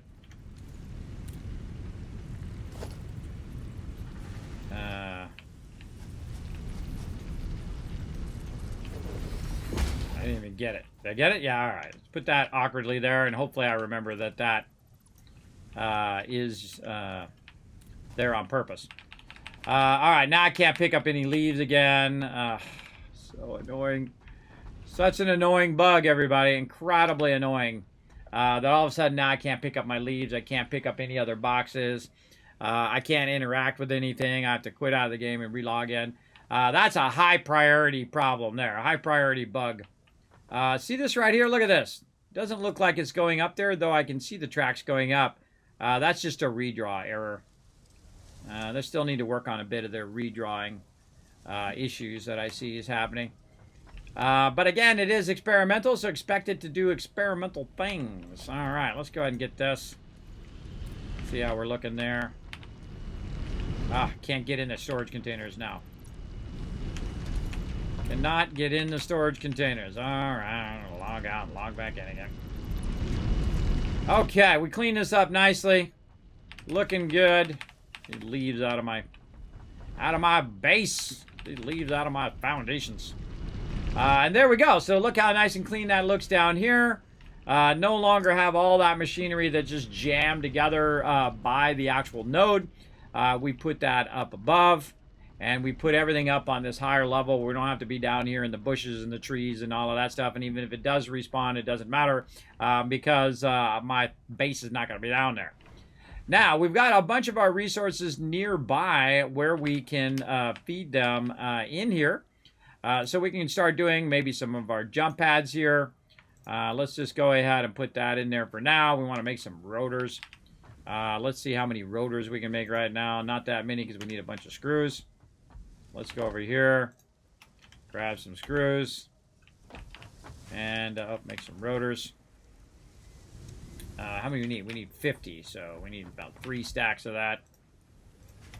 There we go.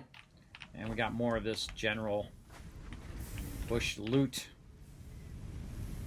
Any resources? Yeah, man, we got tons of concrete on us there. And trees and flowers and other random stuff. They need a function that looks and sees what's in there and only puts the stuff that goes in there. Like they have in 7 Days to Die. Where if you just press a button, it just does, oh, is it already in the box? Well, boom, put that stuff in that box. That would be a great addition to actually add to Satisfactory. That'd be a great one. I should probably make a little video that shows that working and then get that going on. All right, so let's go ahead and go over here and get our rotor going on. Massive build. This is nothing. This is just a tiny little base atom. This is very small. Very small to the types of sizes of bases that I make. I'll make it about 50 times to 100 times the size of what I'm doing right now. But pretty decent base for the beginning of the game anyway.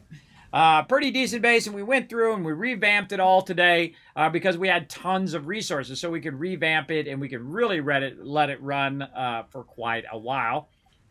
And again, I'm probably going to have to redo what I've done here at some point to remove those screwed up boxes.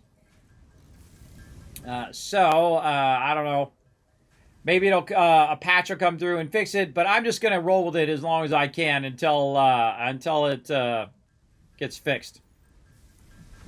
Well, let's go ahead and make some rotors here so we can get rid of these jump pads on our list, and then we can move on to some other stuff that we want to do. Oh, I don't think we're going to have enough. 45. Oh. Not enough. We ran out of rods, but luckily we got some rods right here. All right, so this was so cool about having it right next to your hub. You can literally just pop over there and get the rest of them done. And that's why I run all the resources to my hub, so I can grab it and grab this and grab that, and it's just have a massive backlog of it. I'll also grab a bunch of resources and put them wherever I'm working. That's really useful as well. If you're way out there and you're working on oil, bring a bunch of resources, drop it off, then go back, get some more, so that you don't have to run back and forth as often. Milestone reached. Several buildings aimed at factory traversal can now be accessed in the build menu. Caution is recommended during use of these products. Okay. So we got some basic steel production that we can start doing. We also have some vehicular transport where we can actually get a tractor and we can drive our tractor around. We can set up truck stations and it can collect resources for me as well. I see that hydrate there. We'll get to that in a bit. And then we can get into our advanced steel production where we can get our Mark IIs, which are really awesome. Especially improved combat here is really nice because you get more inventory slots, more hand slots. And so on, our hypertubes, and of course our logistics level 3 with my favorite, the double stacking container, which is incredibly useful, everybody. Very, very useful, that double stacking container. It actually doesn't take that much, just a bit of your steel.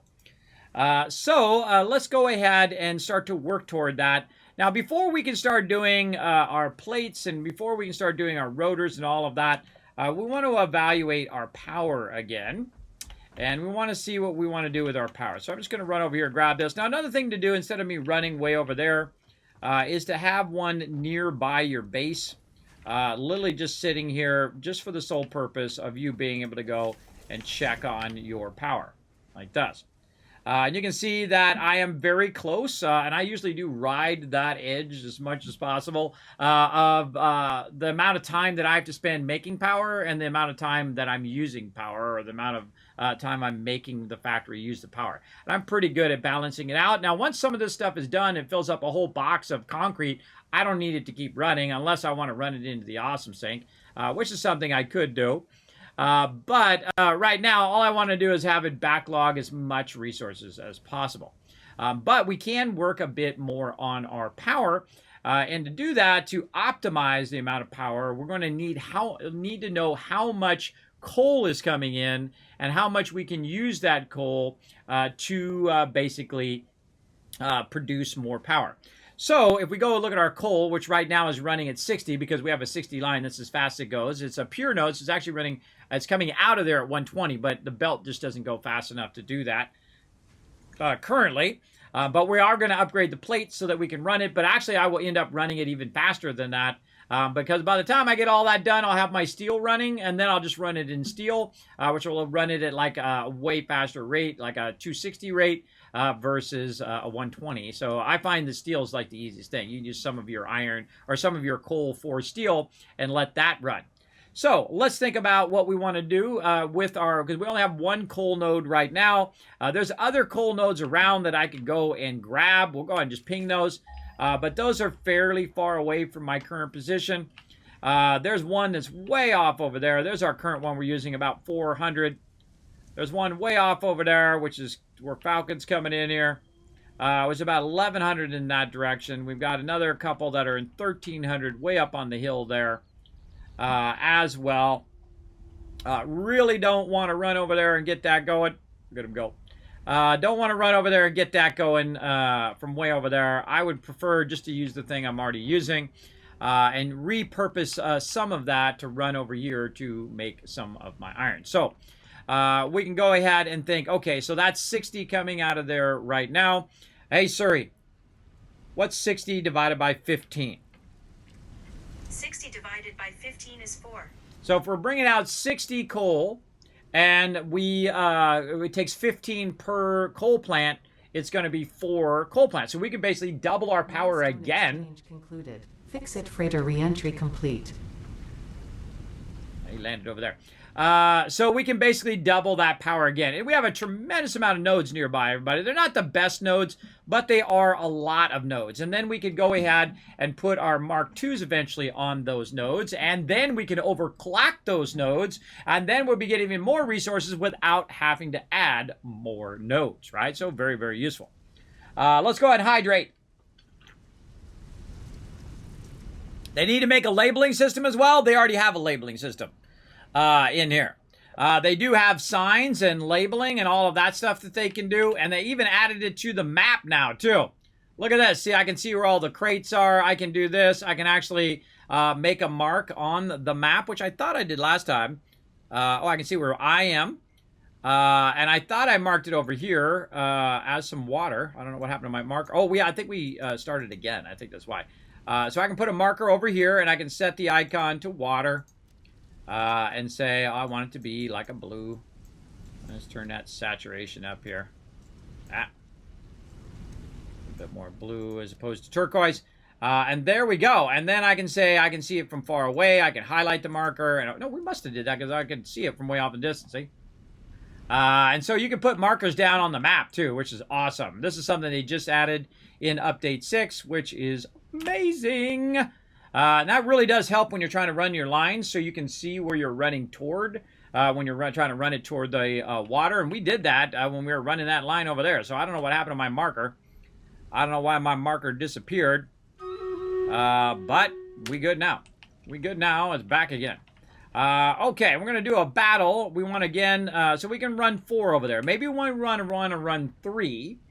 And then take, say, that extra 15 and run that into our steel production. Or even better, we could just run all of it into the power, try to get a bunch of resources done, then upgrade until we get level 2, and then upgrade our thing from 120 to 240 coal, and then run 120 out to there and 120 over here. So we would double up what we currently have. Then we would double that up again. And then another half of that we could use, or even just a half of a half, on our steel production from one single node. If you're thinking in the future, it's a great way to cause you less time while you're working on stuff, right? So the first thing we want to do is go, okay, I want to create another power plant here. So I'm going to click this, and I'm going to make sure that I have enough resources before I run out there. Now, another thing we need to watch out for is water. Now, each of it takes 50 water. So basically, one water generator is going to generate enough water for that. And I usually let it run a little extra so that it fills up in case I need to restart it as well. So we want to think about if we add more coal generators, we want to add more water to our overall pipeline. So we're going to want to pump probably some pipelines here, a little bit of this, as well as we'll want the actual water extractor here. And so that's going to tell me even more resources that I need to grab over here, which I actually have most of them already on me. And so I can go ahead and run over here and make myself some rotors yet again. So again, now we got this, we got this, we got that, we got this, we got this, and we got that, y'all. Doing that, and then we're going to go ahead and make some more manually, make some more rotors. And while we're making some more rotors, let's do some more battle action. To battle! All right, let's keep these battles popping. Range damage, let's go. Let's get you guys some loot. Get it going on up in here. Single player survival game. And it's in suggestion. Oh, I haven't seen it yet. I haven't played it. I don't think I put in a code for it yet. I have a list of about 150 games. I'm not kidding. 150 games that people have suggested. They're not all in that suggestion. I take them off and I put them on a separate list. and I'm just waiting to see if they send me a code on it or not, or if I have enough time to work it into my schedule. You got to think that I am working 7 days a week, everybody. Not every minute of every day. Obviously, I'm 50 plus years old. I can't do that.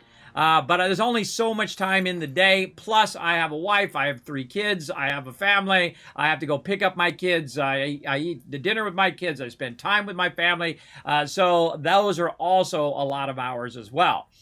So keep that in mind, everybody. I don't have time to play this game all day, every day. I just don't physically have the time and don't want to spend the time doing that because I don't want to burn myself out on the game as well. I like to have a little balance of all the things I like in life. Exactly. Akia walking away with some scrolls. Subi getting some gold. And Mnat walking in as our MVP with all 6 units. Boom! That's 1,000 Kiss Cats for the chat. Every time somebody with 6 units down is also the MVP. We got all 6 units from Arrington as well. Akia crushing as well. Look at this. This is why they're the top 3, everybody. They're putting them units down, getting those kills, getting that loot. You should be doing the same. Let's go. How we doing on time? Looking sharp, looking sharp. Come on, we're going to try to go for a boss battle today. We're going to try to get you some boss loot. Let's see where it's at. Right here. We want to go get this electric thing right here to give ourselves a little bit of a boosty boost. Right there. Yeah, collectible power-up that makes units go pew-pew more effectively than before. 50% damage and plus 50% movement speed.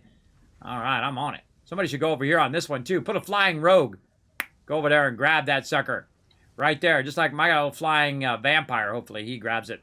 We'll see. We'll see what happens. We'll come back to that in about 30 minutes.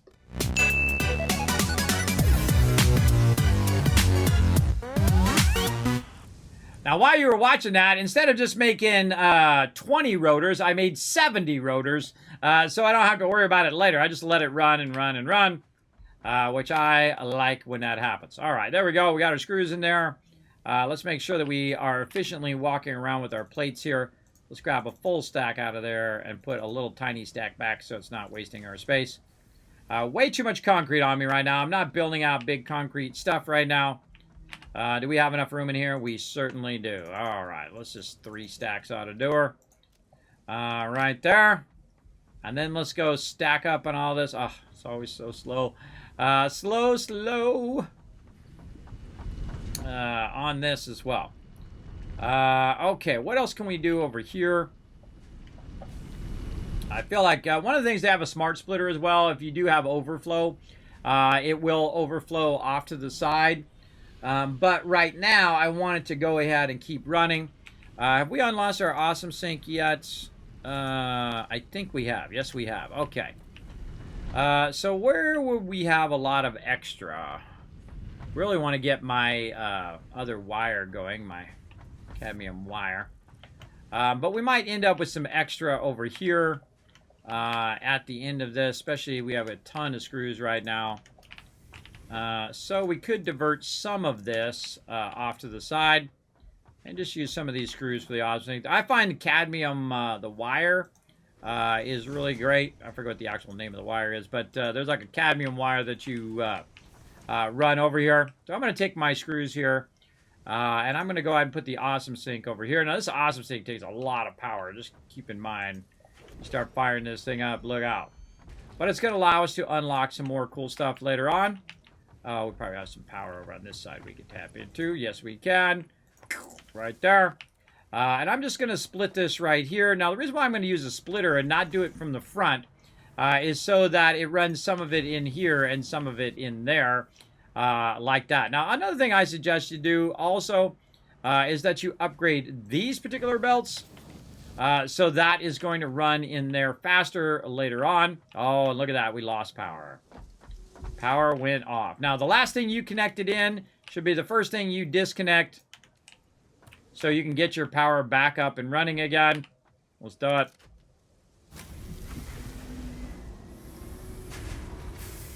Ooh, mama, we riding that edge right there. There we go. So we definitely need more power for our awesome sink, but we'll get it set up and we'll run this at a faster rate. The reason why we're going to run that at a faster rate is really all of these screws over here, they're coming out at 40, is actually overwhelming this, is actually going a little too fast for this. And these actually need to go at 120 because this would be 40, 80, and then 120. So we need to do the same thing here with this one. Message. Hello, this is paternal figure. I have taken ill and need your help to find a cure. Doctors say that the only remedy is alien artifacts. Creepy. Creepy, girl. All right, and we're going to go ahead and run these at that faster rate.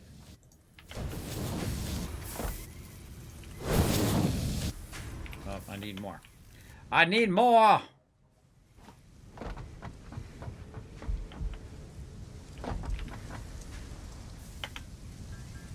Let's just make a few of these, and we'll get this going, and then we got to up our power.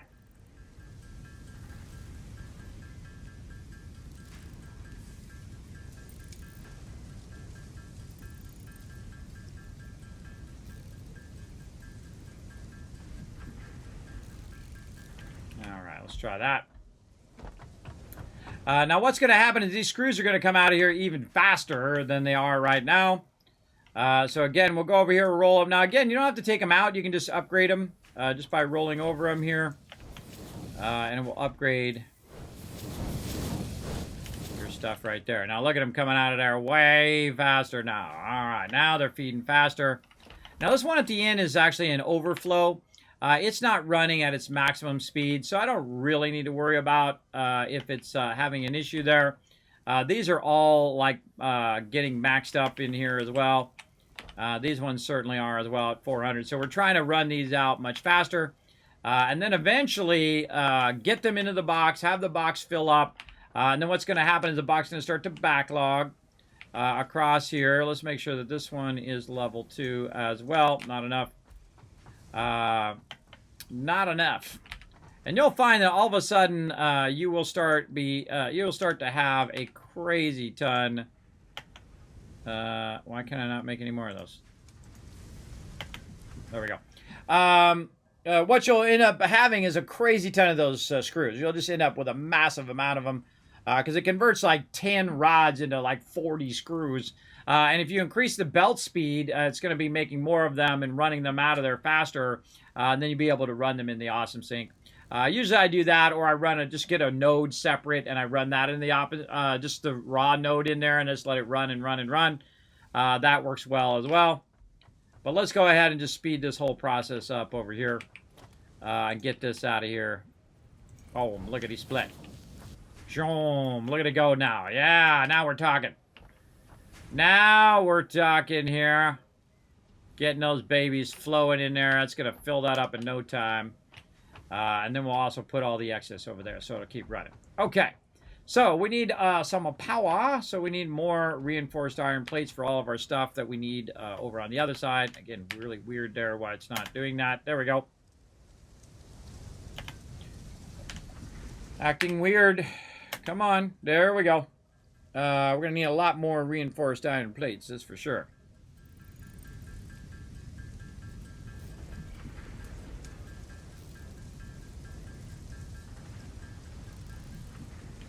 Funny irony is we need more screws, and that's not going to be an issue. That's going to fill up really pretty fast. Again, see how it doesn't show me my little crafting thing? It thinks my inventory is full or something. I don't know. Weird. Very weird.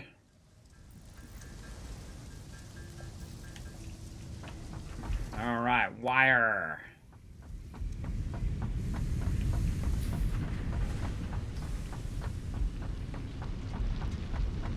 Or in this case, actually, cable. A whole stack of it. Nice. All right, the stuff's still running. This one back here seems to be slowed down. Let's put a whole stack of that wire in there and get that really fired up. I'll grab a stack out of here. Put the small stack back. All right, let's fire that up. Again, it's not going at its full capacity because it is splitting it. It's coming out of here at 30 of this. I think it is that rate. But it's going 15 into here, and this needs 60 wire for this to actually be going at full speed. But that'll fire off some wire there to keep it rocking for now. And again, over a long period of time, that won't really make a difference to us anyway. I even worried about it? Why am I even worried about it? You don't take as much damage. And it heals you all the way back up to maximum now. So, I don't need to run around anymore. I can just jump down. Alright, let's go add some more power out here.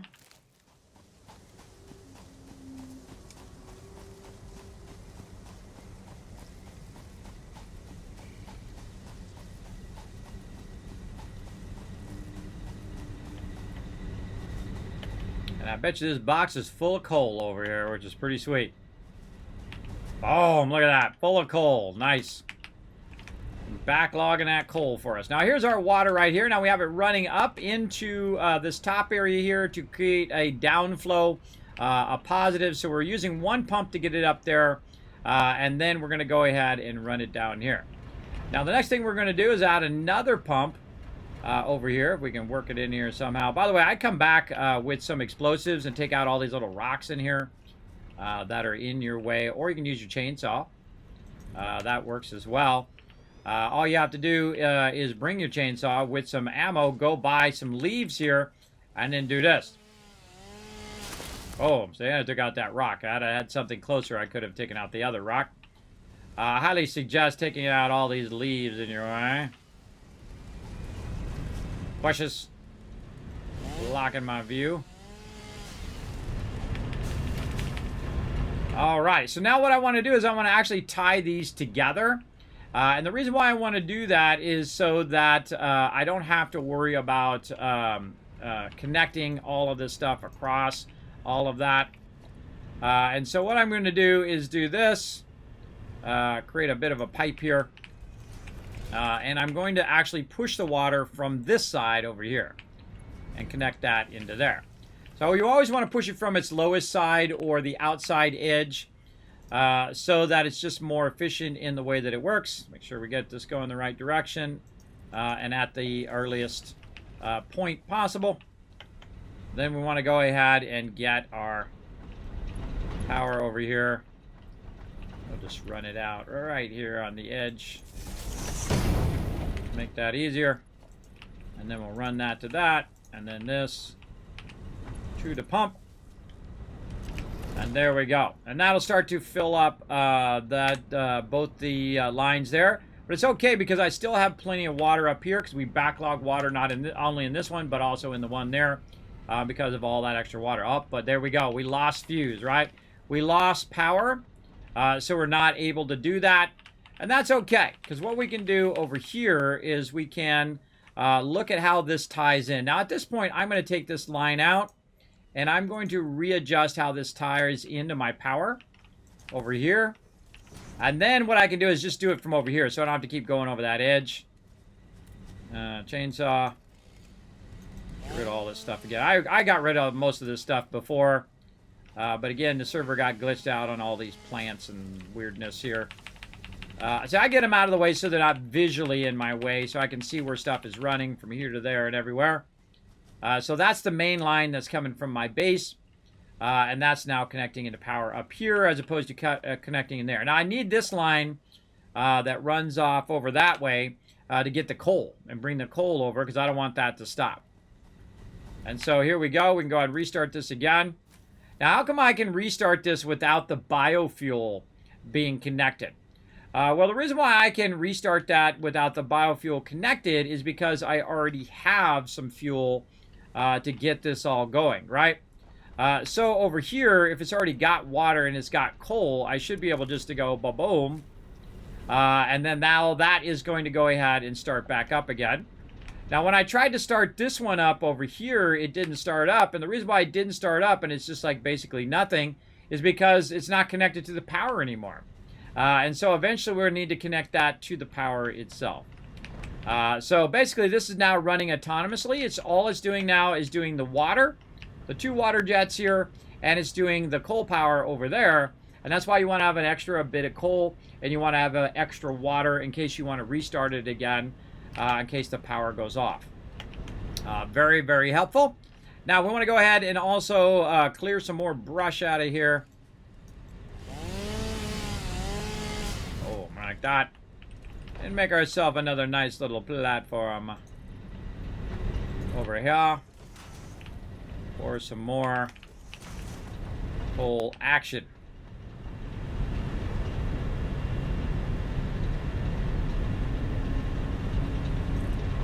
There we go. Now, what we want to do is go ahead. Now that water going through there, going through there at a much higher rate. Now it's going at a flow of 300 currently, but I'm actually not producing 300 right now. It's flowing at 300 because I've got it backlogged in the water up there, so it's flowing at its maximum rate. But it's actually only producing 240 water. It's good to remember that so that you don't accidentally think that's 300. And then we want to go ahead and probably rework a bit of this here. This is a bit awkward. Now that we have, I think we have more copper sheets on us, do we? Yes, we have a lot more.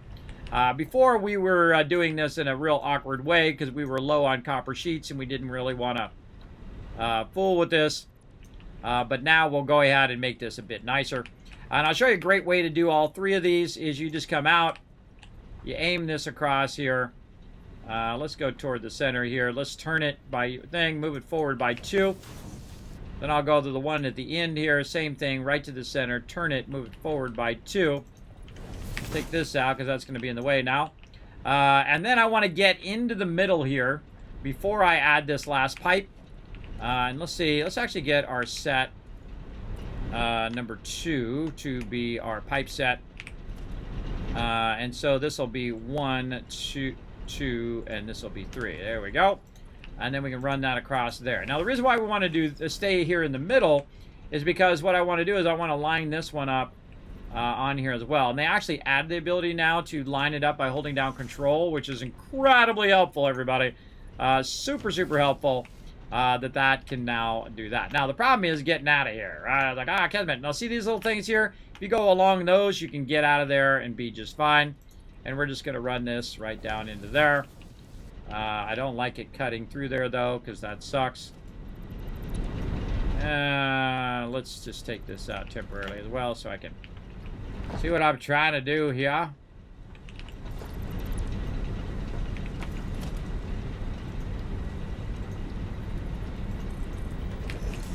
We'll do something like that. All right. Now, I could plug it in right there, but I don't really need to. I can just go ahead and make it more conveniently aligned like this, and just run that. No. Run that into there. There we go.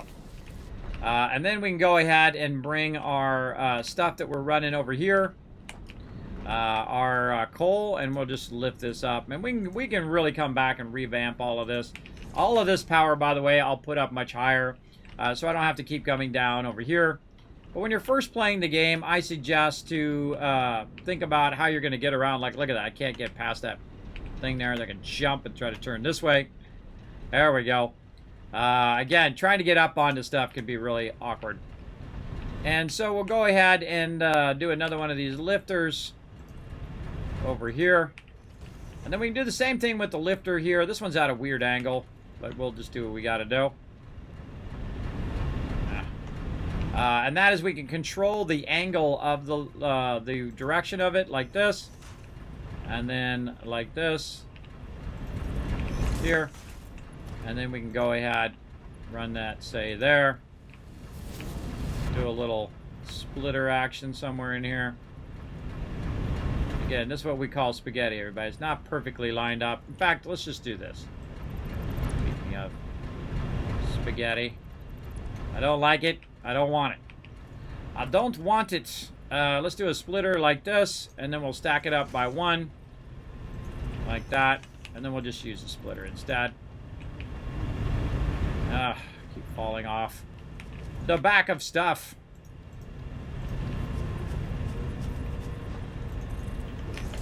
Ramp here at the end. All right.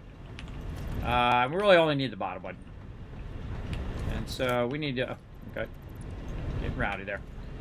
We need to go ahead and actually align this to the proper input. All right. There we go. Like that. And then that's going to go this way. And that's going to go that way. All right, there we go. And am I double clicking or something? I don't know what's going on there. All right, input there. Output out of there. Connect this over to here. And this. there. Okay, there we go. That's going to distribute all of that down there. And because it's going at 60, it should be just fine. Now, see this one here at the end? I can just take this in piece off of here. I don't even know why it's like that. Very weird. From before. And throw a pipe back in on this in one. There we go. Very strange. Very strange. Let's look at the one at the end. Is it getting cold? It's getting water? Yes, it is. It's filling up really fast as well. And now, probably the most important thing to remember is also to put in a power. So we'll put a power on this thing as well. We'll take this and we'll tie it into the primary power way over there. Okay, so now we have all of these tied in. You know what I'm going to do? I'm going to actually fix these power lines. I don't like it. Let's go ahead and get this junk out of here.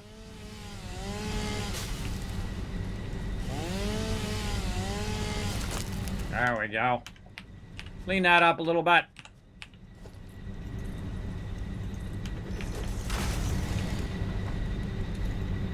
Hide that. Power pole.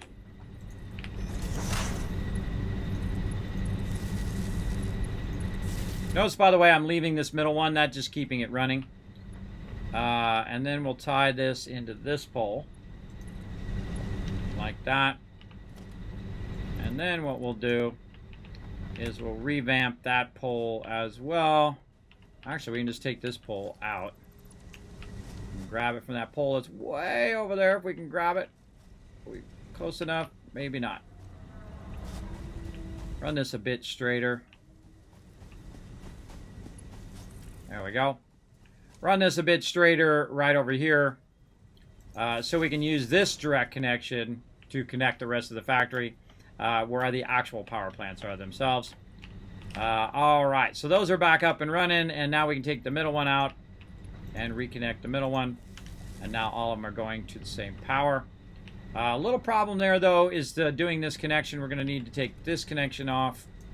So we have another one right here that we can connect out to all of that. There we go. Very nice. And so now we just upped our power by another 75, and we are looking good.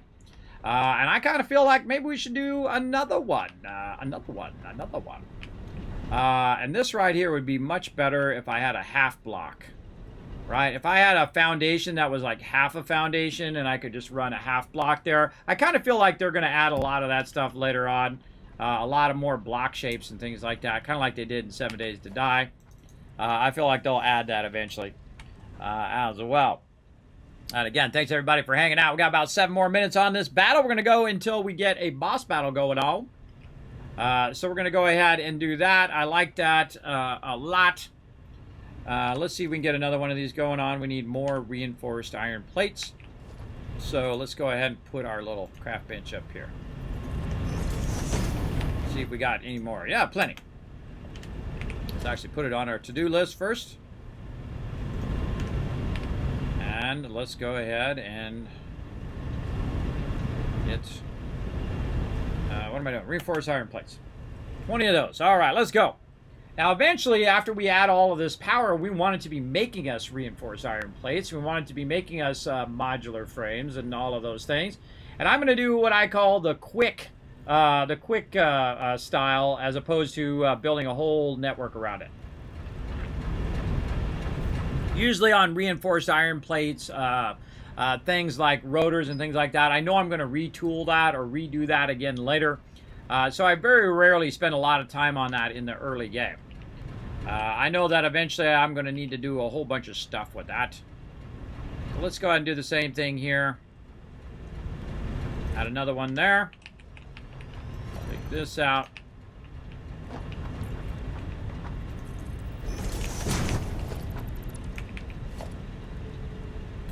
I really need to switch off of my zooping when I'm doing singles.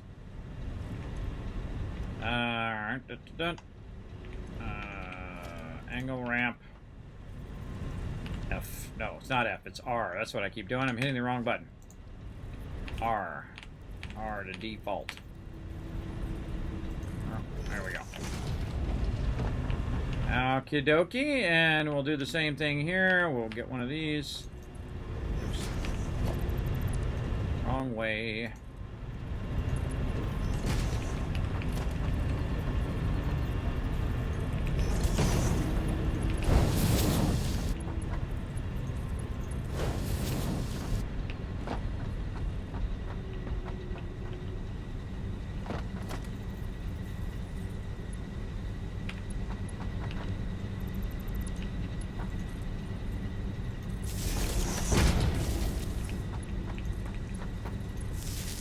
Tie these two into there, and those two into there, and that'll leave me a link over to there, or I can just link it from this in one over to there. Come on. There we go. All right, we squared that out. Now we're going to start running some coal in there, but we still need some water. Now, again, I'm going to take this one here at the end out. I don't know what I was doing here. That one could definitely need some more love. And we'll just go ahead and switch over here. Turn it. Move it forward by 2. All right, that's looking better. Get inside here. Run that across. Do my splitter. Hold down Control to line it up. Put that in there. And now we should be good. We can try to get to the corner. Nope, can't get that way. Uh-oh, this one might be trouble. Just go out this way. Go out between the things. Unless it wants to glitch out. There we go. That works. And now we should see it filling up with coal and filling up with water. And again, since we have such a huge backlog of water, because the downward pressure there, it's just going to push it in there at maximum speed, which allows us to start that up. And now we'll have all of those running at full speed here eventually. After those kind of get up to speed here, it's got to pump that water in there. Once that water and coal's going. Again, sometimes it doesn't show the thing at the top. I don't know why. But that is actually working. That's working right now. It's at 75 megawatts. Looking good. So we went from 150. Now we have doubled our power consumption. Boom. Our power production to 300. And so now we can double or triple up our base. We could really get to craziness here if we want to. So let's go ahead and connect this back into our primary base, which is going to run all the way back over there, and all of our other stuff's going to get started up again. Let's take a look. Again, look at that. We're using 170 at max con. And right now we're using about 153 consumption. And we now have 300 production. And this line that's coming in there is 60. Plus, it also has a bunch of backlog already in the box here as well. So certainly pretty good off here. And this is producing 240, and this is using right here 200. So we have an extra 40 water that's being backlogged into our water here. And we can even turn these down now. And now that both of these are filled, we can go ahead and try to downscale those to use even less power or underclock them. Let's go over here. I always like to check the top one just to make sure. All right, yeah, that one's pretty well filled. And then this one down below here, pretty well filled in that extra capacity. And so we can go over here and say, you know what, we only need to produce 200. So we can go in here and say, you know what, 100 per minute. There we go. And so it's going to reduce the power. Right now it's using 14.9. And when I reduced it, and this one over here, we can see that this one is using 20 power. So we might as well just reduce this down, and we'll be more efficient on our power-wise. That's down to 14.9. So I'm saving about 10 megawatts of power, which is just a little bit more that I could squeeze out doing something else along the way. Again, after you do a good backlog there, you're off and running. And I like to have a good storage of backlog. Oh, that was not a good jump. Did not make it. Let's go down here and use the ladder. They're so glitchy. There we go. Get up on top here. There we go. We got that all running. Again, our coal coming from way over there. It's easier to run the coal over here than it is to run the water over there. Much quicker as well. Less resources at the beginning of the game. And you can see that we've got this running real nicely here. I like it. I like it. Looking good.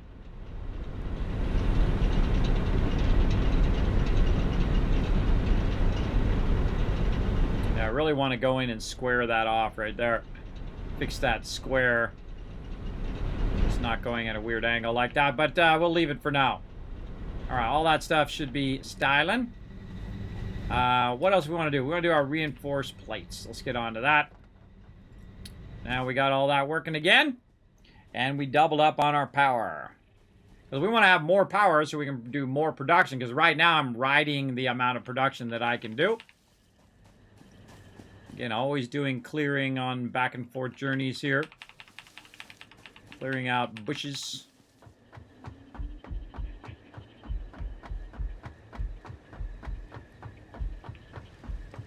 Spooky. Spooky.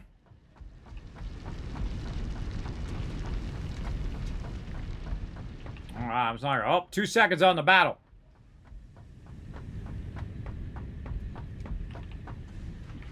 Some of this stuff away. Might need it later. A little bit of coal there. All right, so let's put the... We got room in here for the coal? Yeah, we do. Put all those basic resources away.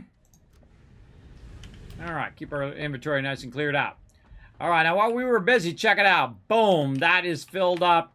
Rods are getting there, and screws are getting there as well. We had it turned off for a while, so that's why it's not completely filled. But now we have enough power for our awesome sink. So let's not forget to turn that on and let that rock and roll. And then it's going to get us some coupons eventually, which allow us to unlock stuff in the awesome shop.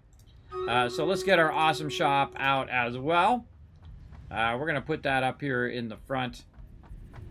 Yeah, let's say right here. And then we'll also get our MAM down before we forget that as well. Oh, we need more plates. More plates for the MAM. Okay, well, it makes more plates. Let's do a battle. To battle! All right, let's fire it up.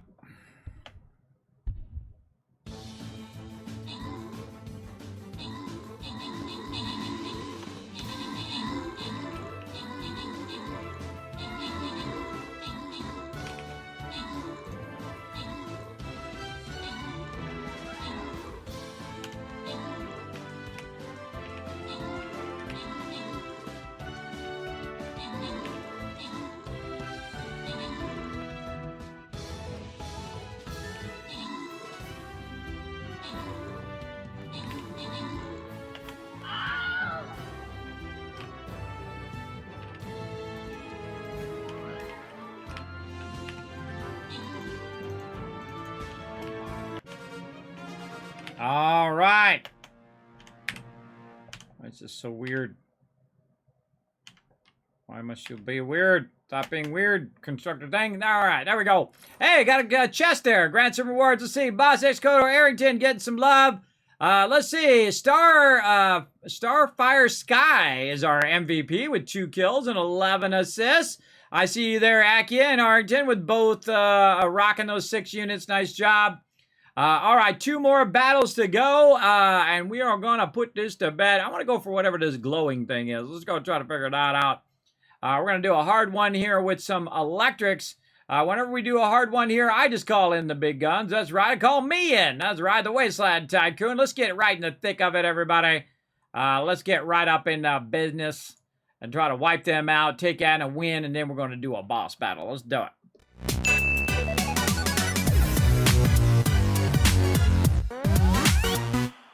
All right, now we're waiting for all of that. We're going to go ahead and let some of these run. Now, what I'm going to do, everybody, since it's been 5 hours and I haven't taken a break, I'm going to go ahead and take a quick break, let you guys enjoy some of these AFK highlights, and I shall be right back. All right, back again, ready to rock. Let's get her going, everybody. We made a bunch of plates there, so we didn't have to come back for that. We're going to use some plates to make some plates. Now, to make some plates, what we're going to need to do is use an assembler. And I'm not going to do anything fancy. I'm not going to make a big whole area for it. I'm just going to go ahead and do it right back here. Back behind here. Let's get our zooming back on. There we go. Oh, we're always out of something here, everybody. Always out of something. But luckily, we've got a bunch nice and backlog now, right? And so we can go over here. And we want to go ahead and get this going. Okay. Now, we want to go ahead and convert some of these base resources here into those reinforced iron plates. And so we got to step it up and start using our assembler. Assembler uses way more power than other machines. Instead of just using 4, it uses 15. So it's basically 3 times as much or more. And so we want to get our iron plates and our screws to run in here to our reinforced iron plates. And it's going to make about 5 of them per minute. Now, how many plates am I making per minute right now? I'd say around 30. How many screws am I making per minute? I'd say around 120 or more. But I don't need it to go super fast. I just need it to make some so that the next time when I log in, I got a whole box of them rocking and rolling. And that's the advantage of the server, everybody, is you don't have to really worry about the numbers. If you don't want to play by the numbers, you can just go ahead and do it this way. Get the server, get the stuff set up, let it run for a long period of time, and GG's all around. You're good to go. And I love that fact that I know that. And I have done it all by the numbers before as well, played through to make sure everything's perfectly balanced. And I've split and split and split to make numbers like 7 and 5 and 3 and all of that stuff. I find mostly a waste of my time. I can go ahead and just take this stuff right here that I've got conveniently coming out of here and run it right in there. And then again, conveniently running it right into there. Like that. Now, I don't like stuff to clip. If I see clipping going on, nope. Nope, nope, and more nope. So let's go ahead and make this a little bit nicer by going in the opposite direction this way so we can control which way it's going to go, like this. And then we can go ahead and just, let's move it a little bit like this, then back a couple. We'll say right there, and then we can create a nice little 90 right there. Okay, so close enough. Just touch it just a little bit there on the edge. And now we got our reinforced iron plates ready to rock. And we're going to go ahead. Uh-oh, we can't run it from here. So we're going to go ahead and take that out. We're going to take this. We're going to run it over here. That there, this here, and boom, that's off and running. Easy peasy, right? And then it's going to come out of there. It's going to turn around. It's going to end up right here in this box. Nice and convenient by my hub. Let me get off this set. There we go. And then we're going to see those come out right there at the end when they're done. So now it's going to use up all these excess resources that we earned from last time into here. Now, again, when that box fills, it's then going to backlog. We end up with a bunch of extra plates and a bunch of extra screws and a bunch of extra stuff and a bunch of tickets and a bunch of things. We can just let it run for an infinite amount of time because the server runs 24/7. As long as the server doesn't get interrupted, it'll just keep running and running and running. And there we go. And so whenever we need those will be there. Now, another thing that we want to do is we'll want to go ahead and make another one over here. And I'm just going to drop it right here temporarily. We'll want to think about our modular frames. What do we need for that? Well, we need some reinforced iron plates and some rods in that one. So what we can do is we can use the output of this for that as well. So we can go ahead and just line this up like so, if it wants to let me line it up. There we go. And I can use the output of this to run into this one. Now, again, we'll just go ahead and sharpen that up a little bit like this, make ourselves some nice 90s. And so we'll come out of there and we'll go into here, and now it's going to make me some modular frames, but I need those rods as well, right? But luckily, we have the rods nice and convenient. Now, I would definitely lift these up, though, because you don't want to be running it through the middle of there, because that's not going to be pretty. And then here, and then turn that way. And then we will try to connect these without clipping our hub. Ah! No, it's touching my hub. No. Bad. No. So we'll go ahead and control the angle of that a little bit more by using our stackable poles here. And we'll go ahead and just do this. And we'll run that to the stackable poles first. And then we'll go ahead and turn that around there very nicely. And now we've got also this going. So now you know why I wait for this for later, because you're going to need the power for it. You're going to need the power to keep this running big time. All right, so there we go. Oh, what the, no. No. There we go. All right, so that's going to go into there. And now it's going to use up those other excess resources that I have.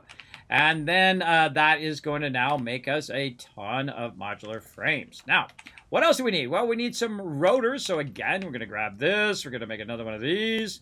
That's why I made so many plates and rotors, by the way, so I can make a bunch of these. And let's just put that right there. Now, if you're going to notice on rotors is iron rods and screws, something that we already have. You notice why I didn't put a box in between? Because the output of this does not go into this one. Right there. So we're going to need to also siphon some of those rods and screws to end up with some rotors. So let's go ahead and do it. Now, this is not the most efficient way to do it, but it is the easiest way. And the fact that we have a server that will just keep running and running and running allows us to go ahead and backlog a crazy ton of all of these resources. So what we need to do is we need to get some of these coming out of here into this one over here. So let's go ahead and just do a conveyor lift right here, and we'll conveniently run that right there, and we'll do a little spaghetti here where we put a splitter right over there, and then we split those rods right into there. Easy peasy, right? Too easy, too easy. Kismet, you got this down? Yes, I do. I got this down, baby. I got this down. Now, iron rods. I can also just feed some iron rods in there, too, to get it started, as well as some screws like that. Now, our screws are right down here. Now, this is a little tricky part here that we're going to need to get these screws across there through this little hole, right, like in that direction. Gonna be a little tricky, but we're going to try to do it. We're going to go ahead and split it right here. And then we're going to go ahead and lift it up. And this is what triggers my chat, everybody. It makes me laugh every time. When I start making some serious spaghetti. I can also go ahead and take this pole out now because I don't no longer need it. And I can go ahead and run this right under here. Make ourselves some sweet, sweet spaghetti. Let's run it out of here first so we can line it up a bit nicer. Turn that, move it forward by 2. Out 1, maybe out 1. And then, too close, too close. All right, in 1 more. And we'll do that. So out here we go.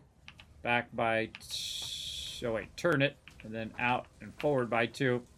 All right, let's try that. And bingo Roonies.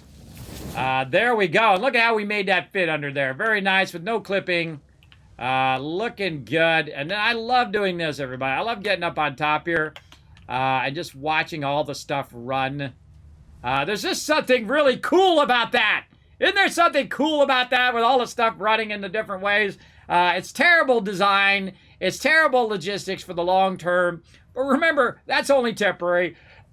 All of that stuff is just to backlog me a bunch of resources when I'm not playing.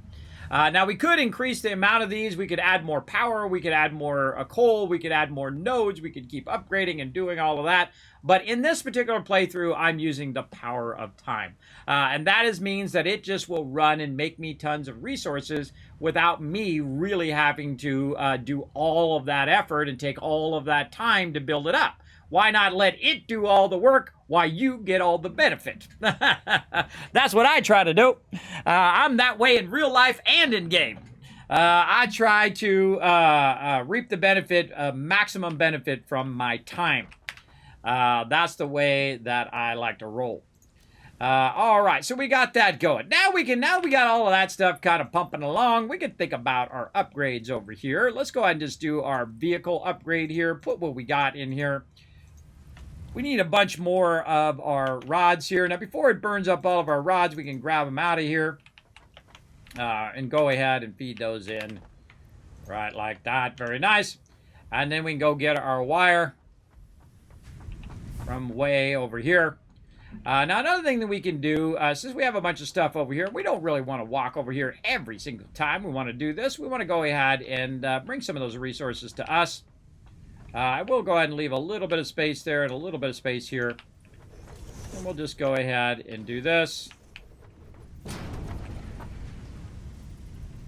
Now remember, this is only temporary. I only build stuff very, very temporarily at this stage. That. And so let's go ahead and bring all of the stuff from over here.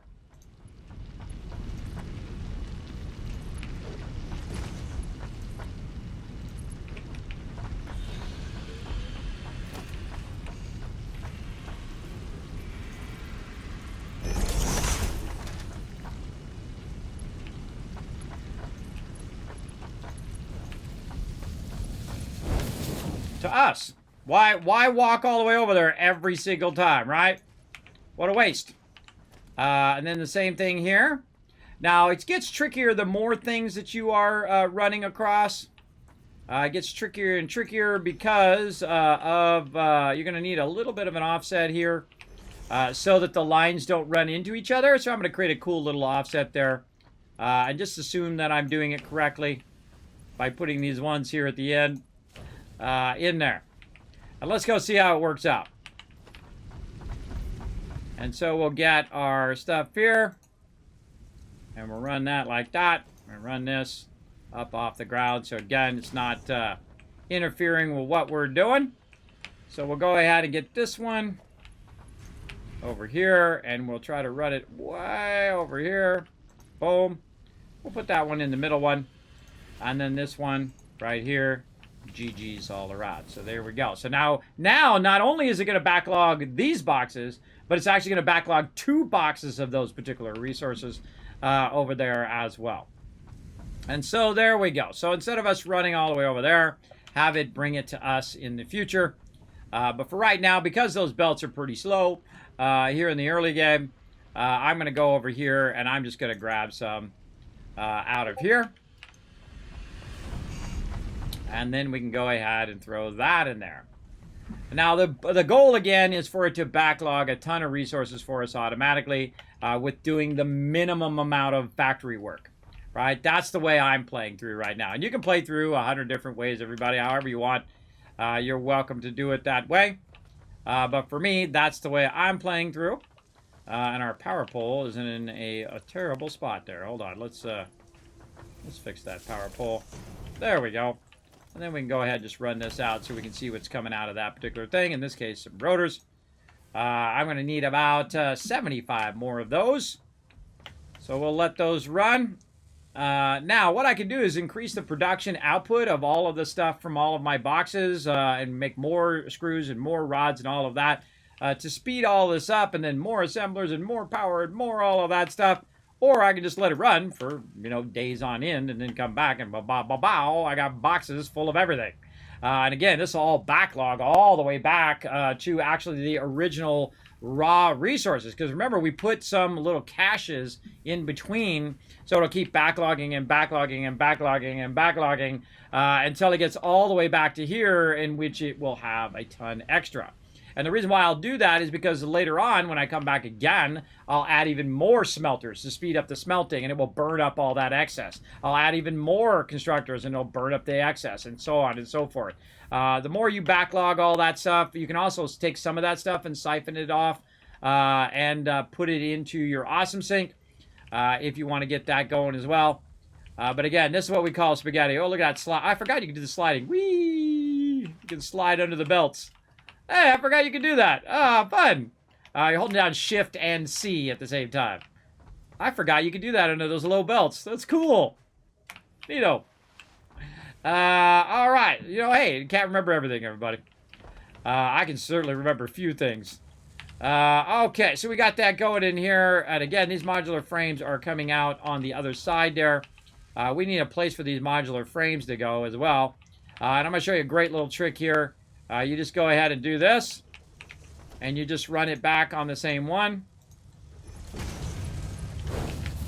And then once this fills this top one up and starts to backlog through there, then this one's going to fill up, and then you'll have both of them on the same side where you have those final result on that side, right? So you can go to this one up here, and you get all your modular frames out, or you can go to this one down here, and eventually this one will have all your plates. You can see I'm leaving a little bit of room as well. Now, as this is coming out and going into there, I can just speed that up by grabbing it directly out of the thing. Or if it's already done them all over here, yeah, 13, then we'll go grab them out of there. Okay, and while we're waiting, we can go ahead and use some of the resources that we already have to make some more. And so now we're like quadrupling up on all of our resources and power and things that are running at the same time, and our copper and our coal and our iron, and of course also our concrete.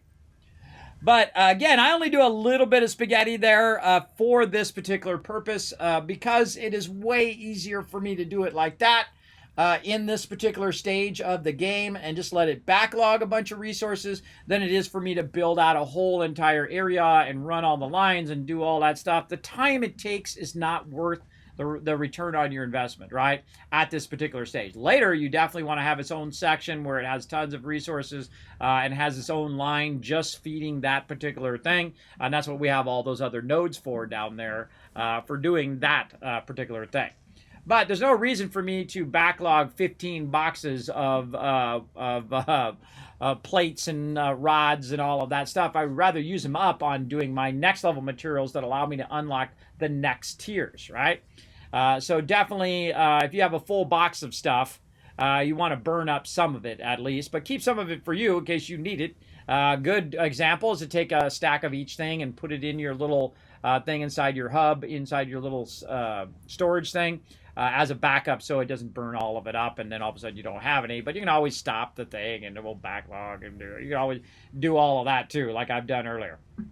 So that's done doing that. What else do I want to make? Some rotors as well. So we need screws and we need rods. Missed it.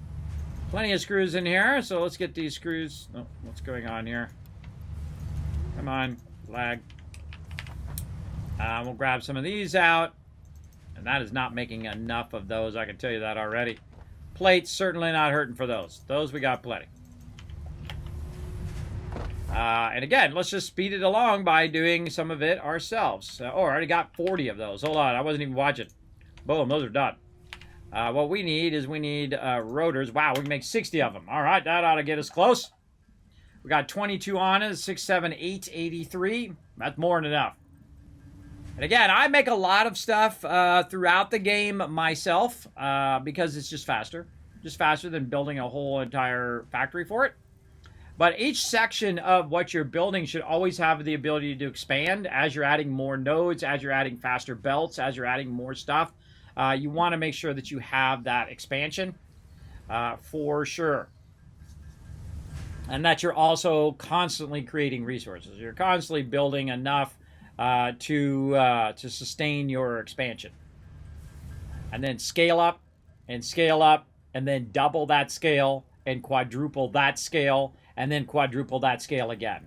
I'm not kidding. I am not kidding whatsoever. When you get into the nuclear phase and you get into those upper phases, you need a lot of all of this basic resources. I mean, you're going to need node after node, or do it the easier way like I do it. I overclock the nodes. Overclocking the nodes means I don't have to rerun the lines. It means I don't have to make separate lines. I don't have to make separate equipment. I've already got the lines and equipment in position to just overclock it and add more of those particular converters, more of those smelters, more of whatever I need to create. You'll also start to see me in the next phase, once we get past this part here where we get a bunch of resources, you'll start to see me run all the lines underneath. So I won't have all the lines running across and going in that spaghetti motion. It'll actually go underneath everything that we're doing so we don't even see the lines. And we can run the lines however we want because there'll be no machinery in the way. There'll be no hub, no space elevator, none of that stuff. It'll be completely open where we can go ahead and run those lines underneath, including our transports where we can transport underneath and then come up wherever we want to go on the other end. And to do that, we're going to need a bunch of stuff from the Awesome Sink to make that work well. All right, we've had a ton of them, 80 of them there. Let's go ahead and do this and unlock our vehicular transport. Milestone reached. Long-range transportation, as well as the construction of outposts, is now encouraged. Vehicle stations have built-in functionality to refuel and restock or collect parts. Okay. And we got more inventory slots. Now, what I really want is this right here. This is my jam right here. Once I get this, I just literally, once I get this going and I get a bunch of steel beams and steel pipes going, I'll grab a bunch of steel beams and I'll go back to every single conveyor belt that I have and upgrade every single one. Every single one up to level 3. I don't care if it needs to go that fast or not. It doesn't matter. Just upgrade it all at that point. So that's the next thing we need to do. Now we need 1,000 of our wire here. We still need to wait 3 minutes for that to come back, but we need 1,000 of our wire and more of each of our things that we're making over here as well. Now, I can bet you I got 1,000 over here somewhere. Now, it's probably not in this box yet. Nope, still working its way. But I'm pretty close. So I'll let that kind of fill in a little bit. I'll use the wire that I've got and try to eventually fill that in there. We need more concrete, which I'm certain I have plenty of that. Yeah, 1,200 on me right now. And then, of course, the thing that's slowing us down here, which is our modular frames and rotors. But it's been making some of those for us, so we can go over here and grab about 11 of those. And then over here, up on top, is where we have that 12 of those. And you're like, God, Kismet, those take a long time. They absolutely do. They take a lot of power, and they take a long time. And that's why at this scale, instead of me going up and scaling up my entire base, which is what I need to do, and I need to get more nodes, and I need to get more stuff, or overclock my nodes and all of that stuff, and then add more power and do all of that. Instead of doing all of that hard work, you know what I'm going to do instead? I'm going to go ahead and unlock the next thing that I need, which is steel production. Oh, over here. Which is steel production right here. And then I'm going to go straight toward doing my level 2 nodes. So that means that each of my extractors are going to be extracting double whatever they're just extracting now. So I don't even need to go do all that work. There's no point in doing all of that work when I can just sit here and try to build out a bit of my own stuff myself.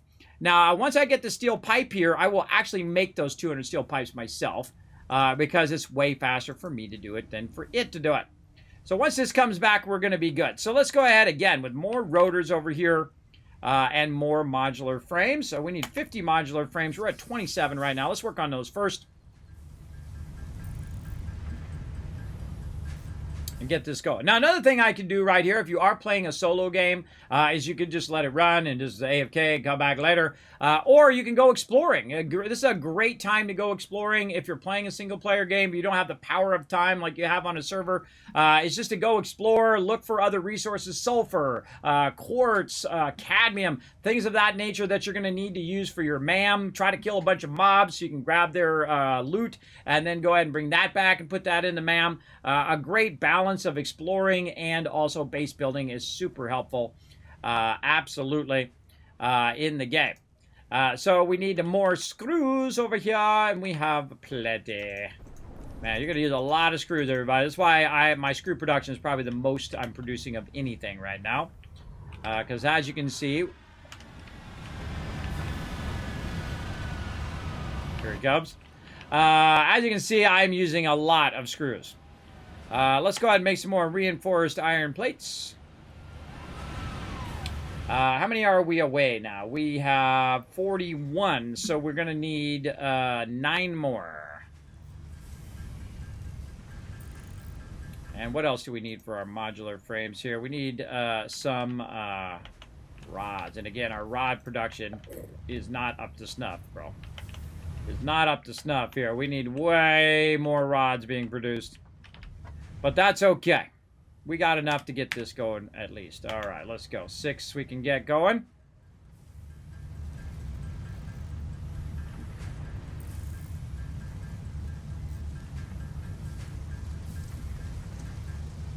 Okay, more reinforced iron plates. And how many more? 3 more. Oh, so close. There we go. All right, 3 more. Let's do it.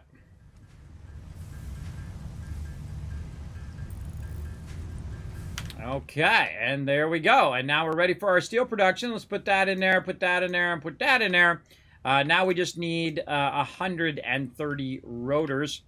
Right here, we can do 7. What do we need? We need iron rods, and we need a ton of screws. Now, I have a bunch of screws. That's easy. But our iron rod production is not up to snuff right now. Like I was saying, we need a lot more iron rods eventually being produced. And iron rods are actually really easy to produce, a lot of them very, very quickly, because they are basically making it a double rate, because one node, typically even an impure node, is going to allow you to double up your rods. If we had a normal node, we could be doing 4 constructors of rods, and if we had a pure node, we could be doing even more, right? We could be doing 6 of them, or actually it would be 8 of them at the same time. So yeah, a lot of those going on. But we're not making enough rods fast enough. We're not pumping these babies out as quick as we could. And we're going to work on that once we upgrade all of our stuff later on.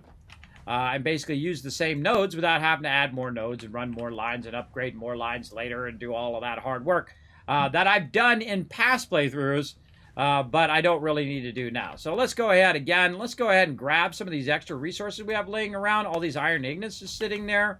That we've had from previous stuff, and let's make our own rods. Because I can tell you that I'm making them way faster right there than it's making it over there right this moment. So we're going to go ahead and let that run, and we're going to take a look at our rotors down here. And when that sucker hits 130, we're going to let it run some more. How we doing on battle? 18 seconds. Wow, that was some good timing. Good timing there as well. Now again, if you have a comment or question, feel free to go ahead and throw it in the chat. Hey, Roars, what up? Hey, Ems, what up? I see you did the hello at the chat. Hello, I heard it, but I got sidetracked. You know I am. I'm running out of water, too. It's really sad. Luckily, I've got more if I need it. So thanks for coming in, showing some love to the chat. Appreciate you all hanging out in there. Now, just so you know, we got a giveaway going on right now, random game giveaway. We're going to give it away here in just a bit. Oh, there's that battle. All right, let's go do that while I am making a bunch of rods. Let's go. To battle! And this is what I try to do, everybody. I try to keep you entertained. We try to do a lot of fun stuff here in the stream. Not only do we get to do battles like this, but we also get to have fun doing stuff like Satisfactory and a whole bunch of other games here on stream.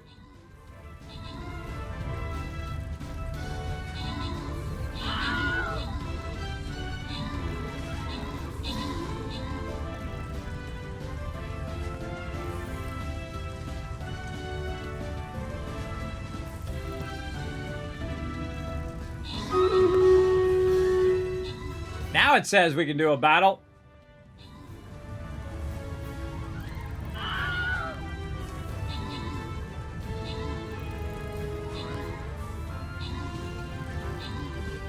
Watching the battle up here on my screen. Watching the battle. Get him! Oh, yeah. Crushed it. 80 units there. We only lost 2 units. Wow. Amazing job, everybody. Let's give some love. Nev, Akia, and Arlington walking away with some sweet loot. And Mighty of Twitch coming in as our MVP. 2 kills, 14 assists. Nice job. Mnat, I see you there with all 6 units. Akia as well. Boss coming in with 6 units. And Jimmy Butler showing you guys all up, putting his 6 units down as well. Bringing in that W. Now, here's a chance, everybody. Put down as many units as you can. We do break 100 units. I also give you 1,000 Kiss Caps for that every single time. Let's go ahead and call in the big guns. That's right. I'm coming in. We're going to go in straight. I don't know if this is a barrier right here. I kind of feel like these are barriers. I don't really know if they are or not. So maybe we should go right here in the corner. Oh, no. Down here. Down here where the electric thing is. Yeah, that's where we should go. Right here, so we can grab these little electric things. I suggest to put a flying rogue or something right here to hit this, and your flying rogue is going to just go that much faster. Grab all of these buffs.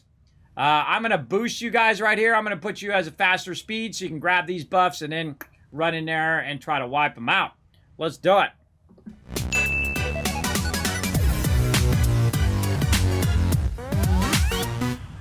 All right, now we made all those rods, and now it's making all of the rotors. And so in a minute here, we're going to be able to do steel production, which is going to be pretty cool. Pretty cool as well. Jimmy Bucket's hype, exactly. Getting that hype going on. Running out of water. Server's working pretty good now. You know, knock on pressed wood. I appreciate that server doing its thing. Again, hey, 2 more retweets to go, everybody. Come on, show some love to the stream.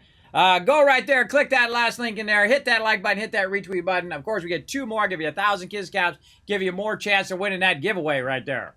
Absolutely. You guys definitely want to be around all week long. I got some epic giveaways to give away all week.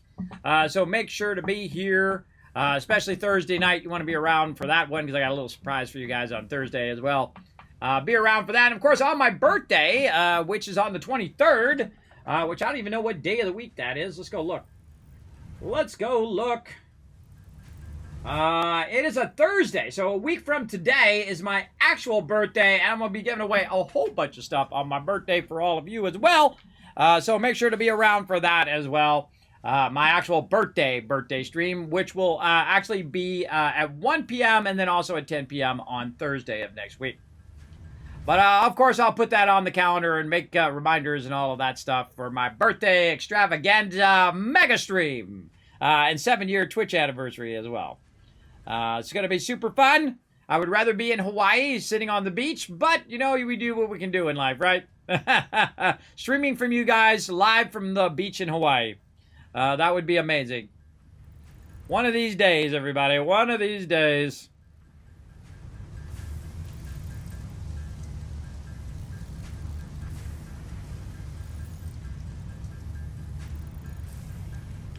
All right, we're going to get pretty close. Now, it's also making rotors for us, so we can grab some of those. Hopefully, that'll be enough. I see we're going to hit about 100, and that'll be 100 things. So, I don't think it's made 30 of them yet. It's probably made about 15, if that. But we're pretty close. Boom. Let's go see how many it made. I made 90, and it made 13. See? I told you, way faster for you to make it yourself.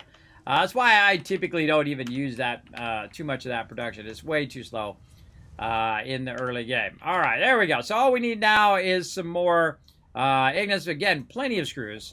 More of our iron rods, I mean. We can get the ignits over here. Or, again, use up all these extra resources. Look at all these extra resources I have. Use them up. Let's go. Come on. Burn it up.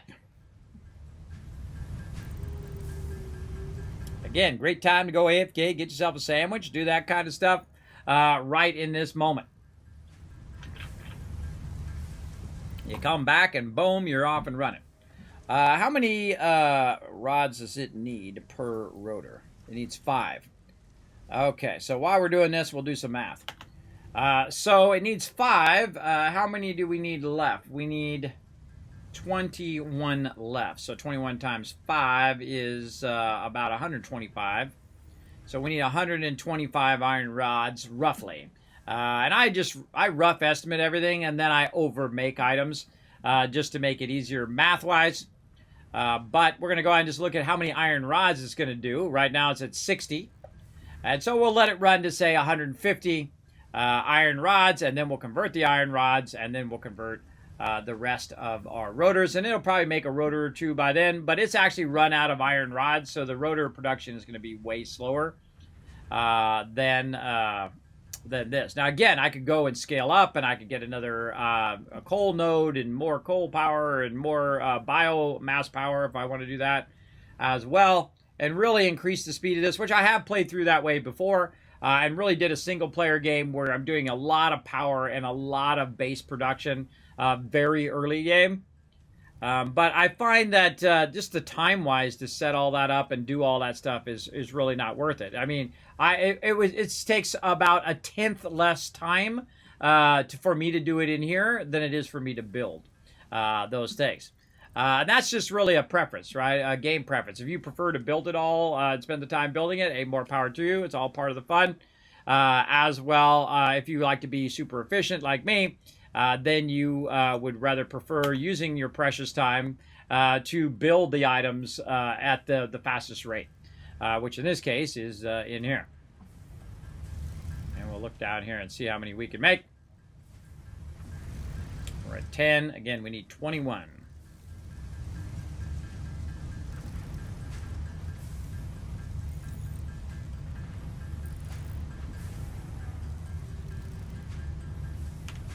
Oh, and we need some more screws. I can see that it's not going up, so that means we need more screws. There we go.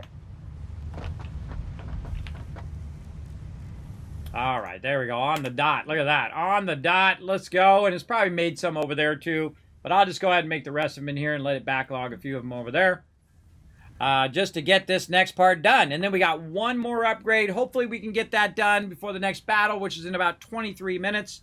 We're going to go just till the next battle and then call it there.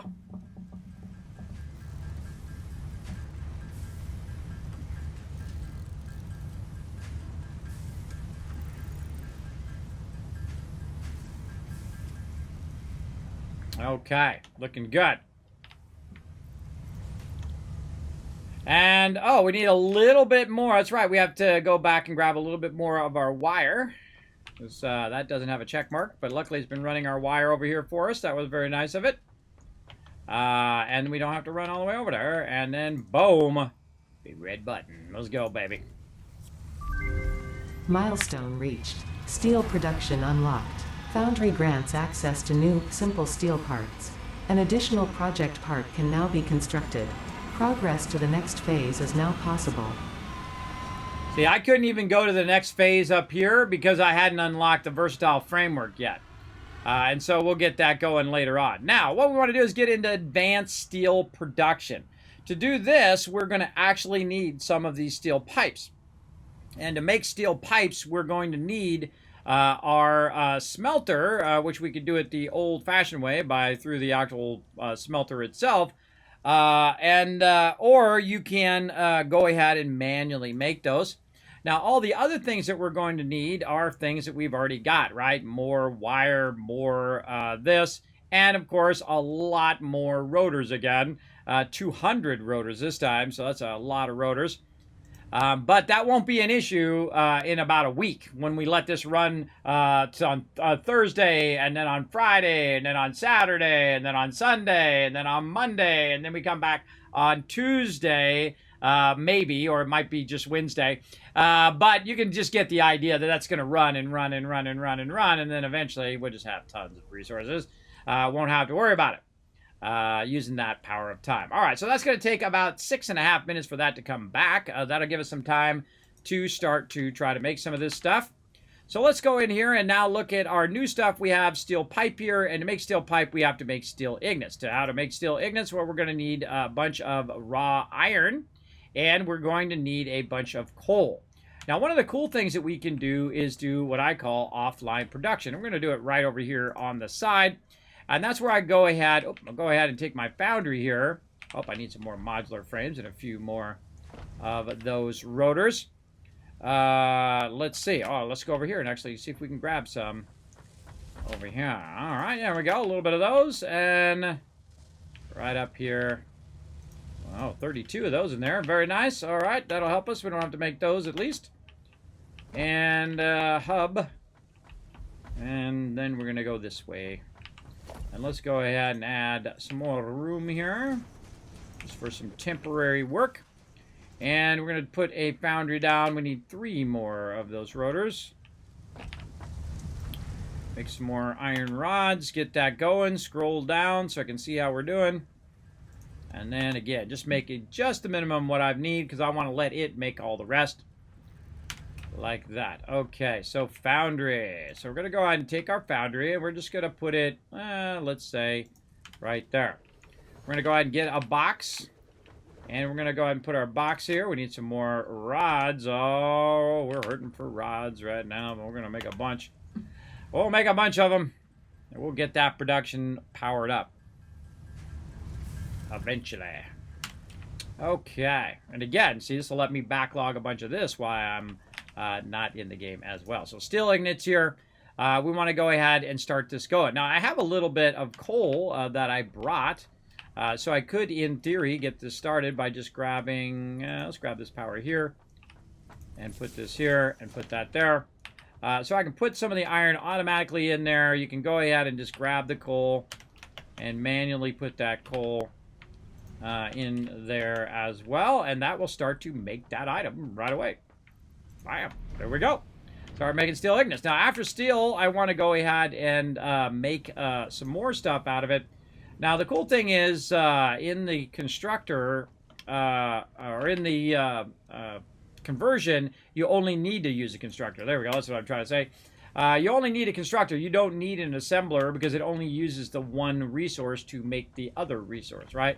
And so steel beams are going to be your go-to first item, I suggest, here in the constructor. So we're going to start with those so we can do that upgrade. So we're going to go ahead and go here. We're going to say steel beams, or steel pipes, sorry, not beams, steel pipes here. Run that over there, and now that is actually making me steel pipes. Just that quick, right? Without having to worry about all that other stuff that needs to be done. Then we're going to go ahead and turn this way and try to line it up out here. So then we can do the thing we've been doing where we do this, and then we just run this out a little bit. And guess what? Look how nicely we're lined up against our other one is that those steel pipes will be. Now, obviously, that is not enough resources, everybody. That is so not enough. But if we go back here, we go ahead and create a little storage action. Back here, a little action jackson. Back here, we need a little bit more rods. And better to not have enough resources than to have boxes and boxes of resources that you're not even using. I think, anyway. That's very inefficient. Alright, so there we go. And then we'll make another box. Right here. And you guys could probably guess what I'm going to do. Some offline production. So I'm going to run that into there, run that in there. Remember that your boxes and your conveyor belts take no power. So now we can take all this excess and put that right in there. Now, you know what else we have a ton of excess of? Coal. Where do we have it at? Out here by our coal plants, don't we? Let's go get some! Woohoo! Off the top rope! Oh, we should make our little vehicle, too. Where's my little vehicle at? Down here, transportation. Do we have enough to do that? No. All right, well, we'll make one when we go back later on. Or maybe we'll make one when we get out here, when we get to a workbench, and we'll drive it back. Now, your bigger vehicle is great for the ground area, but really, where your little tiny vehicle that you get from the Awesome Shop signs is when it's ever on a foundation. If you're out here, it's just spinning out, drifting all over the place on that small thing. I much prefer the bigger vehicle when you're driving around out here. We'll try to get that going. But we want to get this right over here. And actually, we'll just probably just create ourselves another one so we don't have to run up there. Just create ourselves another bench right there. And looking good. Let's see. Let's just leave that there. Take all. And I would not take all. I would leave at least 3 stacks in there for backup. I did not bring the iron with me because I put it in that box. But that's okay. We'll just walk it. We'll walk it at this point. We'll take the hit on the walking here. There's some more bushes on the way. Bushes! Out the way, bushes.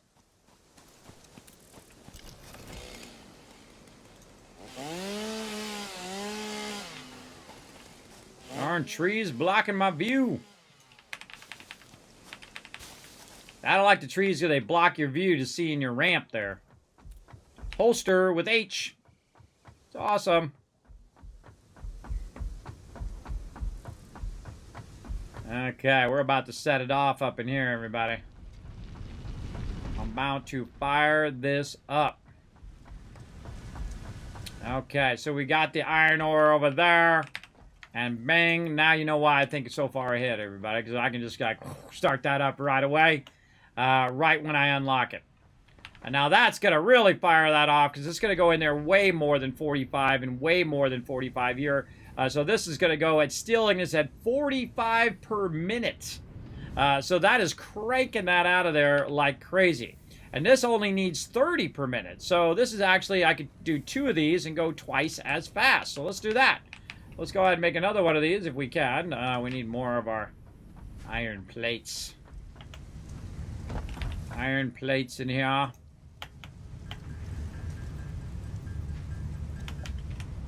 Okie dokie. We'll go ahead and just take this out for right now. This will now be blocking our little spot. And we'll take this out as well. And then now we'll go ahead and double up. Actually, we'll just do this proper. We'll take these out. And then we'll put our splitter nicely like this. Our constructor. Ah, God. Scroll up.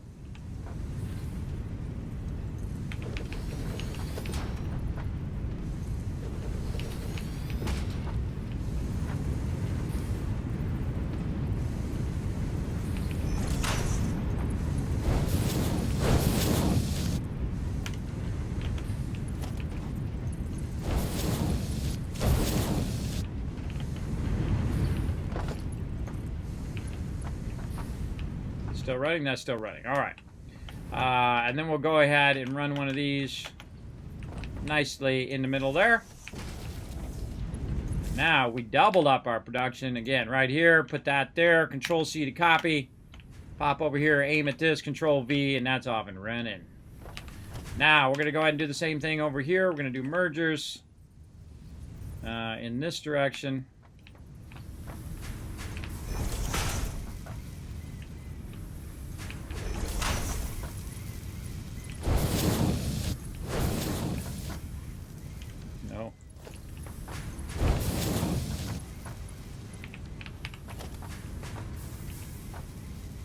Ooh, so close. Good enough. And there we go. Oh, something going on. Something going on with that. Oh, I connected to the wrong spot. That's what I did.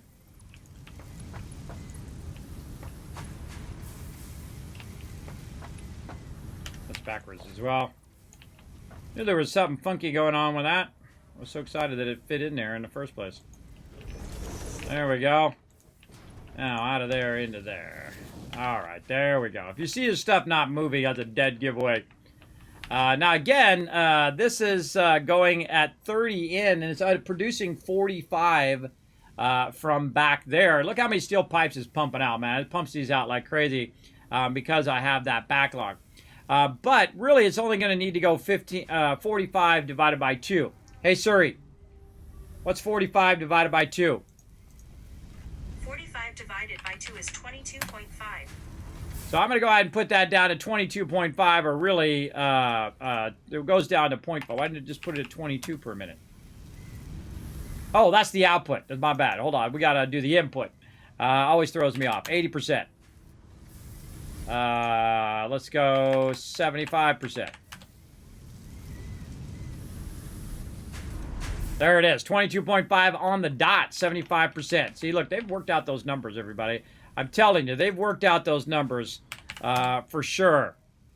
So when I'm doing this, they know exactly that that's supposed to be 22.5, and 75 is 22.5. So very nice. Perfection, using as minimum power as possible, but cranking out crazy tons of these.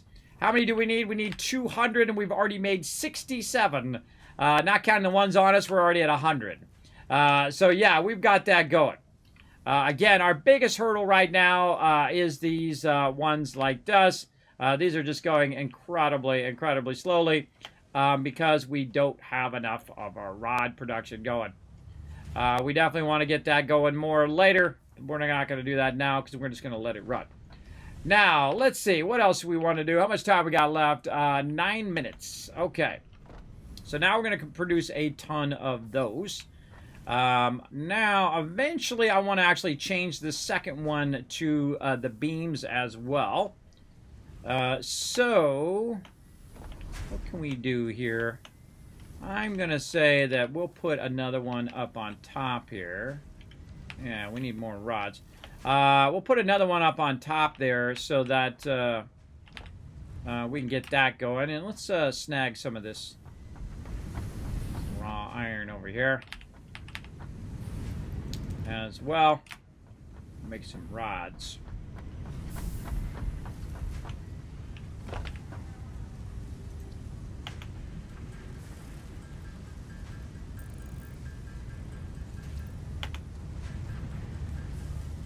Okay.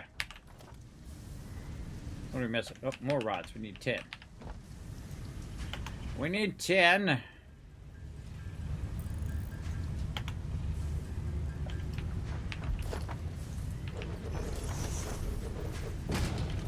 More rods there.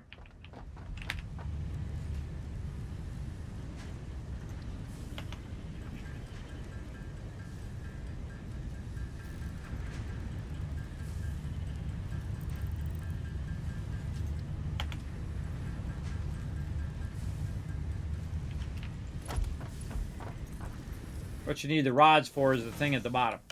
All right, so we know what that is. Now, eventually, I want this to actually to go up and over there and make myself a bunch of plates. But right now, we want to prioritize. We got 172. Prioritize those, and we really want to also get in there and just make as many of those rotors as we can. Again, the biggest problem is going to be our rods. And so, let's see. So, 200 times 5. Hey, Siri. Hey, Siri. What's 200 times 5? 200 times 5 is 1,000. So, we want to make 1,000 iron rods. That's a lot of iron rods, everybody. We want to make a bunch of those for sure. How many is this going to make? We had a stack of 50. And it's converting them at a rate of 1 per. Wow, that's gonna be a lot. A lot.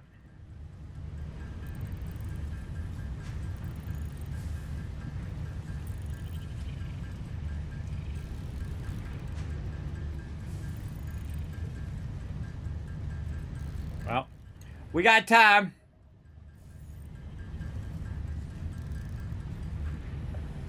Okay.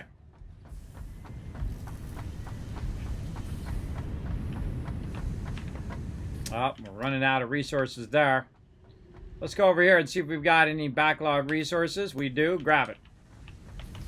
Over here, backlog resources. No. Ah, can't get through. Can't get through, but I can go over. Over here, backlog resources. Yes, grab it. Anything over here? This is all copper.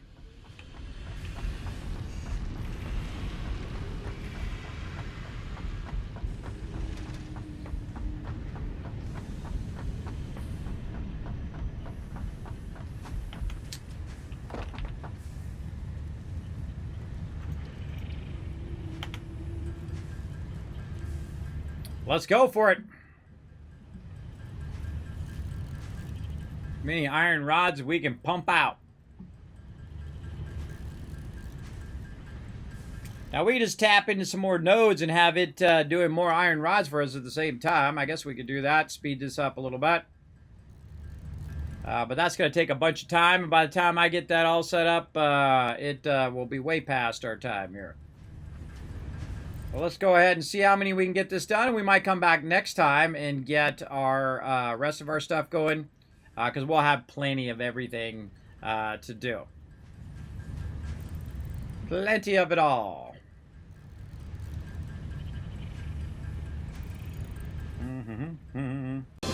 To battle!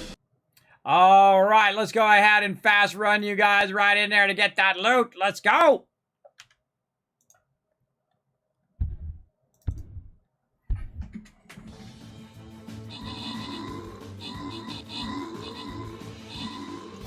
Restore my title back as well.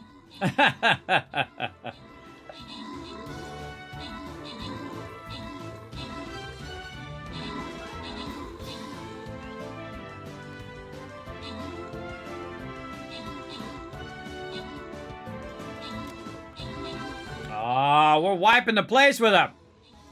Wiping these suckers out. Man, how many units? 148 units. Wow, that's an extra 1,000 kids cats for everybody in the chat. Check it out. Again, we're going to do a giveaway here in a minute. Now's your chance to be part of it. Start putting in your stuff, everybody. Start putting in your stuff straight away. So you can be part of them giveaways.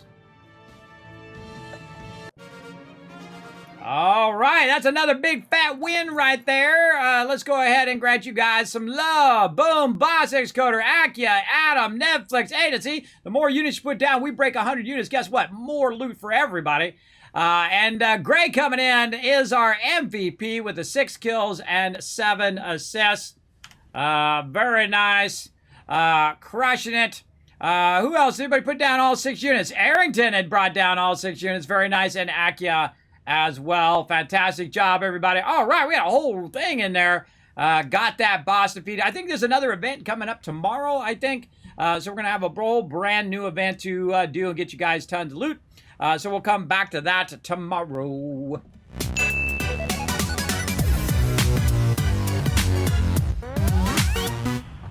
All right, it's time to check out our handiwork, everybody. Let's go ahead and build ourselves a little tower here. We're going to take a look at what we got done today. Let's just put it right here.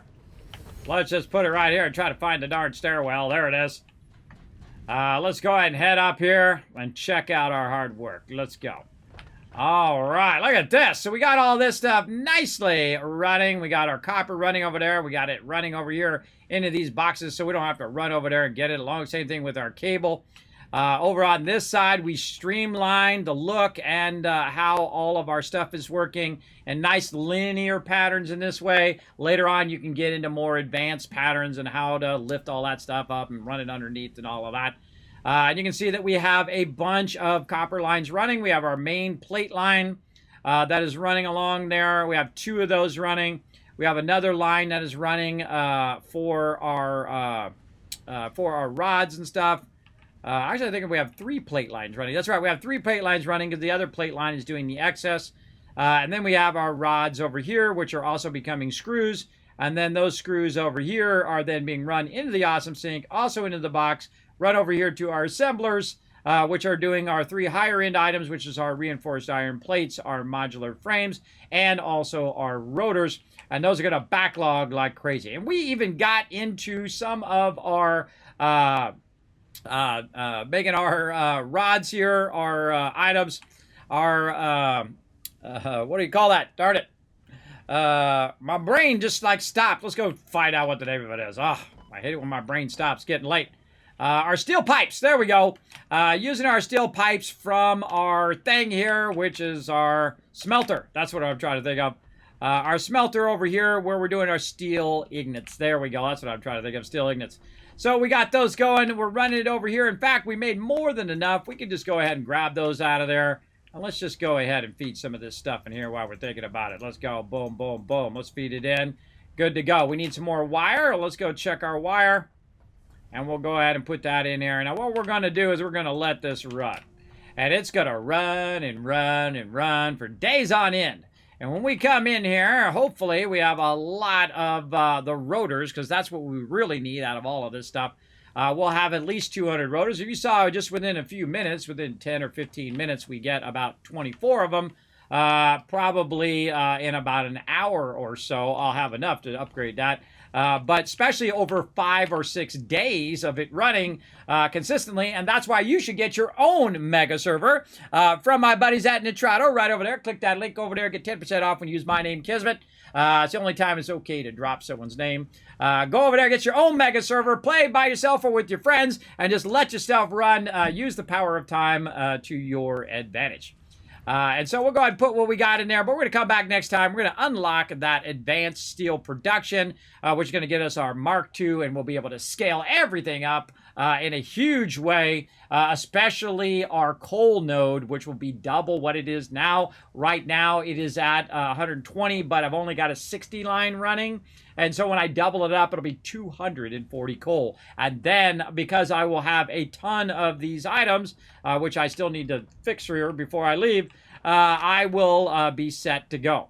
And I'm going to go ahead and grab this one here, the steel ignits here, and I'm actually going to change that to steel beam. Now, what were we using as our resource here? We were using coal, and we are also using our base resource of iron from over here. Now, again, it doesn't need to go fast. It just needs to go. That's the only thing that it needs to do. So what I'm going to do is I'm going to go ahead and run this over here. I forget which box is which. This one over here is the coal. All right. It only needs to run for a long period of time. So I'm going to go ahead and just bypass and steal some of that from over there and run it over here so that it also is continuing to make my steel production. Now, the only problem is the other one here, right? Is this one, is the coal. The coal is eventually going to run out, and that's okay. I can just go ahead and let it run out. It's going to take a long time for that coal. You can see we only did one line so far, and we already did several hundred of that particular one. But I don't want to interrupt my coal running over there because it could turn off my power, and thus everything would stop while I'm not in the game. And so we're going to let that just run at a real slow pace. We're going to let this run also doing steel beams. We're going to let that run doing those steel poles. And we're going to go ahead and take this and run this into its own box. Though we could do both boxes if we want to. Both into the same box if we wanted to. But I'm just going to do this. And then I'm going to run that back around and run that into that top box. And so now we're not only making the 8 or 9 basic resources, we also added 10, 11 plus resources that are all running, maybe 15 resources if you count your rotors and all your other stuff. We have 15 different resources running that we can just let run and run and run. And our power is way good. We are at 200 power. We have a capacity of 300. And so to get to the next stage, we're just going to let it run. Right, let it run, and then we'll have actually some of these. And then once we get our ones up here going, our beams here, these steel beams are going to allow me to do the level 3 belts, right? When I get those belts unlocked. That's another thing we need to work on as well. But I really want to get my advanced steel production going, and then go straight for these level 3 belts. Which, of course, now that I can double up the speed, I can run those belts at a high speed. I can start combining belts together as well. Can start combining all my iron stuff together. I'm going to be doubling up those and then combining them and making a much more streamlined base. And that's why I don't build out a massive base, because I know I'm just going to tear it down and redo it again when I get to the higher level belts. And then I'm going to do it again later on, again and again. But I try to do as minimum amount of rework as I can for the biggest return in the most efficient way. So we're going to go ahead and let that run. Again, we already have enough to do that one with the steel pipes, but we definitely are going to need 200 steel beams. So we're going to let that run and do that. I might want to put these both as steel beams now that I think about it, but we'll let that run. And remember that your resources that are coming out of here are infinite. They will come out there all day, every day for an infinite amount of time. And we can just go ahead and let those run. Now, let's go ahead and look around to see if we have any other resources in here that's going to help us with anything that we're doing right now. Not really. Maybe a little bit of this right here. This right here doesn't really help me anything. I've got a bunch of iron ore. I can take that iron ore and just kind of speed this along a little bit by just popping that in there. And so that'll just start pumping out of there like crazy. Burning up the rest of that. And then, of course, we always have this kind of small trickle going this way as well. And that, again, is going to just keep running and running and running. And let's see if we've got some in there. Yeah, 3 in there already. All right, cool. So we'll let that run. We'll let that pop off on its own. And, yeah, probably better because I do have a bunch of steel pipes to put that as double onto here. Very tempted to double that up. You know what? Let's do it. Let's double this up into steel beams. We'll worry about how it goes into 2 different boxes later on. This way, when we come back, we can always make more steel pipes. I don't need that much more steel pipes. I've already put the steel pipes in here. I have enough for this upgrade. I already have enough for this upgrade. So all I need now is the 200 steel beams and, of course, the rest of these rotors. And then that's it. Boom. I'll be able to do both upgrades one after another. Bing, bing. Just like that. And probably a whole bunch of other upgrades later as well. So let's go back up on our little thingy here. To take one more look at our stuff. You know what? I'm going to move. I'm going to change this thing. Hold on. Get off of there. I'm going to change this thing. Hold on. Let's do this right here. Change it so the darn ladder is facing toward me. There we go. All right. Now when I run up here, I can just run up. Get up here. And now I can watch this for hours, everybody. All the little stuff going from here to there and making this thing and that thing. But you can see that over here, we're making a bunch of, up here, we're making a bunch of rods, and those rods are not going fast enough. They way need to be upgraded, probably quadrupled of what they're making now.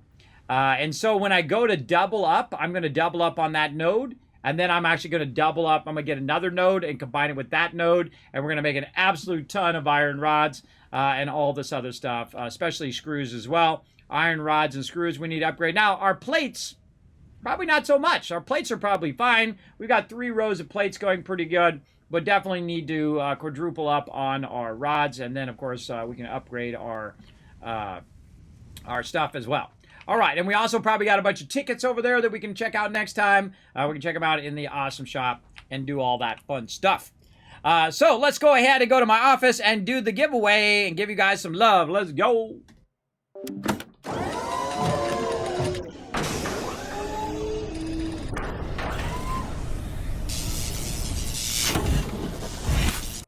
I just love the fact that when I'm sleeping, everybody, it's going to be making all them resources for me. Whoa, look at this weirdness. All right, there we go. All right, closing the giveaway. Let's do it in 3, 2, 1. Boom, you're the winner. Adam, you're the winner today. Now, I sure hope you're still in the stream because I sure want you to win. Let's go ahead. I'm going to give you 2 minutes in the stream. I'm going to go ahead and start a giveaway timer. While we're waiting for you to say something in the chat, I'm going to go ahead and talk a bit about the stream here. First, everybody, I want to see some GGs in the chat. The more GGs I see in the chat, the more Kiz Caps I give to you guys for the next giveaway as well.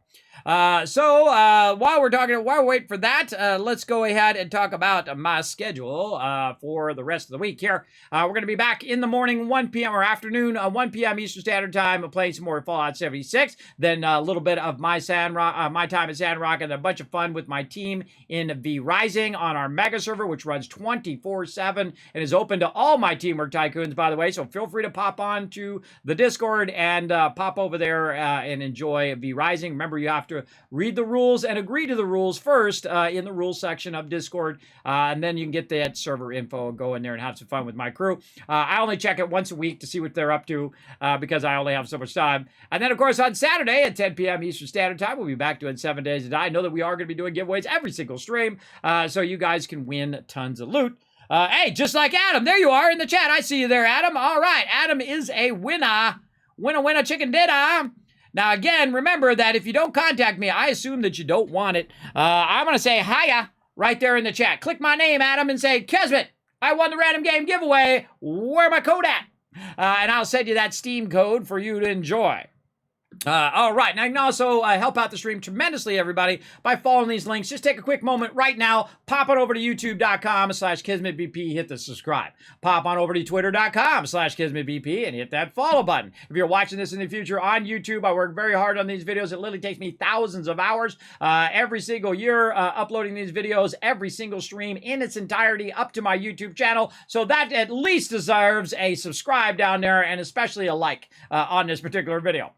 And then check out some more of my videos as well. And then you go to discord.gg/Kismet or kismet.gg. Check out more stuff in my community. Check out what's going on with my equipment here on the stream, as well as unboxings, guides, all sorts of cool stuff on the website as well. Now, you're like, Kismet, how can I support? I laughed, I cried, I had a great time today. How can I support the stream? Well, what you can do is you can pop on over to patreon.com/Kismet and support over there. That is the best place to support the Kismet Love Train. Know that you will get, of course, early access to everything that I'm doing, including tips behind the scene on how I do all my graphics and 3D animations and all my streaming stuff. Lots of stuff up there. You get to see guides and unboxings ad-free before anybody else, usually weeks ahead, as well as you get your name at every single end of the stream. I shout you guys out at the end of my stream. I appreciate you supporting over there. Again, it is tough to keep this stream going. This is a giant enterprise. for me to do uploading videos and for me to stream all week long, and also balance it with all my other stuff that I'm doing, and then also try to always kind of push forward on the stream as well. So please take a moment if you can afford it, go over there, pop on over to Patreon and show your support. All right, appreciate you, all you peeps who do go over there. All right, everybody, and that's it for me. Again, the next time I will see you guys is at 1 p.m. Eastern Standard Time, Thursday afternoon. I will see you all then. Bye, everybody.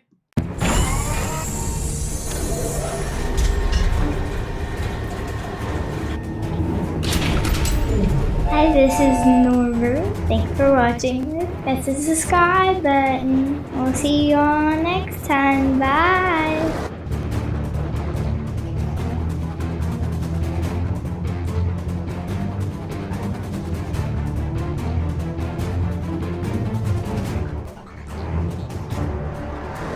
Hey, thanks for watching this video. Help support more videos just like this one and keep the Kismet love train a-going by dropping by my Patreon and showing your support. Big thanks going out to Resident Spike, Riverdog, Rotisserie G, JC Hunter, AMZ, Carlos, Jeremiah, and the notorious TDK. Click to watch more videos, and I'll see you next time.